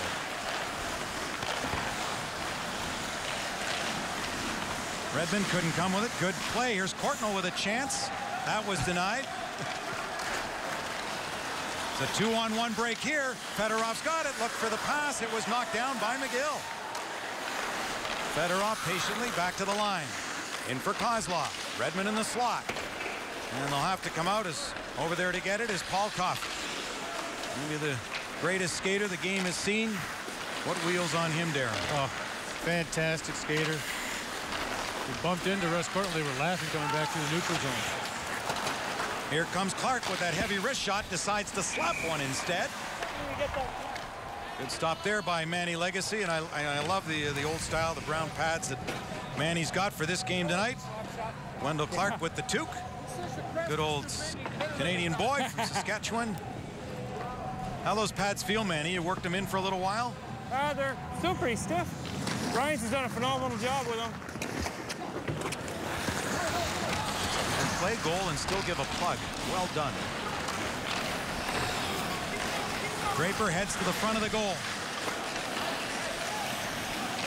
As Brown pushed it into the corner.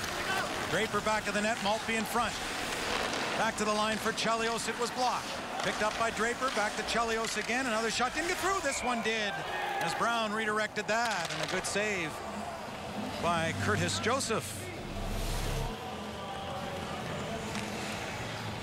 I don't think Chelios meant to fan on that one, but it worked. Brown meant to deflect it. Nice save by Joseph. Why is it all goaltenders play forward after they're done? Easy. Look at that gear we have to put on. Yeah. But the other thing is, if you don't show up for it, you ruin the game. Oh, I know. I know that from my pickup hockey. Yes. That's right. At Cranbrook and Detroit Skating Club, yes, we make sure we have the goaltenders. Right, so you targets, as we call you. You don't want that pressure. Yeah. But the nice thing, goaltenders play for free, and that's the way it should be. Right. So 2.5 to play here in the second half of a 5-4 Red Wing lead. Maltby and Draper. Pass through to Yzerman. Good coverage by McCabe. Yzerman, though, stays with it. Then gets taken to the boards by Shane Corson. McCabe able to get the puck. Shanahan took it back from him. The Leafs move it. Corson blocked at center by Shanahan. Well, we could be going into a left wing lock here late. Shanahan tied up Corson. And he can't hold it in, so the Leafs have to come back with it. Was offside, but at this stage the linesmen are cold. They're letting it go. Linesman Mark Perry and Jerry Pateman. Mark Perry just retired from the NHL 3 years ago. Here comes Cicerelli, played it back, saved by Joseph. And Patman one-timer. Little interference thrown into McCabe, Cicerelli at center. So, well, Darren, you keep an eye on Curtis Joseph if he'll be heading out of the Toronto goal, as Iafrate couldn't get through at center. Iafrate with it now, though, for Gilmore. Look for the pass. Oh, and it changed direction as Lidstrom was there, and a puck off to the corner. Lidstrom safely ahead, and a good play. Holmstrom up with Koser. The pass to him was blocked. Good job by Al Iafrate. And the Leafs have it. There goes Joseph. So empty net for Toronto. 6 skaters to 5. Larry Onoff played it up the near boards and goes to get it. Off the side of the goal, Larry Murphy. And the Red Wings get it to center. Domio rifle it back in. 40 seconds left. Larry Murphy held his ground, able to make the play. Larry Onoff with Koser. Back for Murphy. The Hall of Famer played it up the right wing boards into the Toronto zone. Boy, Thomas Holmstrom out there for Scotty Bowman in the final seconds of a lead. Tucker dropped it back. McCabe with it on a backhand. That didn't click. McCabe's got it again. Played it through. Ellett in deep with it. Chance here. Neuendijk side of the goal. Loose in front of the score. They tie it up with 3 seconds left.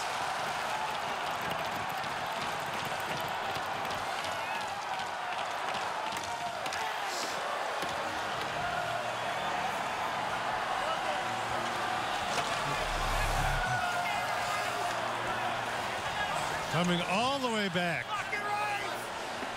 Steve Sullivan started that play from behind the goal in the jubilant Maple Leaf bench.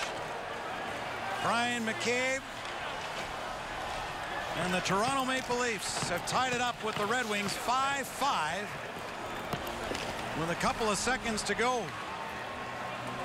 If they were worried about time, they may put 1 or 2 back on, but it was just over 3 seconds left when the puck went in, but it won't matter. The score is all even at 5. And now the crowd here at Comerica Park, you hear the Go Leafs Go chant. As you look at the score clock here at Comerica Park, Hogarth and Lewis, the referees, confirm. Couple seconds to be put on, back on the clock.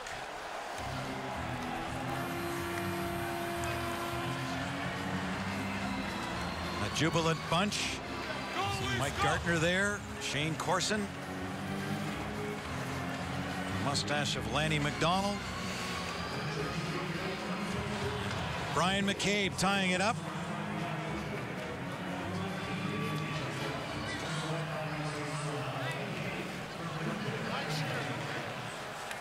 And with the time basically having elapsed, they'll go to a shootout here. Well, we've seen enough of shootouts from the Red Wings' current day. So maybe we'll see a little change here. Mick, what are your thoughts on that wacky final few seconds? That was a heck of a goal. A goalie out. I mean, lots of pressure. The fans went nuts, didn't they? All the blue jerseys. It was pretty cool. That was an old-time tying goal, I'll tell you right there. Leafs and Red Wings years ago. What did they get? 1 game separating the all-time wins and losses with the Leafs and Red Wings in the history. Pretty amazing. So, yeah, that was pretty cool. Except that we didn't want to go to a shootout. Well, they had both defensemen, and Deep McCabe got to it just before Ellett we thought did. we had our defensive specialist on the ice, you know. So I guess we got to go back to the drawing board on that. Well, you had Scotty had Homer out there, so you know. Yeah, I know that won't go over very good. I'll tell you right now. Thought all was pretty secure. Manny, what are your thoughts? On what? I couldn't hear you. Sorry. Manny, no, just getting your thoughts on that one. That was a wild scramble. Yeah, I didn't get a very good push across and blew it under my glove there. It was a rocket though. It was. And all pressure with the goaltender out. So how do you feel about the shootout? Who scares you most on that other side, although we're not sure who's shooting yet? Everybody, because my joints are killing me right now. So you're staying in. Chris Osgood said, not a chance, I'm coming back. I don't know where he went. He was supposed to come in with 5 minutes left to go. I think has he gone to the room? Is he hiding? I don't know where he went. I'm looking at the bench. I'm like, hey, you're supposed to be in the last 5. Oh, that's why, you see. He knew he was cold, but... Is he all right? Home team? All right. Okay, we'll call heads on the flip first. What is it? I can't see. Heads it is, so it's our choice? Yeah. What do you want to do, Scotty? You want to shoot first? Your choice. How many shooters, guys, you know? 3 shooters. We won the flip. We won the flip. What do you want to do? You want to shoot first? Okay, we'll go first. 3 shooters, Mick, right? How many shooters? I don't know. 3 shooters. 3. Ronnie, how many shooters? 3 shooters. 3 shooters, and then if it's tied, we're going to sudden death. 1, 1, 1, 1. Okay. All right. Yeah, 3 shooters, and then sudden death. 3 shooters total, and then we go sudden death. We go first. Thomas Holmstrom. Really? So Scotty's making up for that line about 98 the year you're leaving. Have you guys got me? I do. You guys got me? Yep. All right, Homer. You're -1 on the tying goal. Yeah, -2. You got a chance for the shootout. Bowman picked you first. Pretty good stuff, eh? Yeah, that's good stuff, yeah. Huh? I know, I can see what I got to do. All right, 35,000. Go get him. Go get him. All right.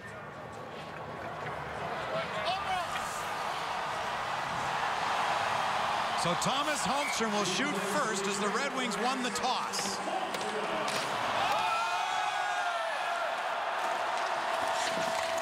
Scores! Great recovery. Well, Curtis Joseph told us before the game, Thomas Holmstrom was the biggest pain in the butt for him in his career, and he's a bigger pain right now. He sure beat up that one, Mick. Oh, my God. Oh, my God. Wait a minute here. Homer. Talk to the boys. Where did you get that move from? You've never had that move. Yeah, I shoot it out a little bit. No, once. You hadn't been saving it for 10 years. Nice save on Gartner by Manny Legacy. Oh, I got lucky on that one. He shot it right at me. Thanks, Sully. So in the best of 3 shootout, the Red Wings are up by a goal on Thomas Lidstrom, Holmstrom. boys. Nick Lidstrom in a shootout. There you go. Here goes number 5.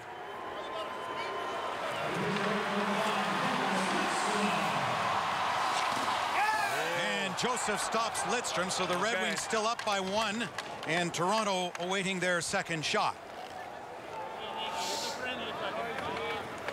Looked like Nick tried to go over the pad, but Cujo shut him down. Here comes Stevie Thomas. Already got a goal in the game. So Steve Thomas on Manny Legacy.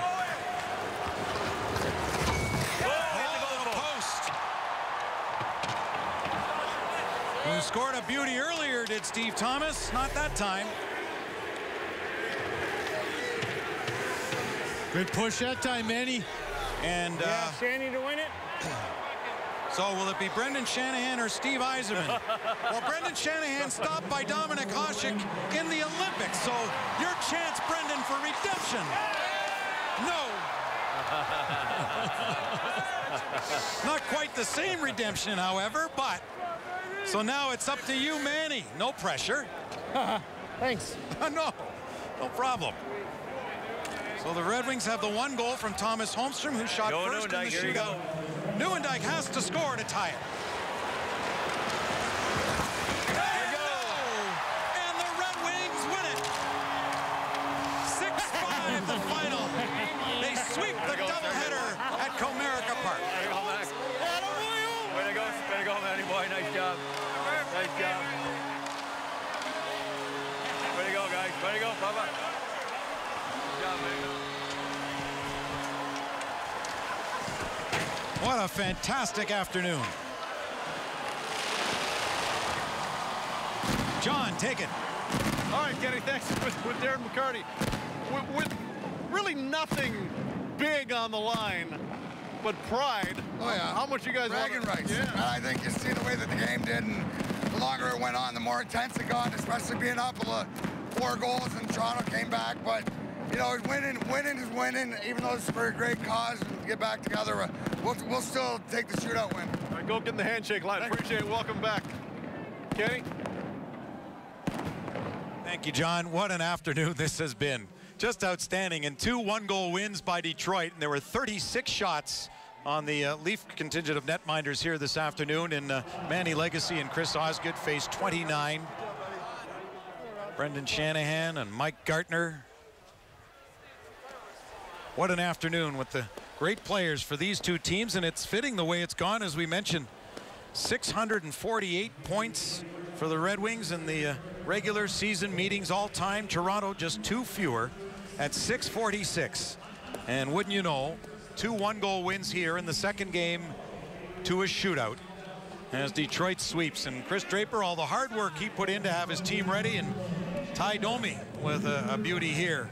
And Joe Koser, isn't that something?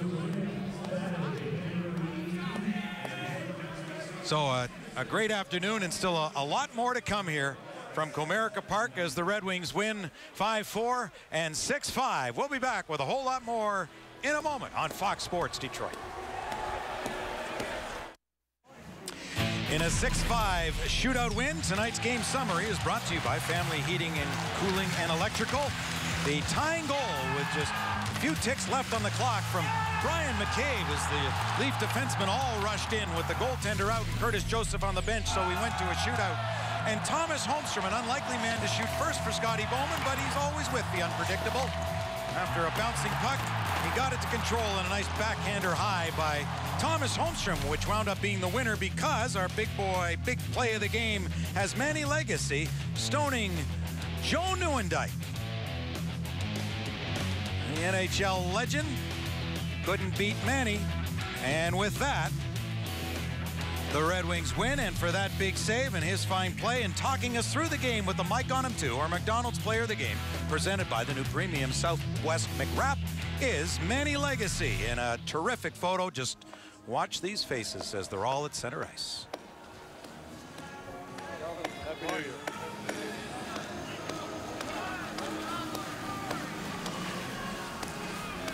We said when we talked about this doubleheader, unforgettable memories, and for these players too, believe me, it's a day they'll never forget and a day they were looking forward to, well, for well over a year until it finally arrived. And our winning goal scorer tonight, the game deciding goal, Thomas Holmstrom, standing by with John. All right, Kenny, no, they're coming to us. I have to tell everybody that when they're trying to decide who's going to be the shootout goals, the reaction up and down the bench was, Homer? Homer's going to be one of the shootout shooters. Congratulations.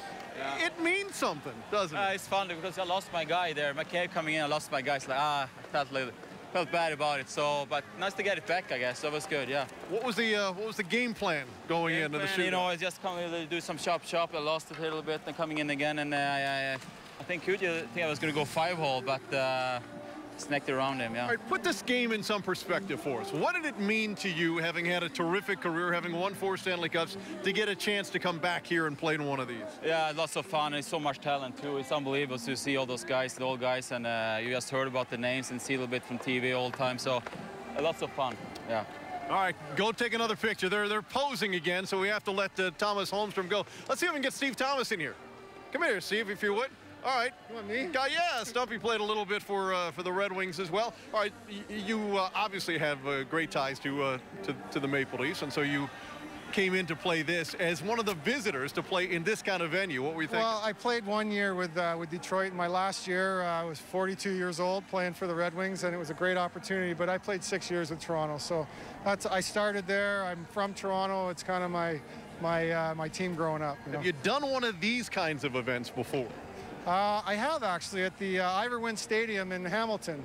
There was an outdoor game there, and it rained, it snowed, and the winds were about 40 miles an hour, and it was a difficult game to play. To be surrounded by all these Hall of Famers and a full house here, how much fun was that? Well, I'm humbled, to be honest with you. Like, playing with some of these guys, it's, I watched a lot of the guys that we played with today on television. I was Mike Palmatier in the net on the driveway. And he was spectacular tonight. He was unbelievable. Welcome back. Appreciate Thank you so much for having me. Steve Thomas working with Steve Yzerman with the Tampa Bay Lightning, and back here as a member of the Maple Leafs going up against Yzerman and the Red Wings. Kenny, back up to you. What a great afternoon, John, and to see Steve Yzerman and his interview with you and how much he loved it, and to see Nick Lidstrom back. We can't wait till March 6th, although we wish it didn't come at all, at least right now with his sweater having to go to the rafters. But Sergei Fedorov, who traveled all the way from Switzerland, where he was involved in the Spengler Cup and still playing overseas. And how many times through the career that Steve Yzerman pushed Sergei Fedorov, said, you can be the best, and yes, you can. And Brendan Shanahan on a Hall of Fame career and just in November, and still involved with the National Hockey League at such a high level and doing such a thankless but wonderful job there. And good friends, there they are, and they work together, as we say. Steve Thomas, an assistant coach for Steve Yzerman in Tampa Bay under John Cooper, and they've done a great job, even in the absence of Steven Stamkos. So the pictures tell the story on this day. Memories, yes, we'll never forget, as the Red Wings get 2 at Comerica Park in downtown Detroit. A beautiful afternoon, smiling faces all around. We loved it. We hope you did too. And they'll go outdoors tomorrow at the Big House as the Red Wings need a huge win there against these same Maple Leafs. Maybe this doubleheader sweep will carry over. Thanks for joining us today from downtown Detroit.